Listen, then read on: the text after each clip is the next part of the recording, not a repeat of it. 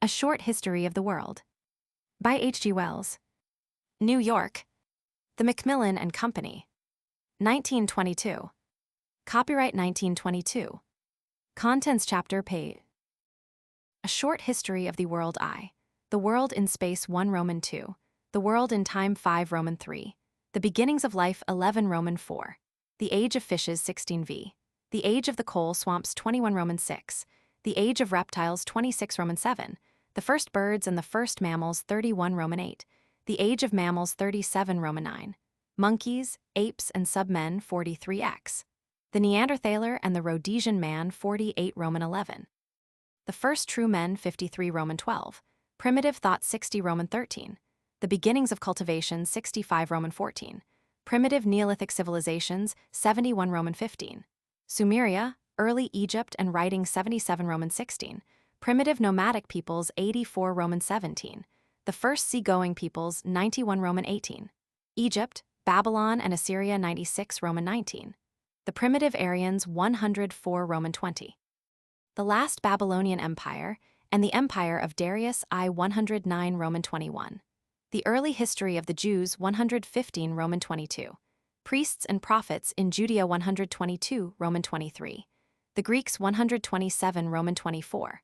The Wars of the Greeks and Persians 134 Roman 25.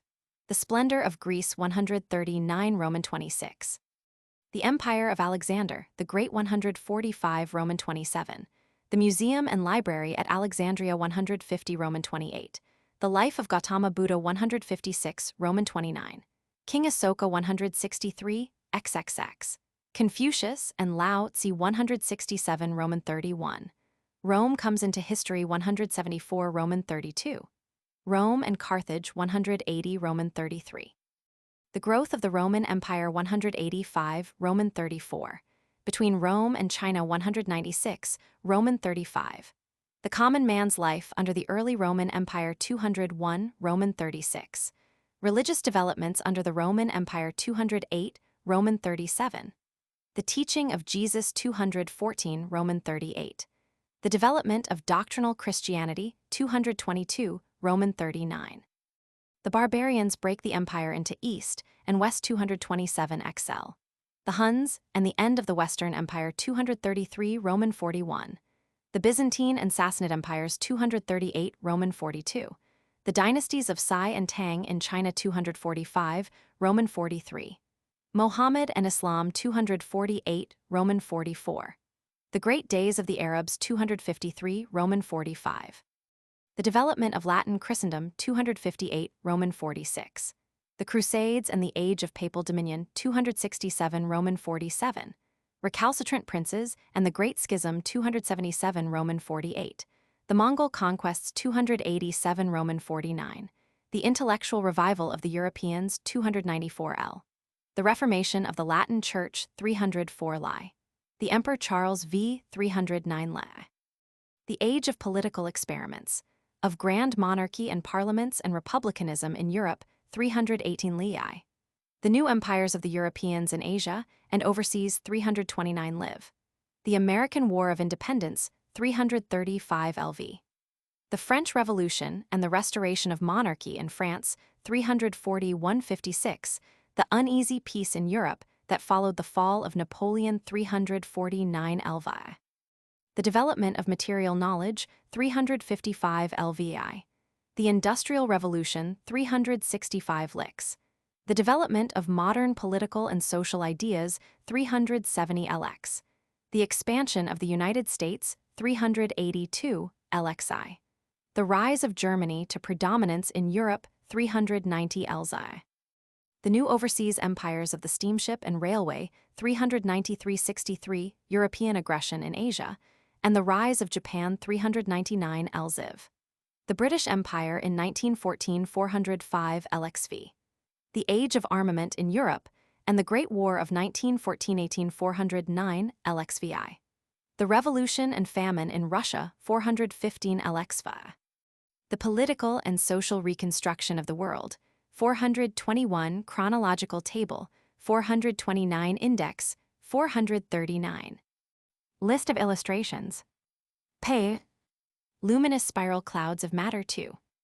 Nebula seen edge on 3. The Great Spiral Nebula 6. A dark nebula 7. Another spiral nebula 8. Landscape before life 9. Marine life in the Cambrian period 12. Fossil trilobite 13. Early Paleozoic fossils of various species of Lingula 14. Fossilized footprints of a labyrinthodont, Charathurium 15. Pterychthes milleri 17. Fossil of Clados 18. Sharks and ganoids of the Devonian period 19. A carboniferous swamp 22. Skull of a labyrinthodont, Capitosaurus 23. Skeleton of a labyrinthodont, the Eryops 24. A fossil Ichthyosaurus 27. A pterodactyl 28. The Diplodocus 29. Fossil of Archaeopteryx 32. Hesperornis and its native, Cs 33. The Kiwi 34. Slab of marl rich in Cainozoic fossils 35. Titanotherium robustum 38. Skeleton of giraffe camel 40. Skeleton of early horse 40. Comparative sizes of brains of rhinoceros and dinosaurs 41. A mammoth 44. Flint implements from Piltdown region 45.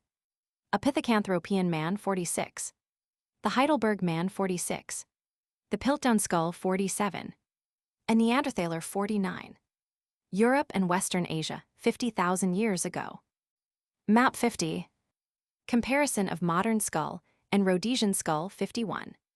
Altamira cave paintings 54. Later Paleolithic carvings 55. Bust of Cro-Magnon man 57. Later Paleolithic art 58. Relics of the Stone Age 62. Grays and Lane flint implement 63. Somaliland flint implement 63. Neolithic flint implement 67. Australian spearheads 68. Neolithic pottery 69. Relationship of human races, map 72. A Maya stele 73.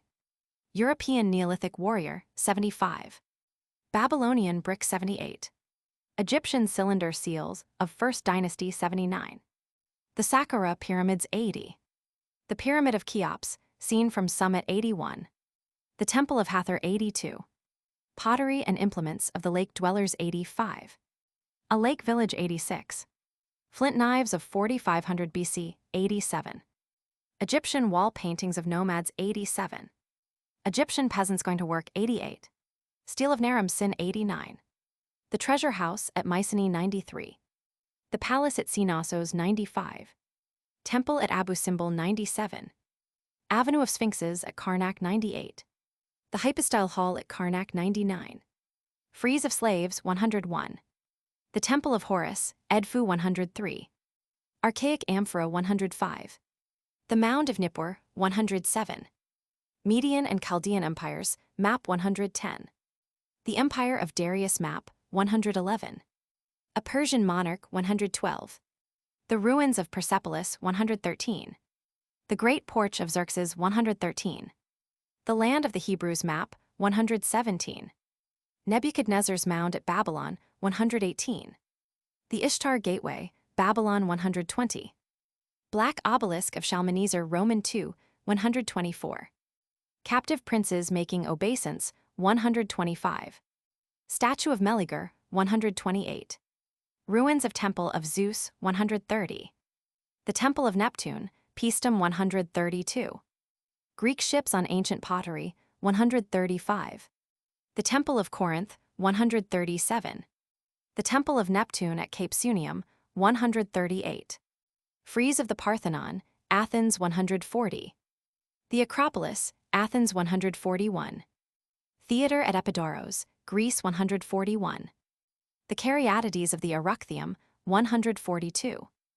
Asine of the Parthenon 143. Alexander the Great 146. Alexander's victory at Issus 147.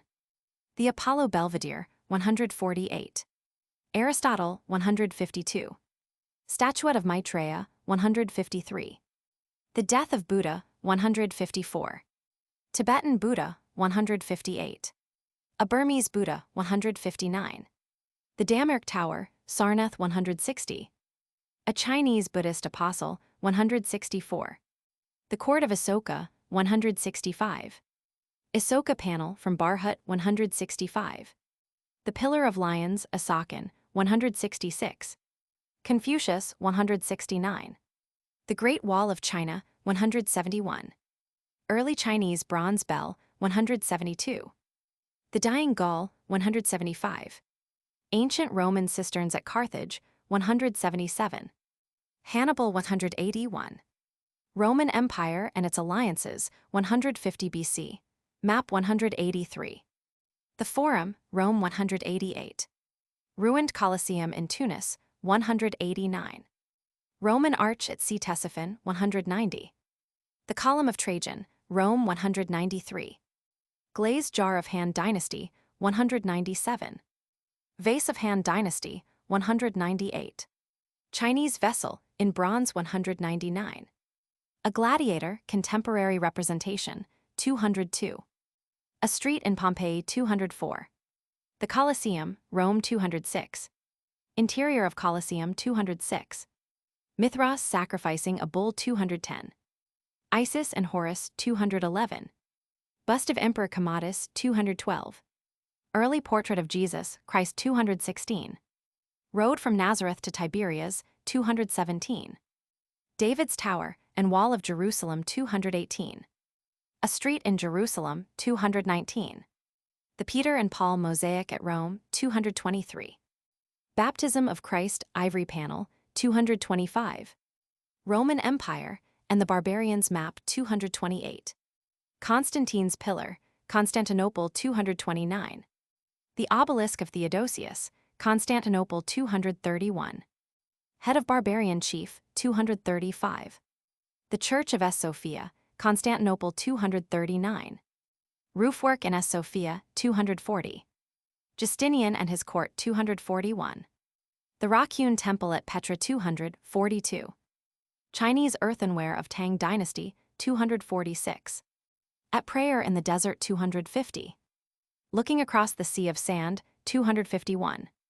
Growth of Moslem Power Map, 254. The Moslem Empire Map, 254. The Mosque of Omar, Jerusalem, 255. Cairo Mosques, 256. Frankish Dominions of Martel Map, 260. Statue of Charlemagne, 262. Europe at Death of Charlemagne Map, 264. Crusader Tombs, Exeter Cathedral, 268. View of Cairo, 269. The Horses of S. Mark, Venice, 271. Courtyard in the Alhambra, 273. Milan Cathedral, showing spires, 278. A Typical Crusader, 280. Burgundian Nobility, Statuettes, 283. Burgundian Nobility, Statuettes, 284. The Empire of Genghis Khan, Map 288. Ottoman Empire before 1453, Map 289. Tartar Horsemen, 291. Ottoman Empire, 1566, Map 292. An Early Printing Press, 296. Ancient Bronze from Benin, 299. Negro Bronzework, 300. Early Sailing Ship, Italian Engraving, 301. Portrait of Martin Luther, 305. The Church Triumphant, Italian Majolica Work, 1543, 307. Charles V. The Titian Portrait, 311. S. Peters, Rome, The High Altar, 315. Cromwell dissolves the Long Parliament, 321. The Court at Versailles, 323. Sack of a Village, French Revolution, 325. Central Europe after Peace of Westphalia, 1648, Map, 326. European Territory in America, 1750, Map, 330. Europeans tiger hunting in India, 331. Fall of Tipu Sultan, 332. George Washington, 337. The Battle of Bunker Hill, 338. The USA, 1790-339. The Trial of Louis Roman XVI, 344. Execution of Marie Antoinette, 346. Portrait of Napoleon, 352. Europe after the Congress of Vienna Map, 353. Early Rolling Stock, Liverpool and Manchester Railway, 356. Passenger train in 1833, 356. The steamboat Clermont, 357. 18th century spinning wheel, 361. Arkwright spinning jenny, 361. An early weaving machine, 363. An incident of the slave trade, 367. Early factory, in Coalbrookdale, 368. Karl Marx, 372. Electric conveyor, in coal mine, 376. Constructional detail, Fourth Bridge, 378. American River steamer, 385. Abraham Lincoln, 387. Europe, 1840-870, one map, 391. Victoria Falls, Zambesi, 395. The British Empire, 1815 map, 397. Japanese soldier, 18th century, 401. A street in Tokyo, 403. Overseas empires of Europe, 1914 map, 406. Gibraltar, 407. Street in Hong Kong, 408. British tank in battle, 410. The ruins of Ypres, 411. Modern war entanglements, 412. A view in Petersburg under Bolshevik rule, 418. Passenger aeroplane, in flight, 423. A peaceful garden in England, 426. A short history of the world. 1. The world in space. The story of our world is a story that is still very imperfectly known. A couple of hundred years ago, men possessed the history of little more than the last 3,000 years. What happened before that time was a matter of legend and speculation.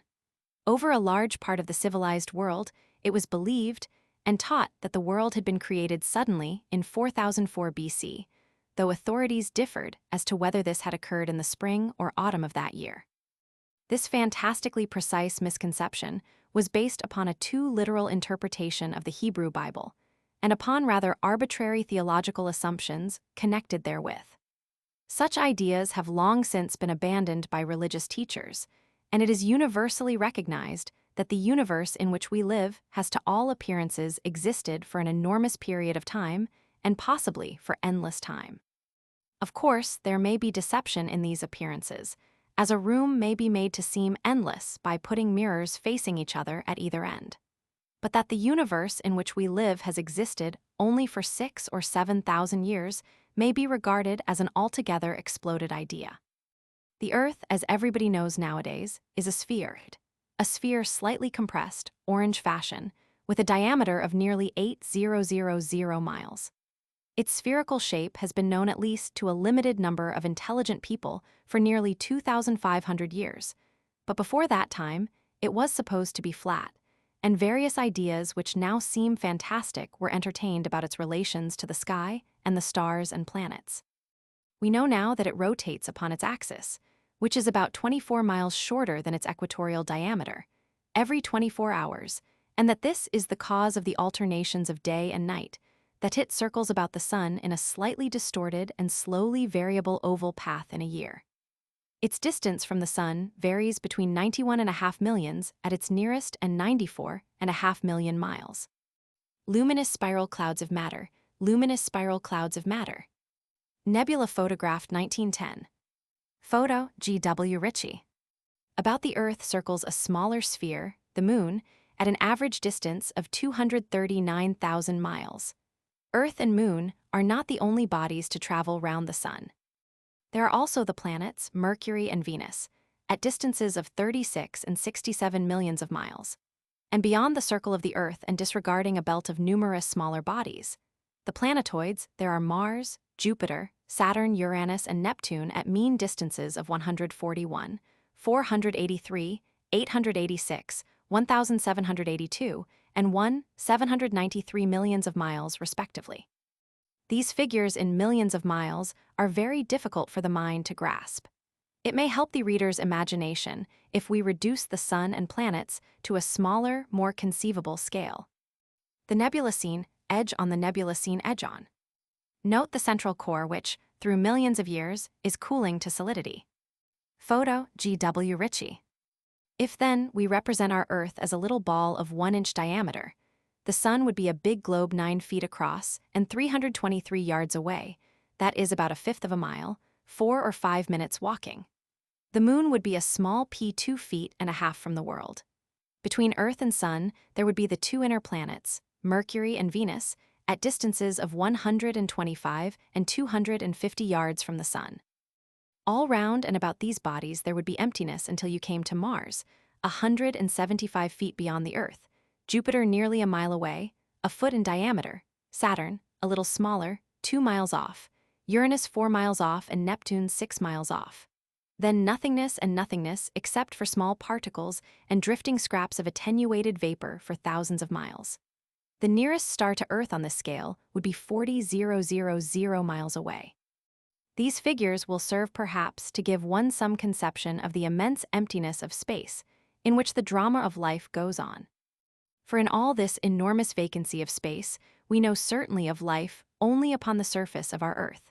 It does not penetrate much more than 3 miles down into the 4,000 miles that separate us from the center of our globe, and it does not reach more than 5 miles above its surface.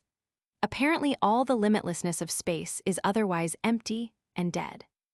The deepest ocean dredgings go down to 5 miles. The highest recorded flight of an aeroplane is little more than 4 miles. Men have reached to 7 miles up in balloons, but at a cost of great suffering. No bird can fly so high as 5 miles, and small birds and insects which have been carried up by aeroplanes drop off insensible far below that level. To the world in time. In the last 50 years, there has been much very fine and interesting speculation on the part of scientific men upon the age and origin of our Earth. Here we cannot pretend to give even a summary of such speculations, because they involve the most subtle mathematical and physical considerations. The truth is that the physical and astronomical sciences are still too undeveloped, as yet to make anything of the sort more than an illustrative guesswork. The general tendency has been to make the estimated age of our globe longer and longer. It now seems probable that the Earth has had an independent existence as a spinning planet flying round and round the Sun for a longer period than 2,000,000,000,000 years. It may have been much longer than that. This is a length of time that absolutely overpowers the imagination. Before that vast period of separate existence, the Sun and Earth and the other planets that circulate round the Sun may have been a great swirl of diffused matter in space. The telescope reveals to us in various parts of the heavens luminous spiral clouds of matter, the spiral nebulae, which appear to be in rotation about a center.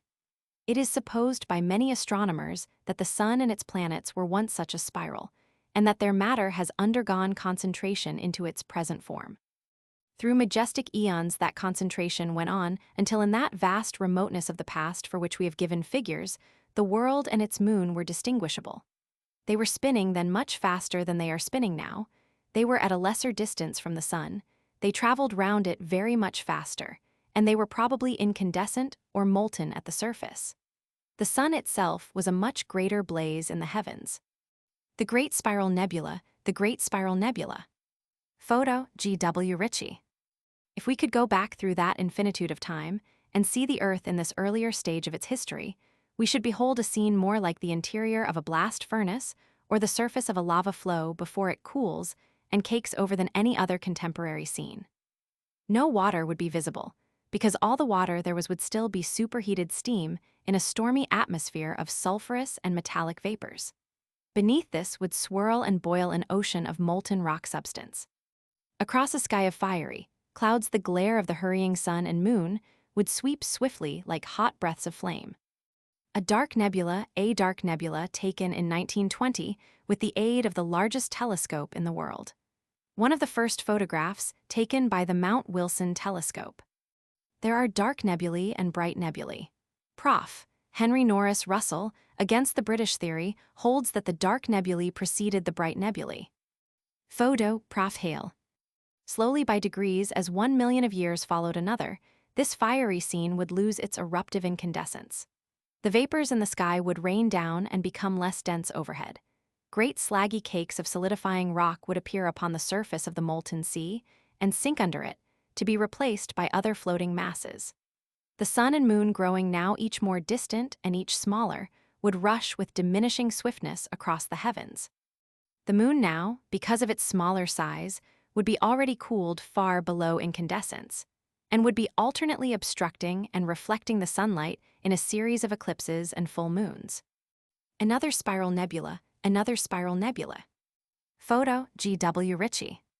And so, with a tremendous slowness through the vastness of time, the Earth would grow more and more like the Earth on which we live, until at last an age would come when, in the cooling air, steam would begin to condense into clouds, and the first rain would fall hissing upon the first rocks below. For endless millennia, the greater part of the Earth's water would still be vaporized in the atmosphere, but there would now be hot streams running over the crystallizing rocks below and pools and lakes into which these streams would be carrying detritus and depositing sediment. Landscape before life, great lava-like masses of rock without traces of soil. At last, a condition of things must have been attained in which a man might have stood up on earth and looked about him and lived. If we could have visited the earth at that time, we should have stood on great lava-like masses of rock without a trace of soil or touch of living vegetation, under a storm-rent sky. Hot and violent winds, exceeding the fiercest tornado that ever blows, and downpours of rain such as our milder, slower earth today knows nothing of, might have assailed us. The water of the downpour would have rushed by us, muddy with the spoils of the rocks, coming together into torrents, cutting deep gorges and canyons as they hurried past to deposit their sediment in the earliest seas. Through the clouds we should have glimpsed a great sun moving visibly across the sky, and in its wake and in the wake of the moon would have come a diurnal tide of earthquake and upheaval. And the moon, which nowadays keeps one constant face to earth, would then have been rotating visibly and showing the side it now hides so inexorably. The earth aged. 1,000,000 years followed another, and the day lengthened, the sun grew more distant and milder, the moon's pace in the sky slackened, the intensity of rain and storm diminished, and the water in the first seas increased and ran together into the ocean garment our planet henceforth wore. But there was no life as yet upon the earth, the seas were lifeless, and the rocks were barren. 3. The beginnings of life.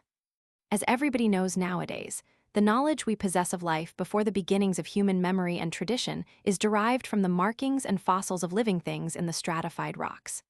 We find preserved in shale and slate, limestone and sandstone, bones, shells, fibers, stems, fruits, footmarks, scratchings, and the like, side by side with the ripple marks of the earliest tides and the pittings of the earliest rainfalls. It is by the sedulous examination of this record of the rocks that the past history of the Earth's life has been pieced together. That much nearly everybody knows today. The sedimentary rocks do not lie neatly stratum above stratum. They have been crumpled, bent, thrust about, distorted and mixed together like the leaves of a library that has been repeatedly looted and burnt, and it is only as a result of many devoted lifetimes of work that the record has been put into order and read. The whole compass of time represented by the record of the rocks is now estimated as 1,600,000,000 years. The earliest rocks in the record are called by geologists the Azoic rocks because they show no traces of life. Great areas of these Azoic rocks lie uncovered in North America, and they are of such a thickness that geologists consider that they represent a period of at least half of the 1,600,000,000 which they assign to the whole geological record. Let me repeat this profoundly significant fact. Half the great interval of time since land and sea were first distinguishable on Earth has left us no traces of life. There are ripplings and rain marks still to be found in these rocks, but no marks nor vestiges of any living thing. Marine life in the Cambrian period 1 and 8, jellyfishes, 2, hyalide swimming snail, 3. Humanicaris, 4. Protospongia, 5. Lampshells abolella, 6. Orthosras, 7. Trilobite paradoxides, see fossil on page 13, 9. Coral Archaeocyathus, 10. Bryograptus, 11. Trilobite olnellus, 12. Palsterina. Then, as we come up the record, signs of past life appear and increase. The age of the world's history in which we find these past traces is called by geologists the Lower Paleozoic Age. The first indications that life was astir are vestiges of comparatively simple and lowly things: the shells of small shellfish, the stems and flower-like heads of zoophytes, seaweeds, and the tracks and remains of sea worms and crustacea. Very early appear certain creatures, rather like plant lice, crawling creatures which could roll themselves up into balls as the plant lice do, the trilobites.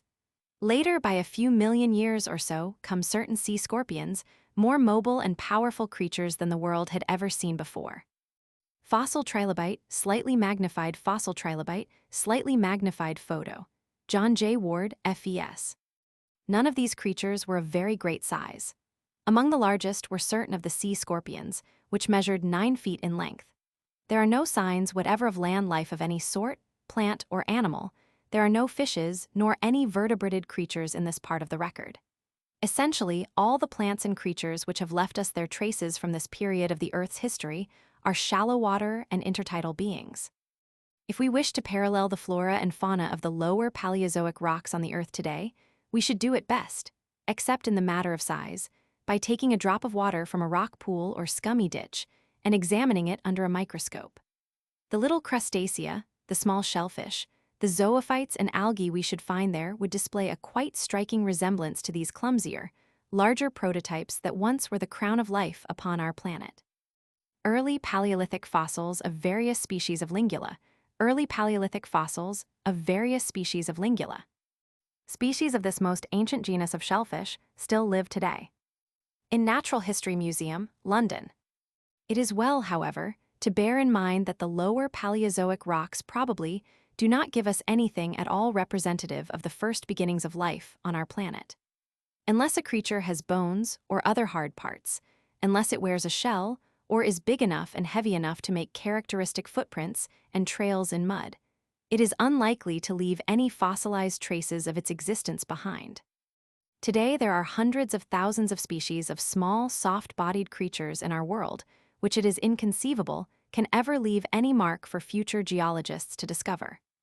In the world's past, millions of species of such creatures may have lived and multiplied and flourished and passed away without a trace remaining. The waters of the warm and shallow lakes and seas of the so-called Azoic period may have teemed with an infinite variety of lowly, jelly-like, shellless and boneless creatures, and a multitude of green scummy plants may have spread over the sunlit intertidal rocks and beaches. The record of the rocks is no more a complete record of life in the past than the books of a bank are a record of the existence of everybody in the neighborhood. It is only when a species begins to secrete a shell or a spicule or a carapace or a lime-supported stem, and so put by something for the future, that it goes upon the record. But in rocks of an age prior to those which bear any fossil traces, graphite, a form of uncombined carbon, is sometimes found, and some authorities consider that it may have been separated out from combination through the vital activities of unknown living things. Fossilized footprints of a labyrinthidont charatherium. In Natural History Museum, London. For the Age of Fishes. In the days when the world was supposed to have endured for only a few thousand years, it was supposed that the different species of plants and animals were fixed and final. They had all been created exactly as they are today, each species by itself. But as men began to discover and study the record of the rocks, this belief gave place to the suspicion that many species had changed and developed slowly through the course of ages. And this again expanded into a belief in what is called organic evolution, a belief that all species of life upon Earth, animal and vegetable alike, are descended by slow, continuous processes of change from some very simple ancestral form of life, some almost structureless living substance, far back in the so-called Azoic seas. This question of organic evolution, like the question of the age of the Earth, has in the past been the subject of much bitter controversy. There was a time when a belief in organic evolution was, for rather obscure reasons, supposed to be incompatible with sound Christian, Jewish, and Muslim doctrine. That time has passed, and the men of the most orthodox Catholic, Protestant, Jewish, and Mohammedan belief are now free to accept this newer and broader view of a common origin of all living things. No life seems to have happened suddenly upon Earth. Life grew and grows. Age by age, through gulfs of time at which imagination reels, life has been growing from a mere stirring in the intertidal slime towards freedom, power, and consciousness. Life consists of individuals. These individuals are definite things. They are not like the lumps and masses, nor even the limitless and motionless crystals of non-living matter, and they have two characteristics no dead matter possesses. They can assimilate other matter into themselves and make it part of themselves, and they can reproduce themselves. They eat and they breed. They can give rise to other individuals, for the most part like themselves, but always also a little different from themselves. There is a specific and family resemblance between an individual and its offspring, and there is an individual difference between every parent and every offspring it produces, and this is true in every species and at every stage of life. Specimen of the Pterichthys milleri, or sea scorpion showing body armor. Specimen of the Pterichthys milleri, or sea scorpion showing body armor. Now scientific men are not able to explain to us either why offspring should resemble nor why they should differ from their parents. But seeing that offspring do at once resemble and differ, it is a matter rather of common sense than of scientific knowledge that, if the conditions under which a species live are changed, the species should undergo some correlated changes. Because in any generation of the species, there must be a number of individuals whose individual differences make them better adapted to the new conditions under which the species has to live, and a number whose individual differences make it rather harder for them to live. And on the whole, the former sort will live longer, bear more offspring, and reproduce themselves more abundantly than the latter. And so generation by generation, the average of the species will change in the favorable direction. This process, which is called natural selection, is not so much a scientific theory as a necessary deduction from the facts of reproduction and individual difference. There may be many forces at work varying, destroying, and preserving species, about which science may still be unaware or undecided. But the man who can deny the operation of this process of natural selection upon life, since its beginning, must be either ignorant of the elementary facts of life or incapable of ordinary thought. Many scientific men have speculated about the first beginning of life, and their speculations are often of great interest, but there is absolutely no definite knowledge and no convincing guess yet of the way in which life began. But nearly all authorities are agreed that it probably began upon mud or sand in warm, sunlit, shallow, brackish water, and that it spread up the beaches to the intertidal lines and out to the open waters. Fossil of the cladoslash, a Devonian shark. Fossil of the cladoslash, a Devonian shark. Nat hist muse. That early world was a world of strong tides and currents. An incessant destruction of individuals must have been going on through their being swept up the beaches and dried, or by their being swept out to sea and sinking down out of reach of air and sun. Early conditions favored the development of every tendency to root and hold on, every tendency to form an outer skin and casing to protect the stranded individual from immediate desiccation. From the very earliest, any tendency to sensitiveness to taste would turn the individual in the direction of food, and any sensitiveness to light would assist it to struggle back out of the darkness of the sea deeps and caverns, or to wriggle back out of the excessive glare of the dangerous shallows. Probably the first shells and body armor of living things were protections against drying rather than against active enemies. But tooth and claw come early into our earthly history. We have already noted the size of the earlier water scorpions. For long ages, such creatures were the supreme lords of life. Then, in a division of these Paleozoic rocks called the Silurian Division, which many geologists now suppose to be as old as 500 million years, there appears a new type of being, equipped with eyes and teeth and swimming powers of an altogether more powerful kind. These were the first known backboned animals, the earliest fishes, the first known vertebrata. Sharks and ganoids of the Devonian period. Sharks and ganoids of the Devonian period. By Alice Woodward. These fishes increase greatly in the next division of rocks, the rocks known as the Devonian system. They are so prevalent that this period of the record of the rocks has been called the Age of Fishes.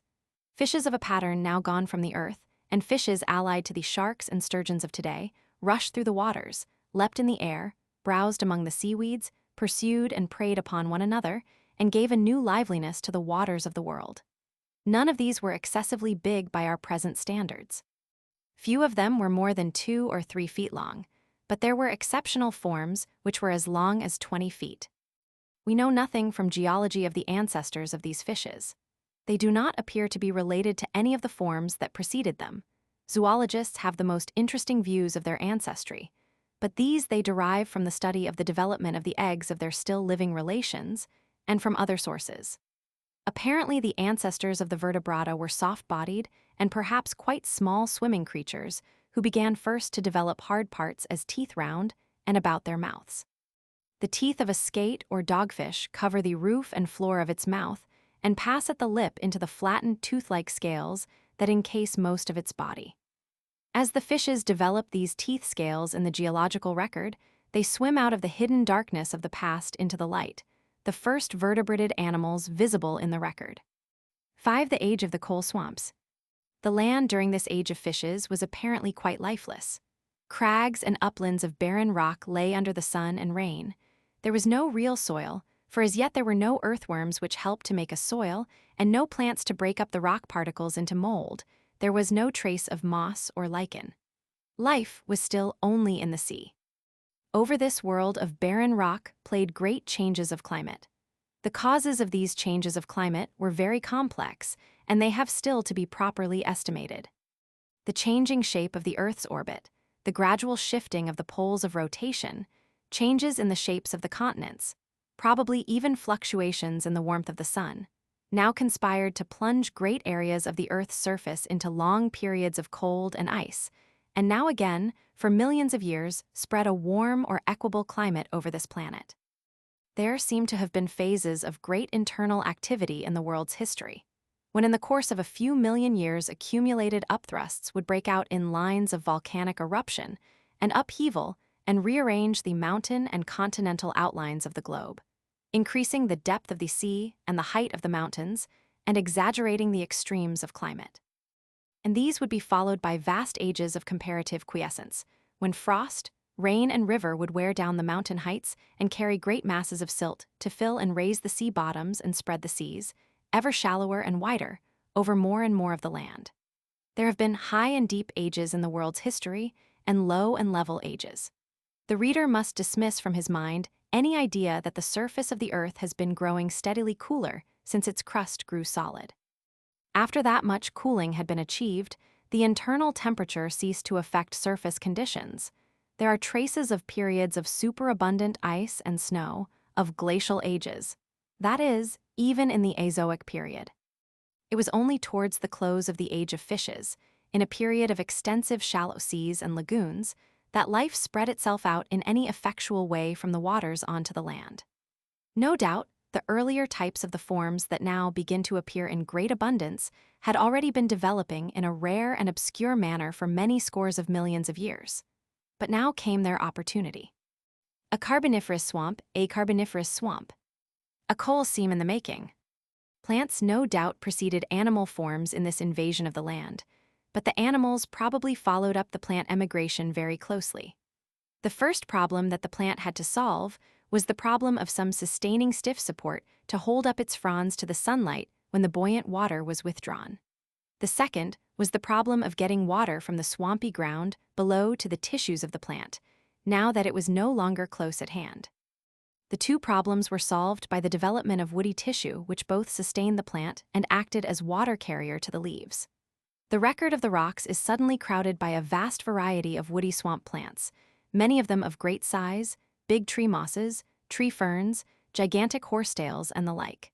And with these, age by age, there crawled out of the water a great variety of animal forms.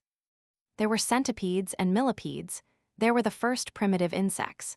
There were creatures related to the ancient king crabs and sea scorpions, which became the earliest spiders and land scorpions, and presently there were vertebrated animals.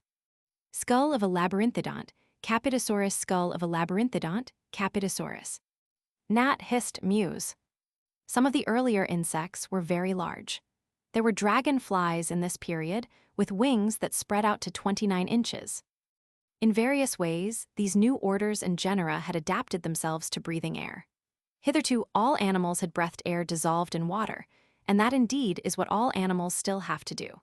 But now, in diverse fashions, the animal kingdom was acquiring the power of supplying its own moisture where it was needed. A man with a perfectly dry lung would suffocate today.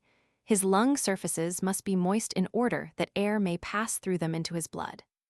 The adaptation to air breathing consists in all cases either in the development of a cover to the old-fashioned gills to stop evaporation, or in the development of tubes or other new breathing organs lying deep inside the body and moistened by a watery secretion.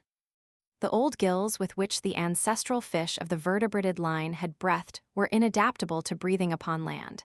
And in the case of this division of the animal kingdom, it is the swimming bladder of the fish which becomes a new deep-seated breathing organ, the lung. The kind of animals known as amphibia, the frogs and newts of today, begin their lives in the water and breathe by gills. And subsequently the lung, developing in the same way as the swimming bladder of many fishes do, as a bag-like outgrowth from the throat, takes over the business of breathing, the animal comes out on land, and the gills dwindle and the gill slits disappear. All except an outgrowth of one gill slit, which becomes the passage of the ear and eardrum. The animal can now live only in the air, but it must return at least to the edge of the water to lay its eggs and reproduce its kind. Skeleton of a labyrinthodont, the Eryops skeleton of a labyrinthodont, the Eryops. Gnat hissed mews. All the air-breathing vertebrata of this age of swamps and plants belong to the class Amphibia. They were nearly all of them forms related to the newts of today, and some of them attained a considerable size. They were land animals, it is true, but they were land animals needing to live in and near moist and swampy places, and all the great trees of this period were equally amphibious in their habits. None of them had yet developed fruits and seeds of a kind that could fall on land and develop with the help only of such moisture as dew and rain could bring. They all had to shed their spores in water, it would seem, if they were to germinate. It is one of the most beautiful interests of that beautiful science, comparative anatomy, to trace the complex and wonderful adaptations of living things to the necessities of existence in air. All living things, plants and animals alike, are primarily water things. For example, all the higher vertebrated animals above the fishes, up to and including man, pass through a stage in their development in the egg or before birth in which they have gill slits which are obliterated before the young emerge. The bare, water-washed eye of the fish is protected in the higher forms from drying up by eyelids and glands which secrete moisture. The weaker sound vibrations of air necessitate an eardrum. In nearly every organ of the body similar modifications and adaptations are to be detected, similar patchings up to meet aerial conditions. This Carboniferous age, this age of the amphibia, was an age of life in the swamps and lagoons and on the low banks among these waters. Thus far life had now extended. The hills and high lands were still quite barren and lifeless. Life had learnt to breathe air indeed, but it still had its roots in its native water. It still had to return to the water to reproduce its kind. 6. The age of reptiles. The abundant life of the Carboniferous period was succeeded by a vast cycle of dry and bitter ages. They are represented in the record of the rocks by thick deposits of sandstones and the like, in which fossils are comparatively few. The temperature of the world fluctuated widely, and there were long periods of glacial cold. Over great areas, the former profusion of swamp vegetation ceased, and, overlaid by these newer deposits, it began that process of compression and mineralization that gave the world most of the coal deposits of today. But it is during periods of change that life undergoes its most rapid modifications, and under hardship that it learns its hardest lessons. As conditions revert towards warmth and moisture again, we find a new series of animal and plant forms established. We find in the record the remains of vertebrated animals that laid eggs, which, instead of hatching out tadpoles which needed to live for a time in water, carried on their development before hatching to a stage so nearly like the adult form that the young could live in air from the first moment of independent existence. Gills had been cut out altogether, and the gill slits only appeared as an embryonic phase. These new creatures without a tadpole stage were the reptiles. Concurrently, there had been a development of seed-bearing trees, which could spread their seed, independently of swamp or lakes. There were now palm-like cycads and many tropical conifers, though as yet there were no flowering plants and no grasses. There was a great number of ferns, and there was now also an increased variety of insects. There were beetles, though bees and butterflies had yet to come. but all the fundamental forms of a new real land fauna and flora had been laid down during these vast ages of severity. This new land life needed only the opportunity of favorable conditions to flourish and prevail. A fossil ichthyosaurus, a Mesozoic fish lizard. A fossil ichthyosaurus, a Mesozoic fish lizard. Found in the lower lias in Somersetshire. Nat hist Muse. Age by age and with abundant fluctuations that mitigation came. The still incalculable movements of the Earth's crust, the changes in its orbit, the increase and diminution of the mutual inclination of orbit and pole worked together to produce a great spell of widely diffused warm conditions. The period lasted altogether, it is now supposed, upwards of 200 million years. It is called the Mesozoic period, to distinguish it from the altogether vaster Paleozoic and Azoic periods, together 1,400 millions, that preceded it, and from the Cainozoic or New Life period that intervened between its close and the present time, and it is also called the Age of Reptiles, because of the astonishing predominance and variety of this form of life. It came to an end some 80 million years ago.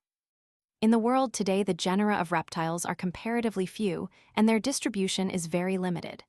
They are more various. It is true, then, are the few surviving members of the order of the amphibia, which once in the Carboniferous period ruled the world. We still have the snakes, the turtles and tortoises, the colonia, the alligators and crocodiles, and the lizards. Without exception, they are creatures requiring warmth all the year round. They cannot stand exposure to cold, and it is probable that all the reptilian beings of the Mesozoic suffered under the same limitation. It was a hothouse fauna, living amidst a hothouse flora. It endured no frosts. But the world had at least attained a real dry land fauna and flora as distinguished from the mud and swamp fauna and flora of the previous heyday of life upon Earth. A pterodactyl. A pterodactyl? Nat hist Muse. All the sorts of reptile we know now were much more abundantly represented then: great turtles and tortoises, big crocodiles, and many lizards and snakes. But in addition, there was a number of series of wonderful creatures that have now vanished altogether from the earth. There was a vast variety of beings called the dinosaurs. Vegetation was now spreading over the lower levels of the world, reeds, breaks of fern, and the like, and browsing upon this abundance came a multitude of herbivorous reptiles, which increased in size as the Mesozoic period rose to its climax. Some of these beasts exceeded in size any other land animals that have ever lived. They were as large as whales. The Diplodocus carnegie, for example, measured 84 feet from snout to tail. The Gigantosaurus was even greater. It measured 100 feet. Living upon these monsters was a swarm of carnivorous dinosaurs of a corresponding size. One of these, the Tyrannosaurus, is figured and described in many books as the last word in reptilian frightfulness.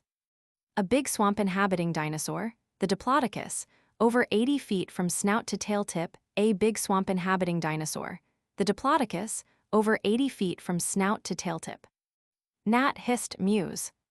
While these great creatures pastured and pursued amidst the fronds and evergreens of the Mesozoic jungles, another now vanished tribe of reptiles, with a bat-like development of the four limbs, pursued insects and one another, first leapt and parachuted, and presently flew amidst the fronds and branches of the forest trees. These were the pterodactyls. These were the first flying creatures with backbones. They mark a new achievement in the growing powers of vertebrated life. Moreover, some of the reptiles were returning to the sea waters. Three groups of big swimming beings had invaded the sea from which their ancestors had come: the mosasaurs, the plesiosaurs, and ichthyosaurs.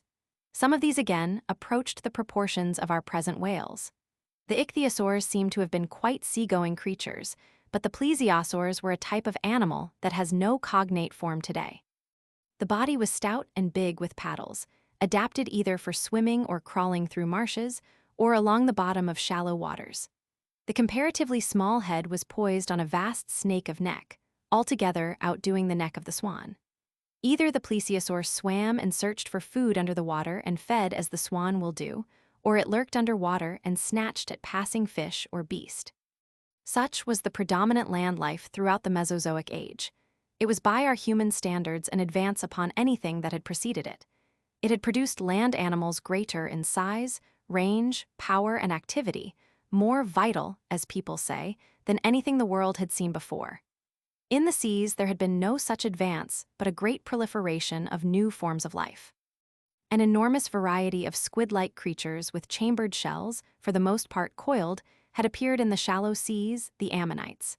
They had had predecessors in the Paleozoic seas, but now was their age of glory. Today they have left no survivors at all. Their nearest relation is the pearly nautilus, an inhabitant of tropical waters. And a new and more prolific type of fish, with lighter, finer scales than the plate-like and tooth-like coverings that had hitherto prevailed, became and has since remained predominant in the seas and rivers. 7. The first birds and the first mammals. In a few paragraphs, a picture of the lush vegetation and swarming reptiles of that first great summer of life, the Mesozoic period, has been sketched. But while the dinosaurs lorded it over the hot selvas and marshy plains, and the pterodactyls filled the forests with their flutterings, and possibly with shrieks and croakings, as they pursued the humming insect life of the still flowerless shrubs and trees, some less conspicuous and less abundant forms upon the margins of this abounding life were acquiring certain powers and learning certain lessons of endurance that were to be of the utmost value to their race, when at last the smiling generosity of sun and earth began to fade. A group of tribes and genera of hopping reptiles, small creatures of the dinosaur type, seem to have been pushed by competition and the pursuit of their enemies towards the alternatives of extinction or adaptation to colder conditions in the higher hills or by the sea. Among these distressed tribes, there was developed a new type of scales that were elongated into quill-like forms and that presently branched into the crude beginnings of feathers. These quill-like scales lay over one another and formed a heat-retaining covering more efficient than any reptilian covering that had hitherto existed. So they permitted an invasion of colder regions that were otherwise uninhabited. Perhaps simultaneously with these changes, there arose in these creatures a greater solicitude for their eggs. Most reptiles are apparently quite careless about their eggs, which are left for sun and season to hatch. But some of the varieties upon this new branch of the tree of life were acquiring a habit of guarding their eggs and keeping them warm with the warmth of their bodies. With these adaptations to cold, other internal modifications were going on that made these creatures, the primitive birds, warm-blooded and independent of basking. The very earliest birds seem to have been seabirds living upon fish, and their forelimbs were not wings, but paddles rather after the penguin type.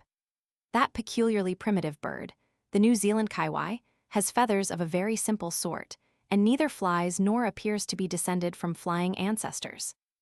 In the development of the birds, feathers came before wings. But once the feather was developed, the possibility of making a light spread of feathers led inevitably to the wing. We know of the fossil remains of one bird at least which had reptilian teeth in its jaw and a long reptilian tail, but which also had a true bird's wing and which certainly flew and held its own among the pterodactyls of the Mesozoic time. Nevertheless, birds were neither varied nor abundant in Mesozoic times. If a man could go back to typical Mesozoic country, he might walk for days and never see or hear such a thing as a bird, though he would see a great abundance of pterodactyls and insects among the fronds and reeds. Fossil of the Archaeopteryx, one of the earliest birds. Fossil of the Archaeopteryx, one of the earliest birds. Gnat hissed mews. And another thing he would probably never see, and that would be any sign of a mammal. Probably the first mammals were in existence millions of years before the first thing one could call a bird, but they were altogether too small and obscure and remote for attention. Hesperornis and its native seas, Hesperornis and its native seas. The earliest mammals, like the earliest birds, were creatures driven by competition and pursuit into a life of hardship and adaptation to cold. With them, also the scale became quill-like and was developed into a heat-retaining covering. And they too underwent modifications, similar in kind though different in detail, to become warm-blooded and independent of basking. Instead of feathers, they developed hairs, and instead of guarding and incubating their eggs, they kept them warm and safe by retaining them inside their bodies until they were almost mature. Most of them became altogether viviparous and brought their young into the world alive. And even after their young were born, they tended to maintain a protective and nutritive association with them. Most but not all mammals today have mammae and suckle their young. Two mammals still live which lay eggs and which have not proper mammae, though they nourish their young by a nutritive secretion of the underskin. These are the duck-billed platypus and the echidna. The echidna lays leathery eggs and then puts them into a pouch under its belly, and so carries them about warm and safe until they hatch. But just as a visitor to the Mesozoic world might have searched for days and weeks before finding a bird, so, unless he knew exactly where to go and look, he might have searched in vain for any traces of a mammal. Both birds and mammals would have seemed very eccentric and secondary and unimportant creatures in Mesozoic times. The Kiwi apteryx, still found in New Zealand. The Kiwi apteryx, still found in New Zealand photo. Autotype Fine Art Co. Slab of Lower Pliocene, marl. Slab of Lower Pliocene marl, discovered in Greece. It is rich in fossilized bones of early mammals. The age of reptiles lasted, it is now guessed, 80 million years. Had any quasi-human intelligence been watching the world through that inconceivable length of time, how safe and eternal the sunshine and abundance must have seemed, how assured the wallowing prosperity of the dinosaurs and the flapping abundance of the flying lizards. And then the mysterious rhythms and accumulating forces of the universe began to turn against that quasi-eternal stability. That run of luck for life was running out. Age by age, myriad of years after myriad of years, with halts no doubt and retrogressions, came a change towards hardship and extreme conditions, came great alterations of level and great redistributions of mountain and sea. We find one thing in the record of the rocks, during the decadence of the long Mesozoic age of prosperity, that is very significant of steadily sustained changes of condition, and that is a violent fluctuation of living forms and the appearance of new and strange species. Under the gathering threat of extinction, the older orders and genera are displaying their utmost capacity for variation and adaptation. The ammonites, for example, in these last pages of the Mesozoic chapter, exhibit a multitude of fantastic forms. Under settled conditions, there is no encouragement for novelties. They do not develop, they are suppressed. What is best adapted is already there. Under novel conditions, it is the ordinary type that suffers, and the novelty that may have a better chance to survive and establish itself. There comes a break in the record of the rocks that may represent several million years. There is a veil here still, over even the outline of the history of life. When it lifts again, the age of reptiles is at an end. The dinosaurs, the plesiosaurs and ichthyosaurs, the pterodactyls, the innumerable genera and species of ammonite have all gone absolutely. In all their stupendous variety, they have died out and left no descendants. The cold has killed them. All their final variations were insufficient. They had never hit upon survival conditions. The world had passed through a phase of extreme conditions beyond their powers of endurance. A slow and complete massacre of Mesozoic life has occurred, and we find now a new scene, a new and hardier flora, and a new and hardier fauna in possession of the world. It is still a bleak and impoverished scene with which this new volume of the Book of Life begins. The cycads and tropical conifers have given place very largely to trees that shed their leaves to avoid destruction by the snows of winter, and to flowering plants and shrubs. And where there was formerly a profusion of reptiles, an increasing variety of birds and mammals is entering into their inheritance. 8. The Age of Mammals. The opening of the next great period in the life of the Earth, the Cainozoic period, was a period of upheaval and extreme volcanic activity. Now it was that the vast masses of the Alps and Himalayas and the mountain backbone of the Rockies and Andes were thrust up, and that the rude outlines of our present oceans and continents appeared. The map of the world begins to display a first dim resemblance to the map of today. It is estimated now that between 40 and 80 million years have elapsed from the beginnings of the Cainozoic period to the present time. At the outset of the Cainozoic period, the climate of the world was austere. It grew generally warmer until a fresh phase of great abundance was reached, after which conditions grew hard again and the Earth passed into a series of extremely cold cycles, the glacial ages, from which apparently it is now slowly emerging. But we do not know sufficient of the causes of climatic change at present to forecast the possible fluctuations of climatic conditions that lie before us. We may be moving towards increasing sunshine or lapsing towards another glacial age. Volcanic activity and the upheaval of mountain masses may be increasing or diminishing. We do not know. We lack sufficient science. With the opening of this period, the grasses appear. For the first time, there is pasture in the world. And with the full development of the once obscure mammalian type, appear a number of interesting grazing animals and of carnivorous types which prey upon these. At first, these early mammals seem to differ only in a few characters from the great herbivorous and carnivorous reptiles that ages before had flourished and then vanished from the earth. A careless observer might suppose that in this second long age of warmth and plenty that was now beginning, nature was merely repeating the first, with herbivorous and carnivorous mammals to parallel the herbivorous and carnivorous dinosaurs, with birds replacing pterodactyls, and so on. But this would be an altogether superficial comparison. The variety of the universe is infinite and incessant. It progresses eternally, history never repeats itself, and no parallels are precisely true. The differences between the life of the Cainozoic and Mesozoic periods are far profounder than the resemblances. A mammal of the early Cainozoic period, a mammal of the early Cainozoic period. The Titanotherum brontops robustum.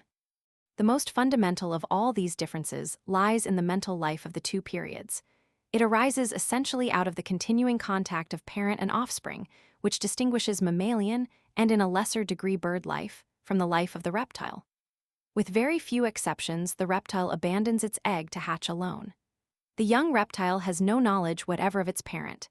Its mental life, such as it is, begins and ends with its own experiences. It may tolerate the existence of its fellows, but it has no communication with them. It never imitates, never learns from them, is incapable of concerted action with them. Its life is that of an isolated individual. But with the suckling and cherishing of young which was distinctive of the new mammalian and avian strains arose the possibility of learning by imitation, of communication, by warning cries and other concerted action, of mutual control and instruction. A teachable type of life had come into the world. The earliest mammals of the Cainozoic period are but little superior in brain size to the more active carnivorous dinosaurs, but as we read on through the record towards modern times we find, in every tribe and race of the mammalian animals, a steady universal increase in brain capacity. For instance, we find at a comparatively early stage that rhinoceros-like beasts appear. There is a creature, the Titanotherium, which lived in the earliest division of this period. It was probably very like a modern rhinoceros in its habits and needs, but its brain capacity was not 1/10 that of its living successor. The earlier mammals probably parted from their offspring as soon as suckling was over. But once the capacity for mutual understanding has arisen, the advantages of continuing the association are very great, and we presently find a number of mammalian species displaying the beginnings of a true social life, and keeping together in herds, packs, and flocks, watching each other, imitating each other, taking warning from each other's acts and cries. This is something that the world had not seen before among vertebrated animals. Reptiles and fish may no doubt be found in swarms and shoals. They have been hatched in quantities, and similar conditions have kept them together. But in the case of the social and gregarious mammals, the association arises not simply from a community of external forces, it is sustained by an inner impulse. They are not merely like one another, and so found in the same places at the same times. They like one another, and so they keep together. Stenomylus hitchcocki, a giraffe camel. Stenomylus hitchcocki, a giraffe camel. Nat hist muse. Skeleton of Protohippus venticolus. Early horse skeleton of Protohippus venticolus. Early horse. Nat hist muse. This difference between the reptile world and the world of our human minds is one our sympathies seem unable to pass. We cannot conceive in ourselves the swift, uncomplicated urgency of a reptile's instinctive motives, its appetites, fears, and hates. We cannot understand them in their simplicity because all our motives are complicated. Ours are balances and resultants and not simple urgencies. But the mammals and birds have self-restraint and consideration for other individuals, a social appeal, a self-control that is, at its lower level, after our own fashion. We can in consequence establish relations with almost all sorts of them. When they suffer, they utter cries and make movements that rouse our feelings. We can make understanding pets of them with a mutual recognition. They can be tamed to self-restraint towards us, domesticated and taught. Comparative sizes of brains of rhinoceros and dinosaurs comparative sizes of brains of rhinoceros and dinosaurs. Nat hist muse. That unusual growth of brain which is the central fact of Cainozoic times marks a new communication and interdependence of individuals. It foreshadows the development of human societies of which we shall soon be telling. As the Cainozoic period unrolled, the resemblance of its flora and fauna to the plants and animals that inhabit the world today increased. The big clumsy euanthathers and titanothers, the entelodonts and hyracodons, big clumsy brutes like nothing living, disappeared. On the other hand, a series of forms led up by steady degrees from grotesque and clumsy predecessors to the giraffes, camels, horses, elephants, deer, dogs and lions and tigers of the existing world. The evolution of the horse is particularly legible upon the geological record. We have a fairly complete series of forms from a small tapir-like ancestor in the early Cainozoic. Another line of development that has now been pieced together with some precision is that of the llamas and camels. 9 monkeys, apes, and submen. Naturalists divide the class Mammalia into a number of orders. At the head of these is the order Primates, which includes the lemurs, the monkeys, apes, and man. Their classification was based originally upon anatomical resemblances and took no account of any mental qualities. Now the past history of the primates is one very difficult to decipher in the geological record. They are for the most part animals which live in forests like the lemurs and monkeys, or in bare rocky places like the baboons. They are rarely drowned and covered up by sediment, nor are most of them very numerous species, and so they do not figure so largely among the fossils as the ancestors of the horses, camels, and so forth do. But we know that quite early in the Cainozoic period, that is to say some 40 million years ago or so, primitive monkeys and lemuroid creatures had appeared, poorer in brain and not so specialized as their later successors. The great world summer of the middle Cainozoic period drew at last to an end. It was to follow those other 2 great summers in the history of life, the summer of the coal swamps and the vast summer of the age of reptiles. Once more the earth spun towards an ice age. The world chilled, grew milder for a time, and chilled again. In the warm past, hippopotami had wallowed through a lush subtropical vegetation, and a tremendous tiger with fangs like sabers, the saber-toothed tiger, had hunted its prey where now the journalists of Fleet Street go to and fro. Now came a bleaker age and still bleaker ages. A great weeding and extinction of species occurred. A woolly rhinoceros, adapted to a cold climate, and the mammoth, a big woolly cousin of the elephants, the Arctic musk ox and the reindeer passed across the scene.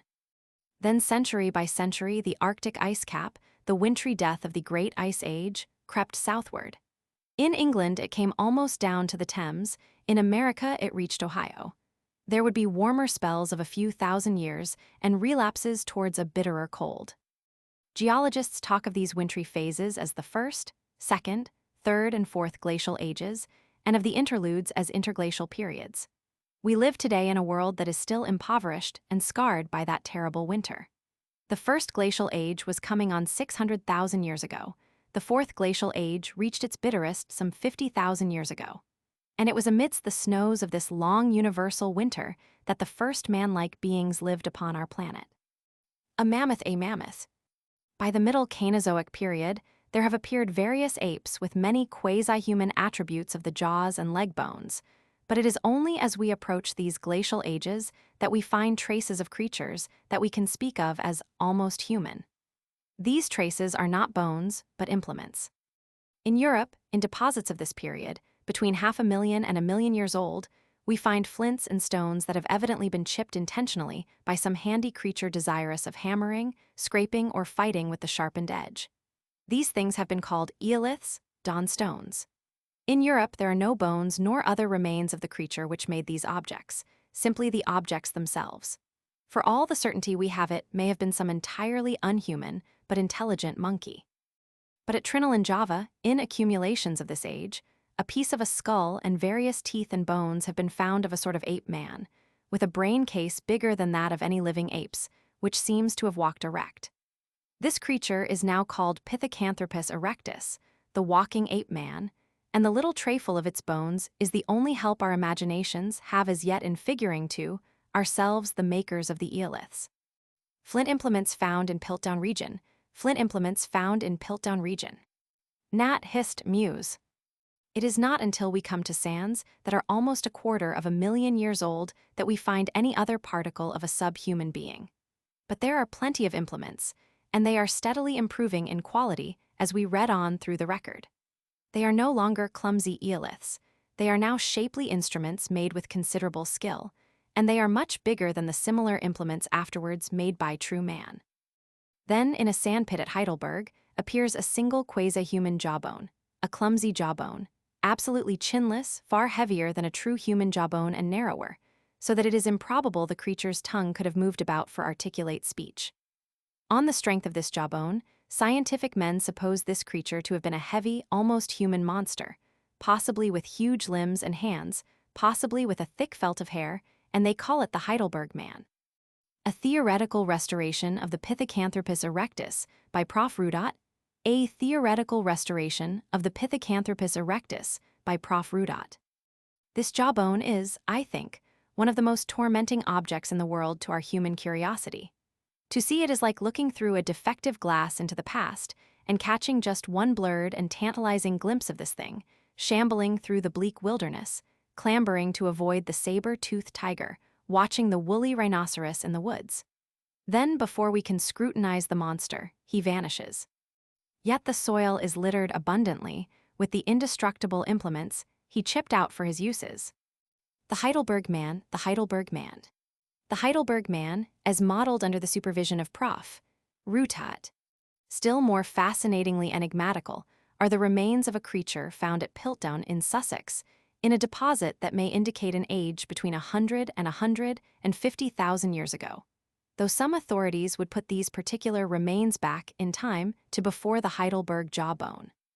Here there are the remains of a thick subhuman skull much larger than any existing ape's, and a chimpanzee-like jawbone which may or may not belong to it, and, in addition, a bat-shaped piece of elephant bone evidently carefully manufactured, through which a hole had apparently been bored.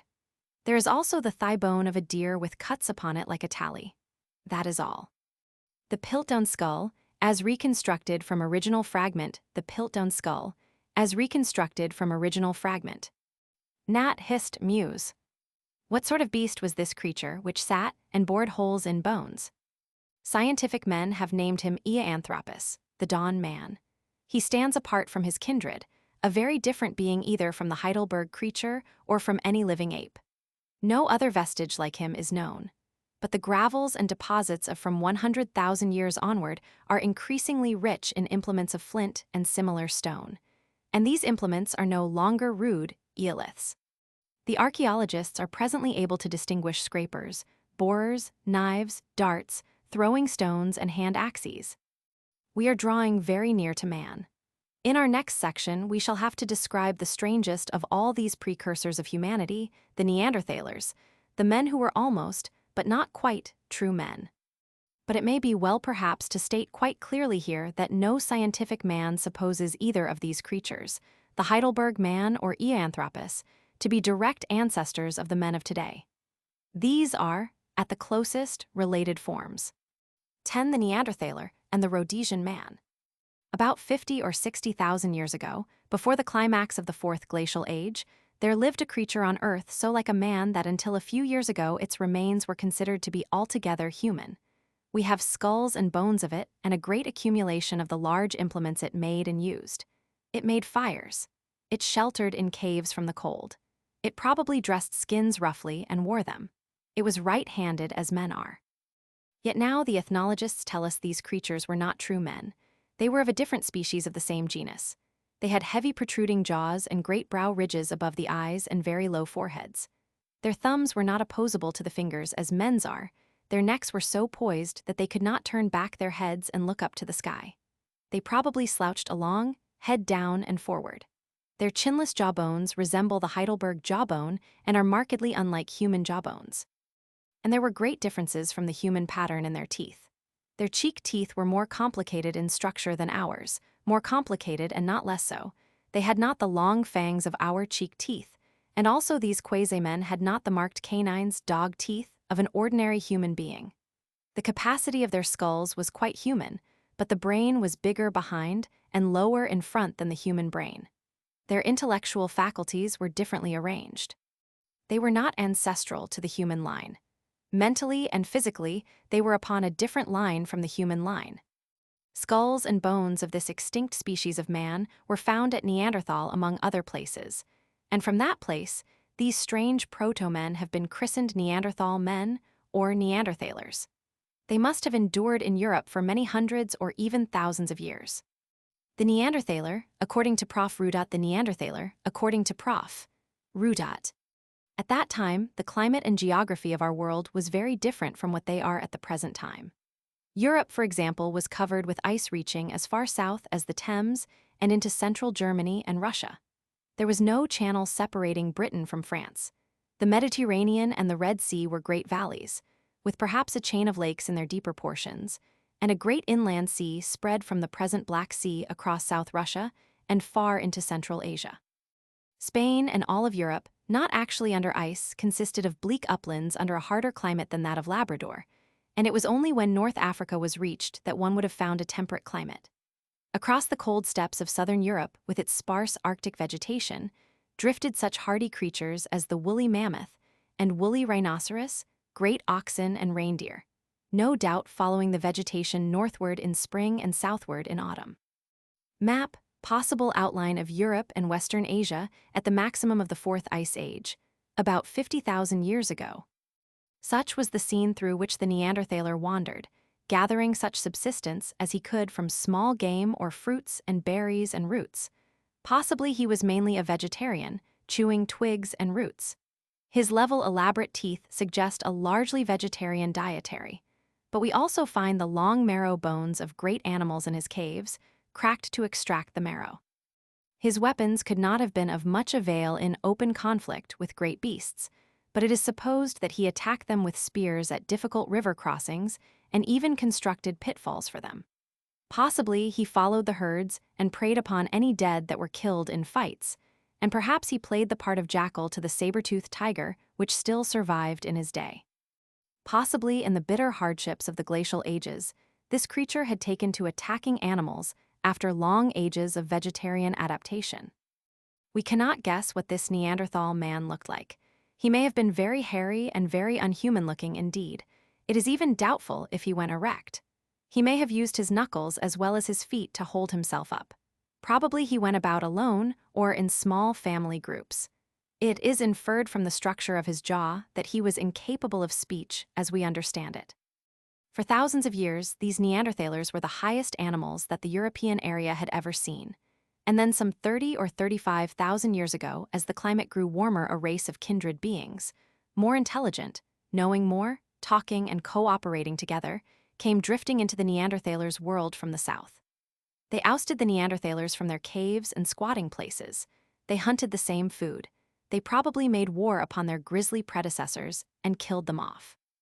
These newcomers from the south or the east, for at present we do not know their region of origin, who at last drove the Neanderthalers out of existence altogether, were beings of our own blood and kin, the first true men. Their brain cases and thumbs and necks and teeth were anatomically the same as our own. In a cave at Cro-Magnon and in another at Grimaldi, a number of skeletons have been found, the earliest truly human remains that are so far known.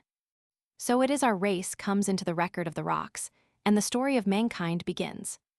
Comparison of 1, modern skull, and 2, Rhodesian skull. Comparison of 1, modern skull, and 2, Rhodesian skull. Nat hissed Muse. The world was growing liker our own in those days, though the climate was still austere. The glaciers of the Ice Age were receding in Europe. The reindeer of France and Spain presently gave way to great herds of horses as grass increased upon the steppes, and the mammoth became more and more rare in southern Europe and finally receded northward altogether. We do not know where the true men first originated.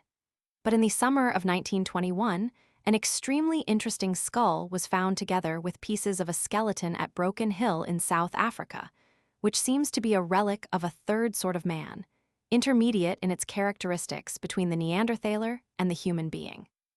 The brain case indicates a brain bigger in front and smaller behind than the Neanderthaler S, and the skull was poised erect upon the backbone in a quite human way. The teeth also and the bones are quite human, but the face must have been ape-like with enormous brow ridges and a ridge along the middle of the skull. The creature was indeed a true man, so to speak, with an ape-like Neanderthaler face. This Rhodesian man is evidently still closer to real men than the Neanderthal man. This Rhodesian skull is probably only the second of what in the end may prove to be a long list of finds of subhuman species which lived on the Earth in the vast interval of time between the beginnings of the Ice Age and the appearance of their common heir, and perhaps their common exterminator, the true man. The Rhodesian skull itself may not be very ancient. Up to the time of publishing this book, there has been no exact determination of its probable age.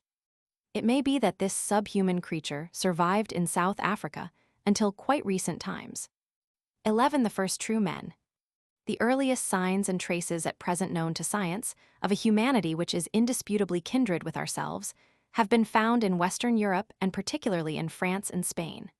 Bones, weapons, scratchings upon bone and rock, carved fragments of bone, and paintings in caves and upon rock surfaces dating, it is supposed, from 30,000 years ago or more, have been discovered in both these countries. Spain is at present the richest country in the world in these first relics of our real human ancestors. Of course, our present collections of these things are the merest beginnings of the accumulations we may hope for in the future, when there are searchers enough to make a thorough examination of all possible sources, and when other countries in the world, now inaccessible to archaeologists, have been explored in some detail. The greater part of Africa and Asia has never even been traversed, yet by a trained observer interested in these matters and free to explore. And we must be very careful, therefore, not to conclude that the early true men were distinctively inhabitants of Western Europe or that they first appeared in that region. In Asia or Africa, or submerged beneath the sea of today, there may be richer and much earlier deposits of real human remains than anything that has yet come to light.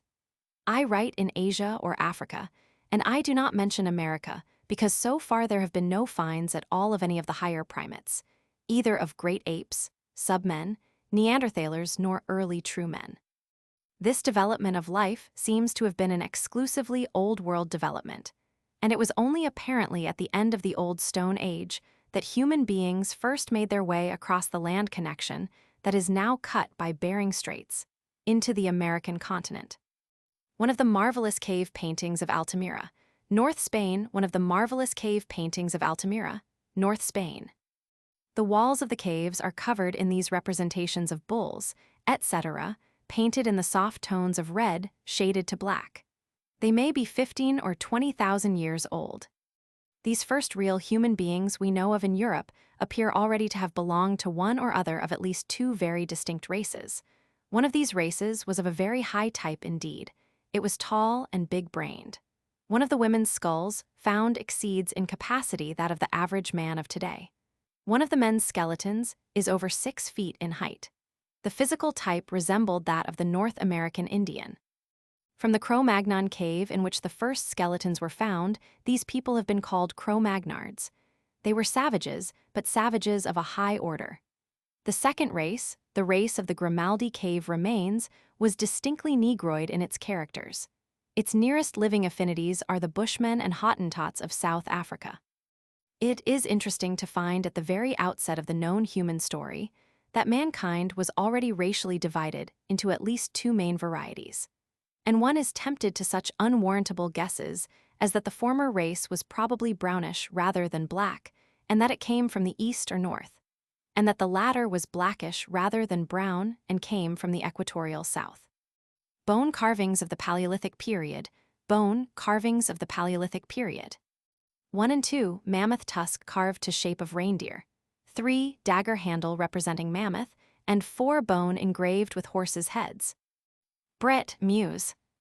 And these savages of perhaps 40,000 years ago were so human that they pierced shells to make necklaces, painted themselves, carved images of bone and stone, scratched figures on rocks and bones, and painted rude but often very able sketches of beasts and the like upon the smooth walls of caves and upon inviting rock surfaces. They made a great variety of implements, much smaller in scale and finer than those of the Neanderthal men. We have now in our museums great quantities of their implements, their statuettes, their rock drawings, and the like. The earliest of them were hunters. Their chief pursuit was the wild horse, the little bearded pony of that time. They followed it as it moved after pasture, and also they followed the bison. They knew the mammoth because they have left us strikingly effective pictures of that creature. To judge by one rather ambiguous drawing, they trapped and killed it. They hunted with spears and throwing stones. They do not seem to have had the bow, and it is doubtful if they had yet learnt to tame any animals. They had no dogs. There is one carving of a horse's head and one or two drawings that suggest a bridled horse with a twisted skin or tendon round it. But the little horses of that age and region could not have carried a man, and if the horse was domesticated, it was used as a led horse. It is doubtful and improbable that they had yet learnt the rather unnatural use of animals, milk as food. They do not seem to have erected any buildings, though they may have had tents of skins, and though they made clay figures, they never rose to the making of pottery. Since they had no cooking implements, their cookery must have been rudimentary or non-existent. They knew nothing of cultivation and nothing of any sort of basket work or woven cloth. Except for their robes of skin or fur, they were naked, painted savages. These earliest known men hunted the open steppes of Europe for 100 centuries perhaps, and then slowly drifted and changed before a change of climate. Europe, century by century, was growing milder and damper. Reindeer receded northward and eastward, and bison and horse followed. The steppes gave way to forests, and red deer took the place of horse and bison. There is a change in the character of the implements with this change in their application. River and lake fishing becomes of great importance to men, and fine implements of bone increased. The bone needles of this age, says de Mortillet, are much superior to those of later, even historical times, down to the Renaissance. The Romans, for example, never had needles comparable to those of this epoch. The Rudot bust of a Cro-Magnon man, the Rudot bust of a Cro-Magnon man. Almost 15 or 12,000 years ago, a fresh people drifted into the south of Spain and left very remarkable drawings of themselves upon exposed rock faces there. These were the Azilians, named from the Mas Dazzle cave. They had the bow, they seemed to have worn feather headdresses, they drew vividly, but also they had reduced their drawings to a sort of symbolism. A man, for instance, would be represented by a vertical dab with 2 or 3 horizontal dabs.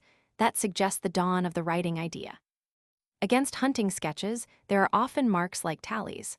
One drawing shows 2 men smoking out a bee's nest. Fight of bowmen, among the most recent discoveries of Paleolithic art, are these specimens found in 1920 in Spain. They are probably 10 or 12,000 years old. These are the latest of the men that we call Paleolithic, Old Stone Age, because they had only chipped implements. By 10 or 12,000 years, a new sort of life has dawned in Europe.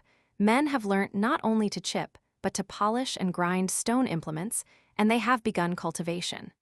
The Neolithic Age, New Stone Age, was beginning. It is interesting to note that less than a century ago there still survived in a remote part of the world, in Tasmania, a race of human beings at a lower level of physical and intellectual development than any of these earliest races of mankind who have left traces in Europe. These people had long ago been cut off by geographical changes from the rest of the species and from stimulation and improvement. They seem to have degenerated rather than developed. They lived a base life subsisting upon shellfish and small game. They had no habitations but only squatting places. They were real men of our species, but they had neither the manual dexterity nor the artistic powers of the first true men. 12 Primitive thought. And now let us indulge in a very interesting speculation. How did it feel to be a man in those early days of the human adventure? How did men think, and what did they think in those remote days of hunting and wandering 400 centuries ago before seed time and harvest began? Those were days long before the written record of any human impressions, and we are left almost entirely to inference and guesswork in our answers to these questions. The sources to which scientific men have gone in their attempts to reconstruct that primitive mentality are very various. Recently, the science of psychoanalysis, which analyzes the way in which the egotistic and passionate impulses of the child are restrained, suppressed, modified, or overlaid, to adapt them to the needs of social life, seems to have thrown a considerable amount of light upon the history of primitive society.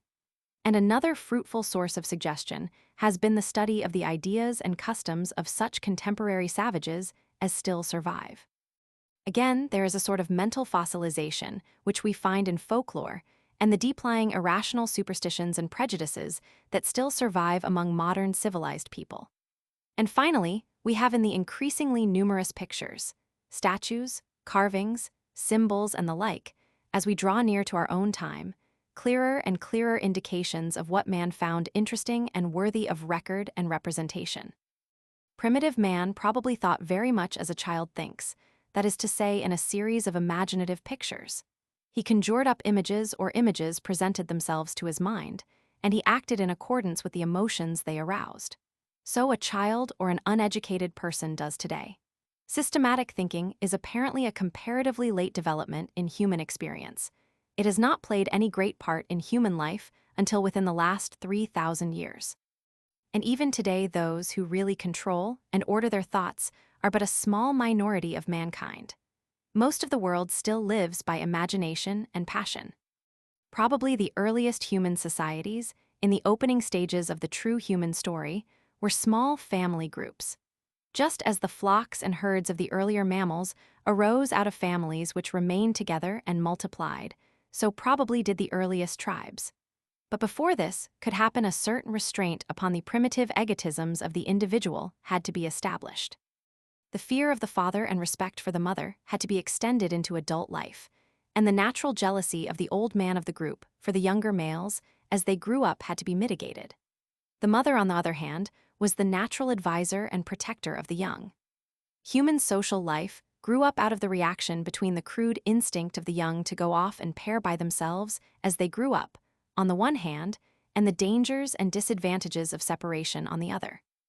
An anthropological writer of great genius, J. Atkinson, in his Primal Law, has shown how much of the customary law of savages, the tabus, that are so remarkable a fact in tribal life, can be ascribed to such a mental adjustment of the needs of the primitive human animal to a developing social life. And the later work of the psychoanalysts has done much to confirm his interpretation of these possibilities. Some speculative writers would have us believe that respect and fear of the old man and the emotional reaction of the primitive savage to older protective women, exaggerated in dreams and enriched by fanciful mental play, played a large part in the beginnings of primitive religion and in the conception of gods and goddesses. Associated with this respect for powerful or helpful personalities was a dread and exaltation of such personages after their deaths, due to their reappearance in dreams. It was easy to believe they were not truly dead, but only fantastically transferred to a remoteness of greater power. The dreams, imaginations, and fears of a child are far more vivid and real than those of a modern adult, and primitive man was always something of a child. He was nearer to the animals also, and he could suppose them to have motives and reactions like his own. He could imagine animal helpers, animal enemies, animal gods. One needs to have been an imaginative child oneself to realize again how important, significant, portentous, or friendly, strangely shaped rocks, lumps of wood, exceptional trees, or the like may have appeared to the men of the old Stone Age, and how dream and fancy would create stories and legends about such things that would become credible as they told them. Some of these stories would be good enough to remember and tell again. The women would tell them to the children and so establish a tradition. To this day, most imaginative children invent long stories in which some favorite doll or animal or some fantastic semi-human being figures as the hero. And primitive man probably did the same, with a much stronger disposition to believe his hero real. Relics of the Stone Age. Relics of the Stone Age. Chert implements from Somaliland. In general form, they are similar to those found in Western and Northern Europe. Brett Muse. For the very earliest of the true men that we know of were probably quite talkative beings. In that way, they have differed from the Neanderthalers and had an advantage over them. The Neanderthaler may have been a dumb animal. Of course, the primitive human speech was probably a very scanty collection of names and may have been eked out with gestures and signs. There is no sort of savage so low as not to have a kind of science of cause and effect, but primitive man was not very critical in his associations of cause with effect. He very easily connected an effect with something quite wrong as its cause. You do so, he said, and so happens.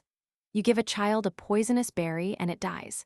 You eat the heart of a valiant enemy and you become strong. There we have two bits of cause and effect association, one true, one false.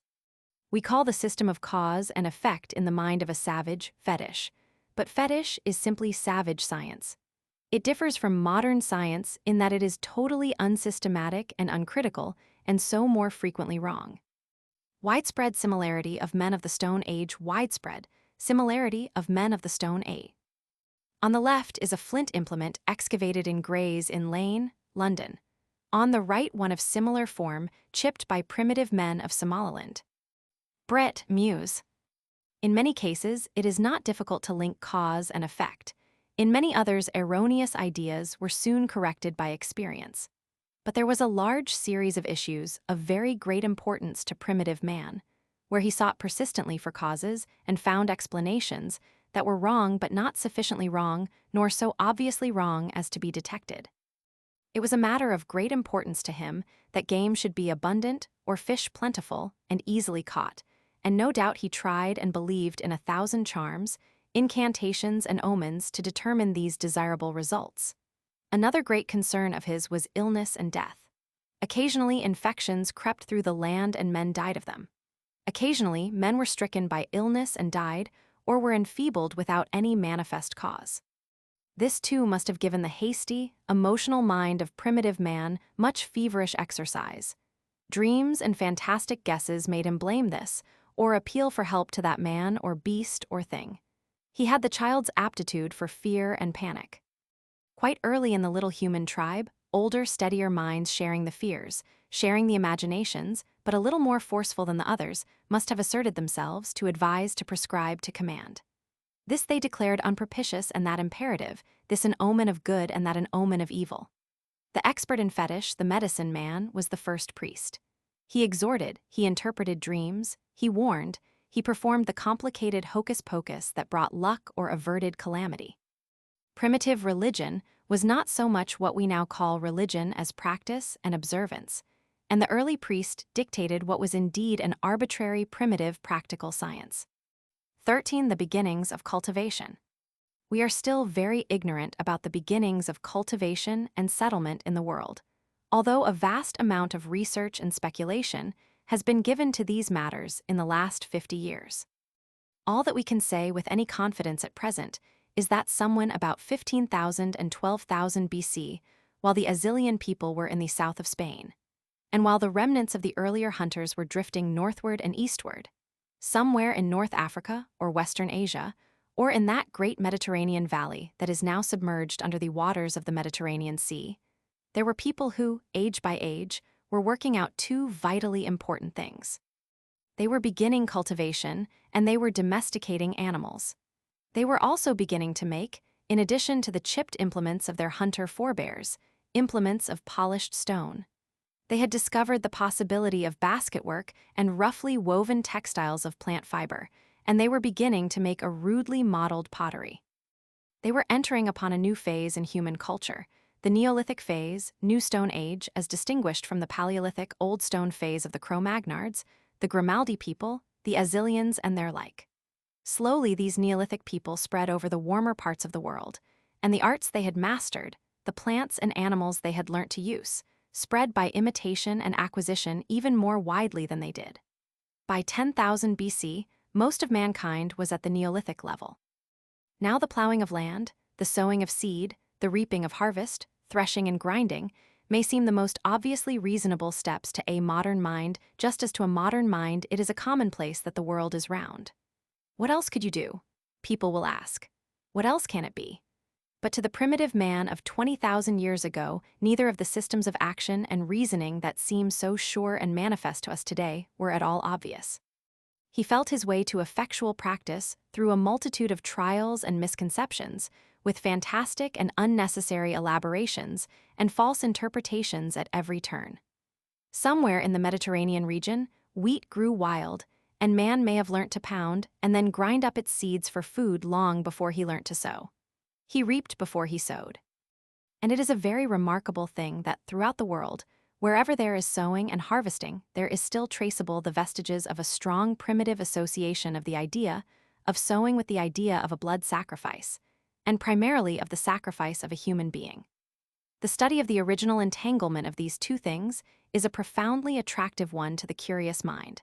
The interested reader will find it very fully developed in that monumental work, Sir J.G. Fraser's Golden Bough.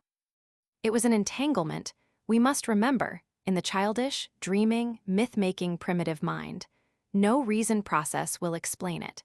But in that world of 12,000 to 20,000 years ago, it would seem that whenever seed time came round to the Neolithic peoples, there was a human sacrifice. And it was not the sacrifice of any mean or outcast person. It was the sacrifice usually of a chosen youth or maiden, a youth more often who was treated with profound deference and even worship up to the moment of his immolation. He was a sort of sacrificial god-king, and all the details of his killing had become a ritual directed by the old, knowing men, and sanctioned by the accumulated usage of ages. Neolithic flint implements, Neolithic flint implements. Brett Muse. At first, primitive men, with only a very rough idea of the seasons, must have found great difficulty in determining when was the propitious moment for the seed time sacrifice and the sowing. There is some reason for supposing that there was an early stage in human experience when men had no idea of a year. The first chronology was in lunar months. It is supposed that the years of the biblical patriarchs are really moons, and the Babylonian calendar shows distinct traces of an attempt to reckon seed time by taking 13 lunar months to see it round. This lunar influence upon the calendar reaches down to our own days. If usage did not dull our sense of its strangeness, we should think it a very remarkable thing, indeed, that the Christian Church does not commemorate the crucifixion and resurrection of Christ on the proper anniversaries, but on dates that vary year by year with the phases of the moon. It may be doubted whether the first agriculturalists made any observation of the stars. It is more likely that stars were first observed by migratory herdsmen, who found them a convenient mark of direction.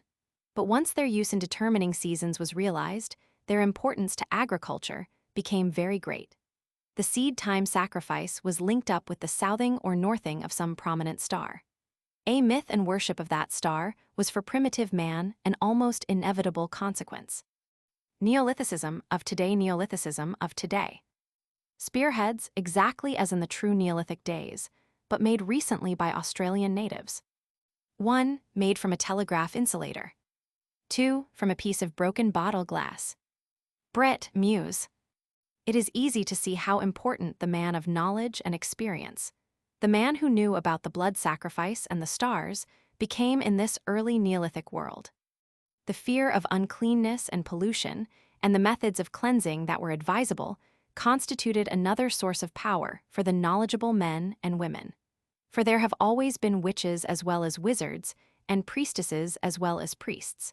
The early priest was really not so much a religious man as a man of applied science. His science was generally empirical and often bad. He kept it secret from the generality of men very jealously. But that does not alter the fact that his primary function was knowledge and that his primary use was a practical use. Specimen of Neolithic pottery. Dug up at Mortlake from the Thames bed. Brett Muse. 12 or 15,000 years ago, in all the warm and fairly well-watered parts of the Old World, these Neolithic human communities, with their class and tradition of priests and priestesses, and their cultivated fields, and their development of villages and little walled cities, were spreading. Age by age, a drift and exchange of ideas went on between these communities. Elliott Smith and Rivers have used the term Heliolithic culture for the culture of these first agricultural peoples. Heliolithic, sun and stone, is not perhaps the best possible word to use for this, but until scientific men give us a better one we shall have to use it. Originating somewhere in the Mediterranean and Western Asiatic area, it spread age by age eastward and from island to island across the Pacific, until it may even have reached America and mingled with the more primitive ways of living of the Mongoloid immigrants coming down from the north. Wherever the brownish people with the Heliolithic culture went, they took with them all or most of a certain group of curious ideas and practices. Some of them are such queer ideas that they call for the explanation of the mental expert. They made pyramids and great mounds, and set up great circles of big stones, perhaps to facilitate the astronomical observation of the priests. They made mummies of some or all of their dead. They tattooed and circumcised. They had the old custom, known as the kuvad, of sending the father to bed and rest when a child was born, and they had as a luck symbol the well-known swastika. If we were to make a map of the world with dots to show how far these group practices have left their traces, we should make a belt along the temperate and subtropical coasts of the world, from Stonehenge and Spain across the world to Mexico and Peru. But Africa below the equator, North-Central Europe, and North Asia would show none of these dottings. There lived races who were developing along practically independent lines. The term Paleolithic, we may note, is also used to cover the Neanderthaler and even the Eolithic implements. The pre-human age is called the Older Paleolithic, the age of true men using unpolished stones in the Newer Paleolithic. 14 primitive Neolithic civilizations. About 10,000 BC. The geography of the world was very similar in its general outline to that of the world today. It is probable that by that time, the Great Barrier across the Straits of Gibraltar, that had hitherto banked back the ocean waters from the Mediterranean Valley, had been eaten through, and that the Mediterranean was a sea following much the same coastlines as it does now. The Caspian Sea was probably still far more extensive than it is at present, and it may have been continuous with the Black Sea to the north of the Caucasus Mountains. About this great Central Asian sea lands that are now steppes and deserts were fertile and habitable. Generally, it was a moister and more fertile world. European Russia was much more a land of swamp and lake than it is now, and there may still have been a land connection between Asia and America at Bering Straits. It would have been already possible at that time to have distinguished the main racial divisions of mankind as we know them today. Across the warm, temperate regions of this rather warmer and better wooded world, and along the coasts, stretched the brownish peoples of the Heliolithic culture, the ancestors of the bulk of the living inhabitants of the Mediterranean world, of the Berbers, the Egyptians, and of much of the population of South and Eastern Asia. This great race had of course a number of varieties. The Iberian or Mediterranean or dark white race of the Atlantic and Mediterranean coast, the Hamitic peoples which include the Berbers and Egyptians, the Dravidians, the darker people of India, a multitude of East Indian people, many Polynesian races, and the Maoris are all divisions of various value of this great main mass of humanity. Its western varieties are whiter than its eastern. In the forests of Central and Northern Europe, a more blonde variety of men with blue eyes was becoming distinguishable, branching off from the main mass of brownish people, a variety which many people now speak of as the Nordic race. In the more open regions of northeastern Asia was another differentiation of this brownish humanity in the direction of a type with more oblique eyes, high cheekbones, a yellowish skin, and very straight black hair, the Mongolian peoples. In South Africa, Australia, in many tropical islands in the south of Asia were remains of the early Negroid peoples. The central parts of Africa were already a region of racial intermixture. Nearly all the colored races of Africa today seem to be blends of the brownish peoples of the north with a Negroid substratum. A diagrammatic summary of current ideas of the relationship of human races. We have to remember that human races can all interbreed freely and that they separate, mingle, and reunite as clouds do. Human races do not branch out like trees with branches that never come together again. It is a thing we need to bear constantly in mind, this remingling of races at any opportunity. It will save us from many cruel delusions and prejudices if we do so. People will use such a word as race in the loosest manner and base the most preposterous generalizations upon it. They will speak of a British race or of a European race, but nearly all the European nations are confused mixtures of brownish, dark white, and Mongolian elements. A myastele, showing a worshipper and a serpent god. Note the grotesque faces in the writing. Brit, muse. It was at the Neolithic phase of human development that peoples of the Mongolian breed first made their way into America. Apparently they came by way of Bering Straits and spread southward. They found caribou, the American reindeer, in the north and great herds of bison in the south. When they reached South America, there were still living the glyptodon, a gigantic armadillo, and the megatherium, a monstrous clumsy sloth as high as an elephant. They probably exterminated the latter beast, which was as helpless as it was big. The greater portion of these American tribes never rose above a hunting nomadic Neolithic life. They never discovered the use of iron, and their chief metal possessions were native gold and copper. But in Mexico, Yucatan and Peru conditions existed favorable to settled cultivation, and here about 1000 BC or so arose very interesting civilizations of a parallel but different type from the Old World civilization. Like the much earlier primitive civilizations of the Old World, these communities displayed a great development of human sacrifice about the processes of seed time and harvest.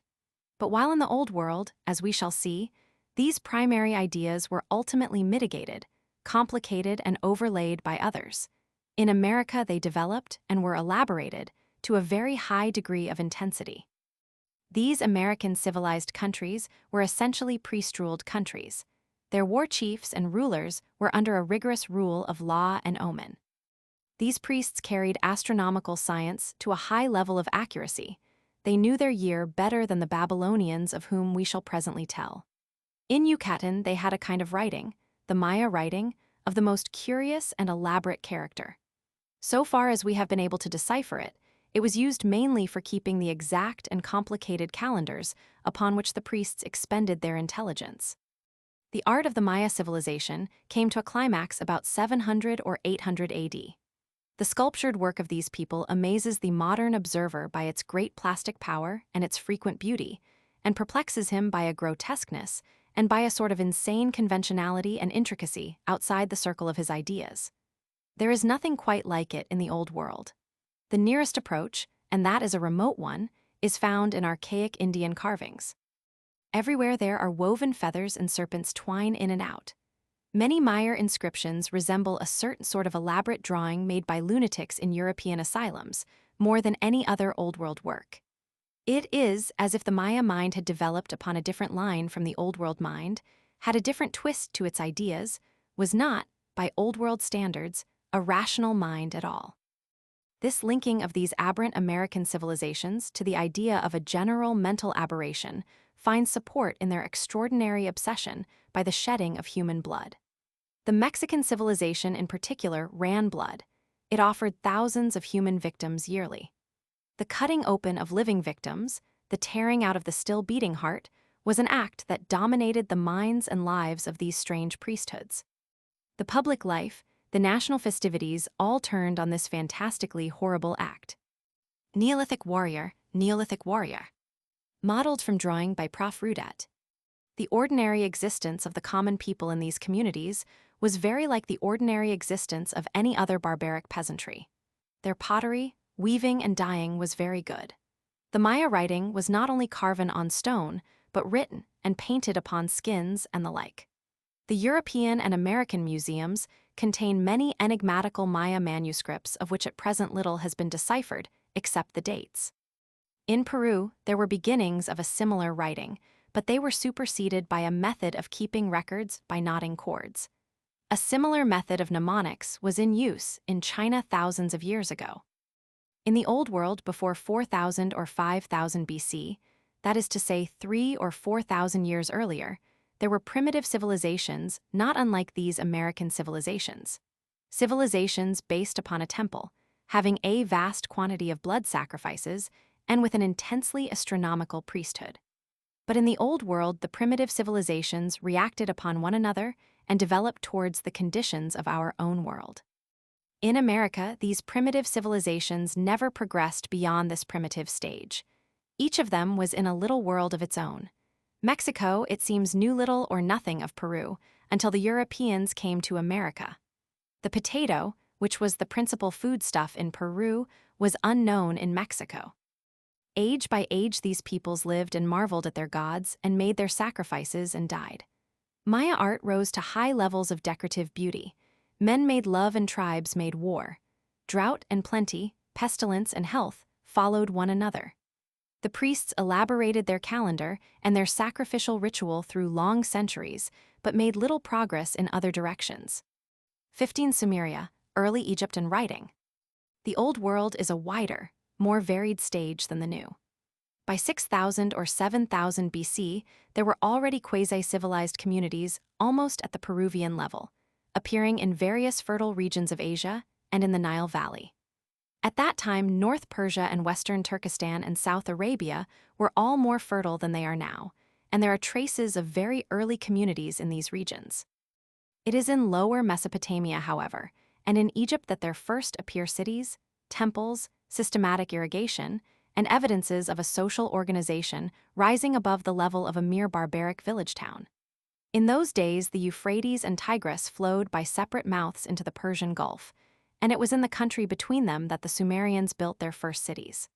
About the same time, for chronology is still vague, the great history of Egypt was beginning.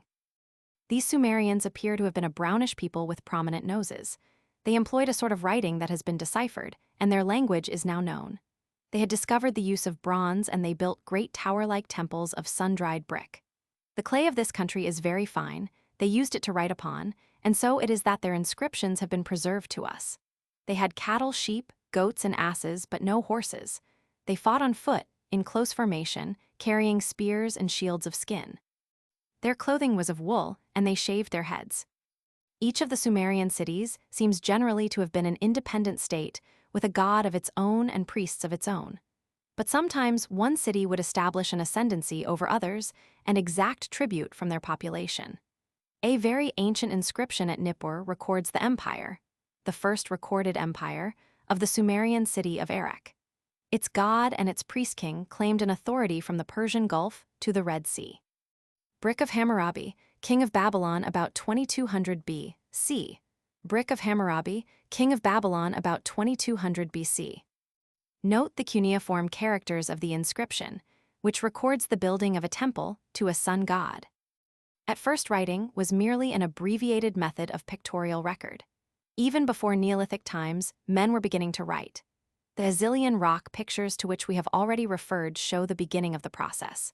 Many of them record hunts and expeditions, and in most of these the human figures are plainly drawn. But in some, the painter would not bother with head and limbs. He just indicated men by a vertical and one or two transverse strokes. From this to a conventional condensed picture writing was an easy transition. In Sumeria, where the writing was done on clay with a stick, the dabs of the characters soon became unrecognizably unlike the things they stood for. But in Egypt, where men painted on walls and on strips of the papyrus reed, the first paper, the likeness to the thing imitated remained. From the fact that the wooden styles used in Sumeria made wedge-shaped marks, the Sumerian writing is called cuneiform, wedge-shaped. Ebony cylinder seals of First Egyptian Dynasty, ebony cylinder seals of First Egyptian Dynasty. Recovered from the tombs at Abydos in 1921 by the British School of Archaeology. They give evidence of early form of block printing. An important step towards writing was made when pictures were used to indicate not the thing represented, but some similar thing. In the rebus dear to children of a suitable age, this is still done today. We draw a camp with tents and a bell, and the child is delighted to guess that this is the Scotch name Campbell. The Sumerian language was a language made up of accumulated syllables, rather like some contemporary Amerindian languages, and it lent itself very readily to this syllabic method of writing words expressing ideas that could not be conveyed by pictures directly. Egyptian writing underwent parallel developments. Later on, when foreign peoples with less distinctly syllabled methods of speech were to learn and use these picture scripts, they were to make those further modifications and simplifications that developed at last into alphabetical writing. All the true alphabets of the later world derived from a mixture of the Sumerian cuneiform and the Egyptian hieroglyphic priest writing. Later in China, there was to develop a conventionalized picture writing, but in China, it never got to the alphabetical stage. The invention of writing was of very great importance in the development of human societies. It put agreements, laws, commandments on record. It made the growth of states larger than the old city-states possible. It made a continuous historical consciousness possible. The command of the priest or king and his seal could go far beyond his sight and voice and could survive his death. It is interesting to note that in ancient Sumeria seals were greatly used. A king or a nobleman or a merchant would have his seal often very artistically carved and would impress it on any clay document he wished to authorize. So close had civilization got to printing 6,000 years ago. Then the clay was dried hard and became permanent. For the reader must remember that in the land of Mesopotamia for countless years, letters, records, and accounts were all written on comparatively indestructible tiles. To that fact, we owe a great wealth of recovered knowledge. The Saqqara Pyramids. The Saqqara Pyramids. The pyramid to the right, the Step Pyramid, is the oldest stone building in the world. Photo F. Boyer. Bronze, copper, gold, silver, and, as a precious rarity, meteoric iron were known in both Sumeria and Egypt at a very early stage. View from the summit of the Great Pyramid of Cheops. View from the summit of the Great Pyramid of Cheops, showing how these great monuments dominate the plain. Photo Dimeklesh. The Temple of Hathor at Dendere. The Temple of Hathor at Dendere. Photo Dimeklesh. Daily life in those first city lands of the Old World must have been very similar in both Egypt and Sumeria. And except for the asses and cattle in the streets, it must have been not unlike the life in the Maya cities of America 3,000 or 4,000 years later. Most of the people in peacetime were busy with irrigation and cultivation, except on days of religious festivity. They had no money and no need for it. They managed their small occasional trades by barter. The princes and rulers who alone had more than a few possessions used gold and silver bars and precious stones for any incidental act of trade. The temple dominated life. In Sumeria, it was a great towering temple that went up to a roof from which the stars were observed. In Egypt, it was a massive building with only a ground floor. In Sumeria, the priest-ruler was the greatest, most splendid of beings. In Egypt, however, there was one who was raised above the priests. He was the living incarnation of the chief god of the land, the pharaoh, the god-king. There were few changes in the world in those days. Men's days were sunny, toilsome, and conventional. Few strangers came into the land, and such as did fared uncomfortably. The priest directed life according to immemorial rules and watched the stars for seed time and marked the omens of the sacrifices and interpreted the warnings of dreams. Men worked and loved and died, not unhappily, forgetful of the savage past of their race and heedless of its future. Sometimes the ruler was benign. Such was Pepi Roman II, who reigned in Egypt for 90 years. Sometimes he was ambitious and took men's sons to be soldiers and sent them against neighboring city-states to war and plunder, or he made them toil to build great buildings. Such were Cheops and Chephren and Mycerinus, who built those vast sepulchral piles, the pyramids at Gizeh. The largest of these is 450 feet high, and the weight of stone in it is 4,883,000 tons. All this was brought down the Nile in boats and lugged into place chiefly by human muscle. Its erection must have exhausted Egypt more than a great war would have done. 16 primitive nomadic peoples. It was not only in Mesopotamia and the Nile Valley that men were settling down to agriculture and the formation of city-states in the centuries between 6,000 and 8,000 BC. Wherever there were possibilities of irrigation and a steady all-the-year-round food supply, men were exchanging the uncertainties and hardships of hunting and wandering for the routines of settlement. On the upper Tigris, a people called the Assyrians were founding cities. In the valleys of Asia Minor and on the Mediterranean shores and islands, there were small communities growing up to civilization. Possibly parallel developments of human life were already going on in favorable regions of India and China. In many parts of Europe, where there were lakes well stocked with fish, little communities of men had long settled in dwellings built on piles over the water, and were eking out agriculture by fishing and hunting. But over much larger areas of the Old World, no such settlement was possible. The land was too harsh, too thickly wooded or too arid, or the seasons too uncertain for mankind, with only the implements and science of that age to take root. For settlement under the conditions of the primitive civilizations, men needed a constant water supply and warmth and sunshine. Where these needs were not satisfied, man could live as a transient, as a hunter following his game, as a herdsman following the seasonal grass, but he could not settle. The transition from the hunting to the herding life may have been very gradual. From following herds of wild cattle or, in Asia, wild horses, men may have come to an idea of property in them, have learnt to pen them into valleys, have fought for them against wolves, wild dogs, and other predatory beasts. Pottery and implements of the lake dwellers. Pottery and implements of the lake dwellers. Brit, Muse. A contemporary lake village, a contemporary lake village. These Borneo dwellings are practically counterparts of the homes of European Neolithic communities, 6000 BC. So while the primitive civilizations of the cultivators were growing up chiefly in the great river valleys, a different way of living, the nomadic life, a life in constant movement to and fro from winter pasture to summer pasture, was also growing up. The nomadic peoples were on the whole hardier than the agriculturalists.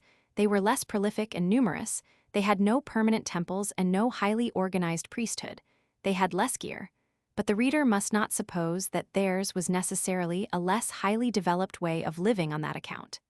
In many ways, this free life was a fuller life than that of the tillers of the soil. The individual was more self-reliant, less of a unit in a crowd. The leader was more important, the medicine man perhaps less so. Nomads in Egypt. Nomads in Egypt, nomads in Egypt. Egyptian wall painting in a tomb near ancient Beni Hassan, Middle Egypt. It depicts the arrival of a tribe of Semitic nomads in Egypt about the year of 1895 BC. Moving over large stretches of country, the nomad took a wider view of life. He touched on the confines of this settled land and that. He was used to the sight of strange faces. He had to scheme and treat for pasture with competing tribes. He knew more of minerals than the folk upon the plowlands because he went over mountain passes and into rocky places. He may have been a better metallurgist. Possibly bronze and much more probably iron smelting were nomadic discoveries. Some of the earliest implements of iron reduced from its ores have been found in Central Europe, far away from the early civilizations. Flint knives of 4500 B.C. Flint knives of 4500 BC. Excavated 1922 by the British School of Archaeology in Egypt from First Dynasty tombs. On the other hand, the settled folk had their textiles and their pottery and made many desirable things. It was inevitable that as the two sorts of life, the agricultural and the nomadic, differentiated, a certain amount of looting and trading should develop between the two. In Sumeria, particularly, which had deserts and seasonal country on either hand, it must have been usual to have the nomads camping close to the cultivated fields, trading and stealing and perhaps tinkering, as gypsies do to this day. But hens they would not steal, because the domestic fowl, an Indian jungle fowl originally was not domesticated by man until about 1000 BC. They would bring precious stones and things of metal and leather. If they were hunters, they would bring skins. They would get in exchange pottery and beads and glass, garments and such like manufactured things. Egypt peasants going to work, Egypt peasants going to work. From an ancient and curiously painted model in the British Museum. 3 main regions and 3 main kinds of wandering and imperfectly settled people there were in those remote days of the first civilizations in Sumeria and early Egypt. Away in the forests of Europe were the blonde Nordic peoples, hunters and herdsmen, a lowly race. The primitive civilizations saw very little of this race before 1500 BC. Away on the steppes of Eastern Asia, various Mongolian tribes, the Hunnish peoples, were domesticating the horse and developing a very wide sweeping habit of seasonal movement between their summer and winter camping places. Possibly the Nordic and Hunnish peoples were still separated from one another by the swamps of Russia and the greater Caspian Sea of that time. For very much of Russia, there was swamp and lake. In the deserts, which were growing more arid now, of Syria and Arabia, tribes of a dark white or brownish people, the Semitic tribes, were driving flocks of sheep and goats and asses from pasture to pasture. It was these Semitic shepherds and certain more Negroid people from southern Persia, the Elamites, who were the first nomads to come into close contact with the early civilizations. They came as traders and as raiders. Finally, there arose leaders among them with bolder imaginations, and they became conquerors. Steel glorifying King Naram-Sin, of Akkad. Steel glorifying King Naram-Sin, of Akkad. This monarch, son of Sargon I, was a great architect as well as a famous conqueror. Discovered in 1898 among the ruins of Susa, Persia.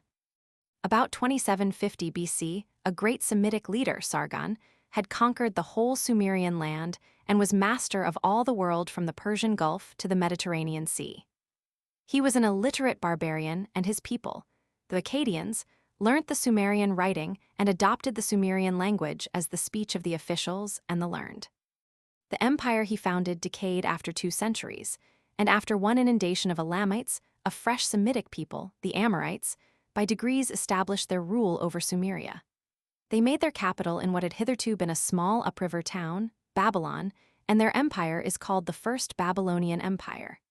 It was consolidated by a great king called Hammurabi, circa 2100 BC, who made the earliest code of laws yet known to history. The narrow valley of the Nile lies less open to nomadic invasion than Mesopotamia, but about the time of Hammurabi occurred a successful Semitic invasion of Egypt, and a line of pharaohs was set up, the Hyksos, or shepherd kings, which lasted for several centuries. These Semitic conquerors never assimilated themselves with the Egyptians. They were always regarded with hostility as foreigners and barbarians, and they were at last expelled by a popular uprising about 1600 BC. But the Semites had come into Sumeria for good and all. The two races assimilated, and the Babylonian Empire became Semitic in its language and character. 17. The first seagoing peoples. The earliest boats and ships must have come into use some 25 or 30,000 years ago. Man was probably paddling about on the water with a log of wood or an inflated skin to assist him, at latest in the beginnings of the Neolithic period. A basketwork boat covered with skin and calked was used in Egypt and Sumeria from the beginnings of our knowledge. Such boats are still used there.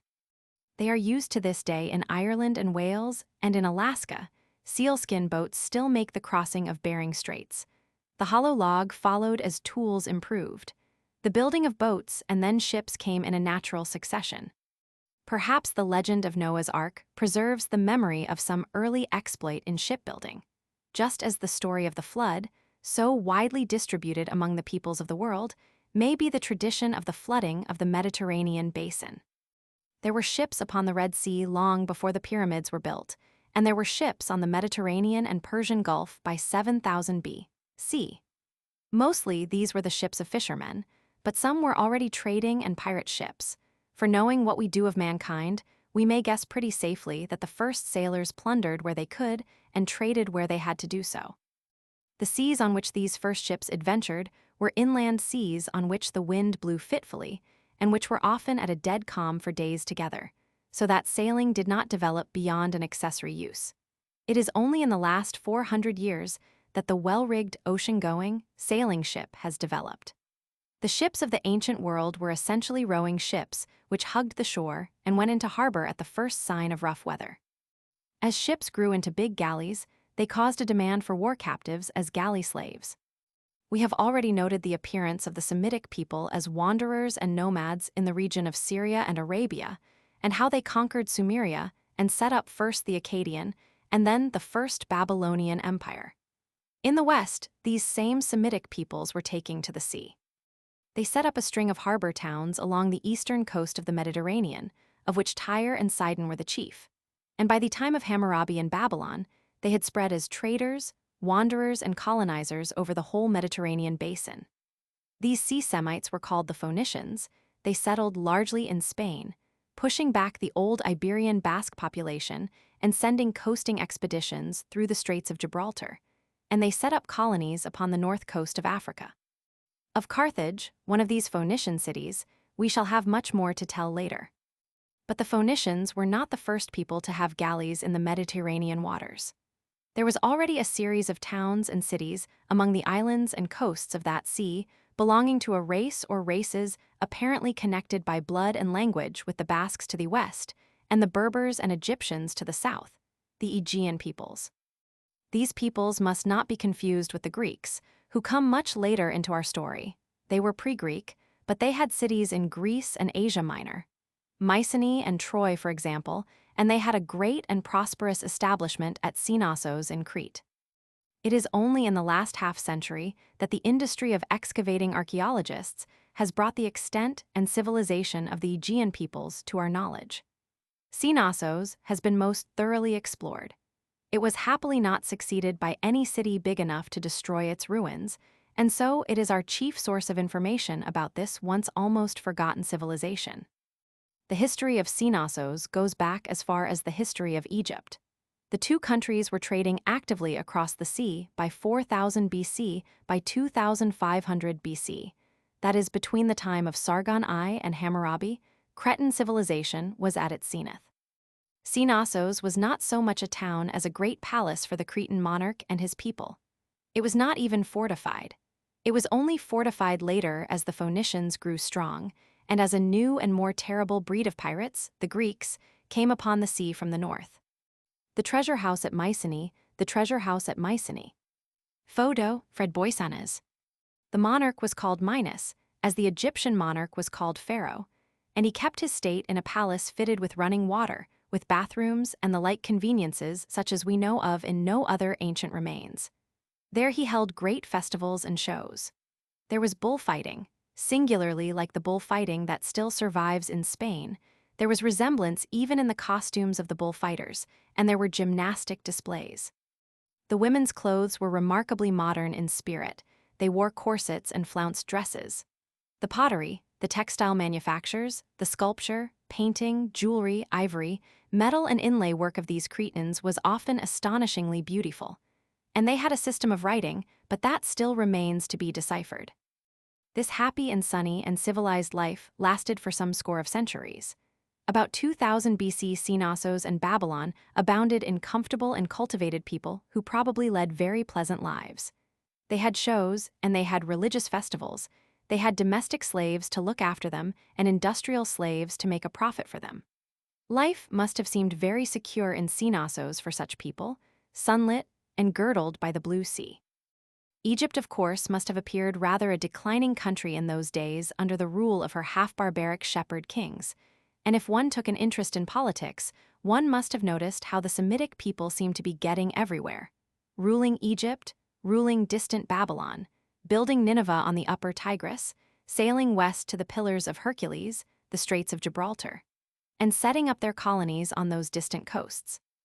There were some active, arid, curious minds in Knossos, because later on the Greeks told legends of a certain skillful Cretan artificer, Daedalus, who attempted to make some sort of flying machine, perhaps a glider, which collapsed and fell into the sea.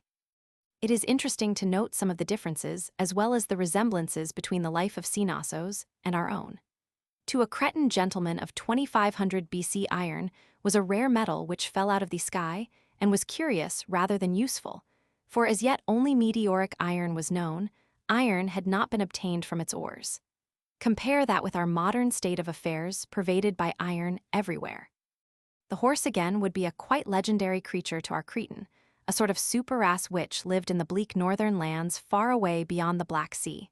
Civilization for him dwelt chiefly in Aegean Greece and Asia Minor, where Lydians and Carians and Trojans lived a life and probably spoke languages like his own. There were Phoenicians and Aegeans settled in Spain and North Africa, but those were very remote regions to his imagination. Italy was still a desolate land covered with dense forests. The brown-skinned Etruscans had not yet gone there from Asia Minor. And one day perhaps this Cretan gentleman went down to the harbor and saw a captive who attracted his attention because he was very fair-complexioned and had blue eyes. Perhaps our Cretan tried to talk to him and was answered in an unintelligible gibberish. This creature came from somewhere beyond the Black Sea and seemed to be an altogether benighted savage. But indeed, he was an Aryan tribesman, of a race and culture of which we shall soon have much to tell. And the strange gibberish he spoke was to differentiate some day into Sanskrit, Persian, Greek, Latin, German, English, and most of the chief languages of the world. The palace at Knossos, the palace at Knossos. The painted walls of the throne room. Photo, Fred Boysanes. Such was Knossos at its zenith, intelligent, enterprising, bright, and happy. But about 1400 BC disaster came perhaps very suddenly upon its prosperity. The palace of Minos was destroyed, and its ruins have never been rebuilt or inhabited from that day to this. We do not know how this disaster occurred. The excavators note what appears to be scattered plunder and the marks of the fire. But the traces of a very destructive earthquake have also been found. Nature alone may have destroyed Knossos, or the Greeks may have finished what the earthquake began. 18 Egypt, Babylon, and Assyria. The Egyptians had never submitted very willingly to the rule of their Semitic shepherd kings, and about 1600 AD. A vigorous patriotic movement expelled these foreigners. Followed a new phase or revival for Egypt, a period known to Egyptologists as the New Empire. Egypt, which had not been closely consolidated before the Hyksos invasion, was now a united country, and the phase of subjugation and insurrection left her full of military spirit. The pharaohs became aggressive conquerors. They had now acquired the war horse and the war chariot, which the Hyksos had brought to them. Under Thotham's Roman III and Amenophis's Roman III, Egypt had extended her rule into Asia as far as the Euphrates. We are entering now upon 1,000 years of warfare between the once quite separated civilizations of Mesopotamia and the Nile. At first, Egypt was ascendant. The great dynasties, the 17th dynasty, which included Thotham's Roman III and Amenophis's Roman III and Roman IV and a great queen Hatasu, and the 19th, when Ramesses Roman II, supposed by some to have been the pharaoh of Moses, reigned for 67 years, raised Egypt to high levels of prosperity.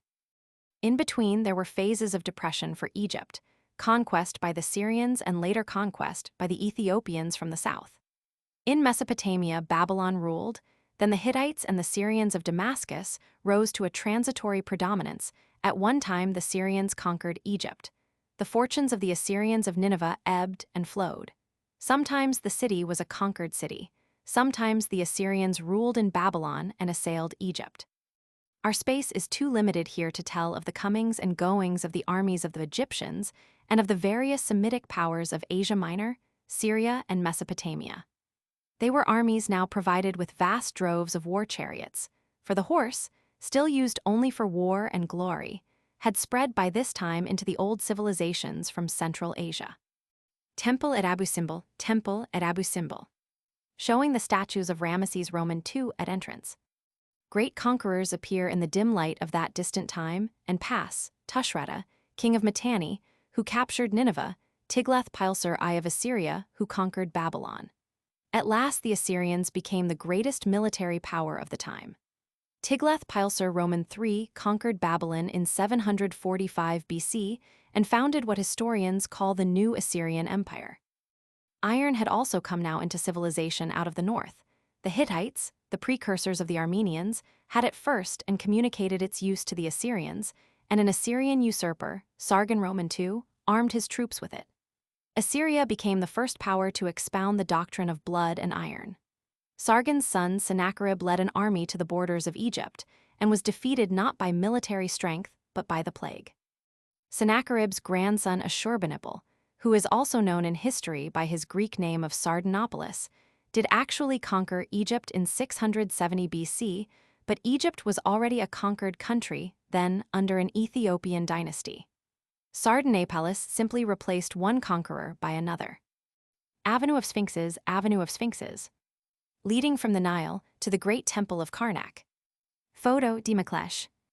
If one had a series of political maps of this long period of history, this interval of 10 centuries, we should have Egypt expanding and contracting like an amoeba under a microscope, and we should see these various Semitic states of the Babylonians, the Assyrians, the Hittites, and the Syrians coming and going, eating each other up and disgorging each other again.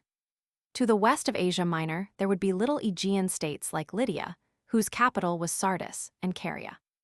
But after about 1200 BC, and perhaps earlier, a new set of names would come into the map of the ancient world from the northeast and from the northwest. These would be the names of certain barbaric tribes, armed with iron weapons and using horse chariots, who were becoming a great affliction to the Aegean and Semitic civilizations on the northern borders. They all spoke variants of what once must have been the same language, Aryan. The Great Hypostyle Hall at Karnak, the Great Hypostyle Hall at Karnak. Photo Dimeklesh. Round the northeast of the Black and Caspian seas were coming the Medes and Persians. Confused with these in the records of the time were Scythians and Sarmatians. From northeast or northwest came the Armenians, from the northwest of the sea barrier through the Balkan peninsula came Cimmerians, Phrygians, and the Hellenic tribes whom now we call the Greeks. They were raiders and robbers and plunderers of cities, these Aryans, east and west alike. They were all kindred and similar peoples, hardy herdsmen who had taken to plunder. In the east, they were still only borderers and raiders, but in the west they were taking cities and driving out the civilized Aegean populations. The Aegean peoples were so pressed that they were seeking new homes in lands beyond the Aryan range. Some were seeking a settlement in the delta of the Nile and being repulsed by the Egyptians. Some, the Etruscans, seem to have sailed from Asia Minor to found a state in the forest wildernesses of Middle Italy. Some built themselves cities upon the southeast coasts of the Mediterranean and became later that people known in history as the Philistines. Of these Aryans, who came thus rudely upon the scene of the ancient civilizations, we will tell more fully in a later section. Here we note simply all this stir and emigration amidst the area of the ancient civilizations that was set up by the swirl of the gradual and continuous advance of these Aryan barbarians out of the northern forests and wildernesses between 1600 and 600 BC. And in a section to follow, we must tell also of a little Semitic people, the Hebrews, in the hills behind the Phoenician and Philistine coasts, who began to be of significance in the world towards the end of this period. They produced a literature of very great importance in subsequent history, a collection of books, histories, poems, books of wisdom and prophetic works, the Hebrew Bible.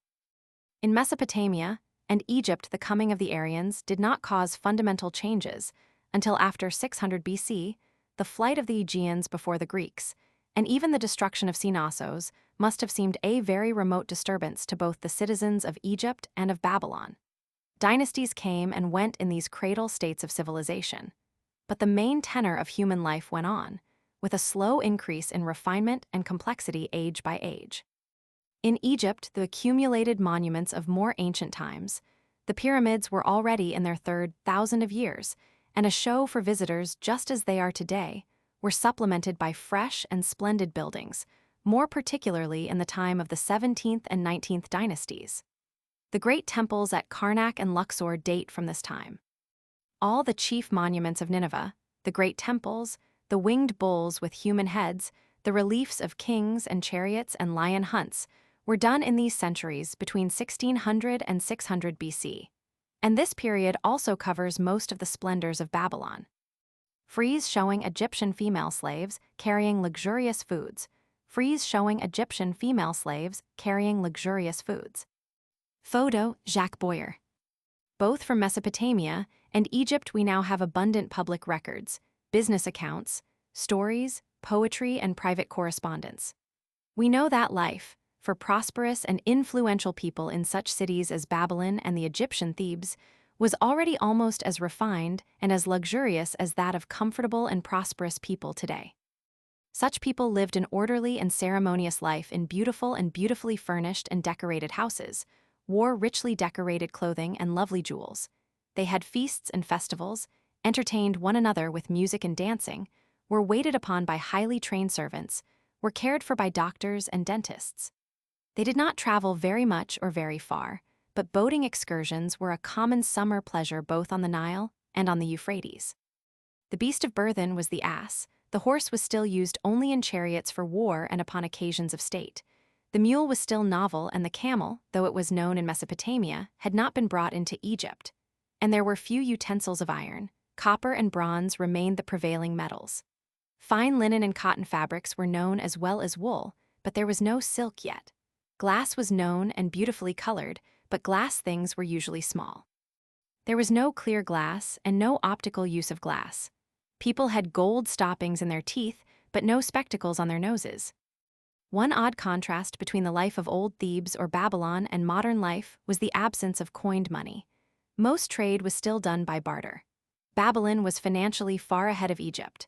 Gold and silver were used for exchange and kept in ingots, and there were bankers, before coinage, who stamped their names and the weight on these lumps of precious metal. A merchant or traveler would carry precious stones to sell to pay for his necessities. Most servants and workers were slaves who were paid not money but in kind. As money came in, slavery declined. A modern visitor to these crowning cities of the ancient world would have missed two very important articles of diet. There were no hens and no eggs. A French cook would have found small joy in Babylon. These things came from the east somewhere about the time of the last Assyrian Empire. Religion, like everything else, had undergone great refinement. Human sacrifice, for instance, had long since disappeared. Animals or bread dummies had been substituted for the victim. But the Phoenicians, and especially the citizens of Carthage, their greatest settlement in Africa, were accused, later of immolating human beings. When a great chief had died in the ancient days, it had been customary to sacrifice his wives and slaves, and break spear, and bow at his tomb, so that he should not go unattended and unarmed in the spirit world. In Egypt, there survived of this dark tradition the pleasant custom of burying small models of house and shop and servants, and cattle with the dead, models that give us today the liveliest realization of the safe and cultivated life of these ancient people, 3,000 years and more ago. The Temple of Horus at Edfu, the Temple of Horus at Edfu. Such was the ancient world before the coming of the Aryans out of the northern forests and plains. In India and China, there were parallel developments. In the great valleys of both these regions, agricultural city-states of brownish peoples were growing up, but in India, they do not seem to have advanced or coalesced so rapidly as the city-states of Mesopotamia or Egypt. They were nearer the level of the ancient Sumerians or of the Maya civilization of America. Chinese history has still to be modernized by Chinese scholars and cleared of much legendary matter. Probably China at this time was in advance of India. Contemporary with the 17th dynasty in Egypt, there was a dynasty of emperors in China, the Shang dynasty, priest emperors over a loose-knit empire of subordinate kings. The chief duty of these early emperors was to perform the seasonal sacrifices. Beautiful bronze vessels from the time of the Shang dynasty still exist, and their beauty and workmanship compel us to recognize that many centuries of civilization must have preceded their manufacture. 19. The primitive Aryans. 4,000 years ago, that is to say about 2000 BC, Central and Southeastern Europe and Central Asia were probably warmer, moister, and better wooded than they are now. In these regions of the earth wandered a group of tribes, mainly of the fair and blue-eyed Nordic race, sufficiently in touch with one another to speak merely variations of one common language from the Rhine to the Caspian Sea. At that time, they may not have been a very numerous people, and their existence was unsuspected by the Babylonians to whom Hammurabi was giving laws, or by the already ancient and cultivated land of Egypt, which was tasting in those days for the first time the bitterness of foreign conquest. These Nordic people were destined to play a very important part indeed in the world's history. They were a people of the parklands and the forest clearings. They had no horses at first, but they had cattle. When they wandered, they put their tents and other gear on rough ox wagons. When they settled for a time, they may have made huts of wattle and mud. They burnt their important dead. They did not bury them ceremoniously, as the brunette peoples did. They put the ashes of their greater leaders in urns and then made a great circular mound about them. These mounds are the round barrows that occur all over North Europe.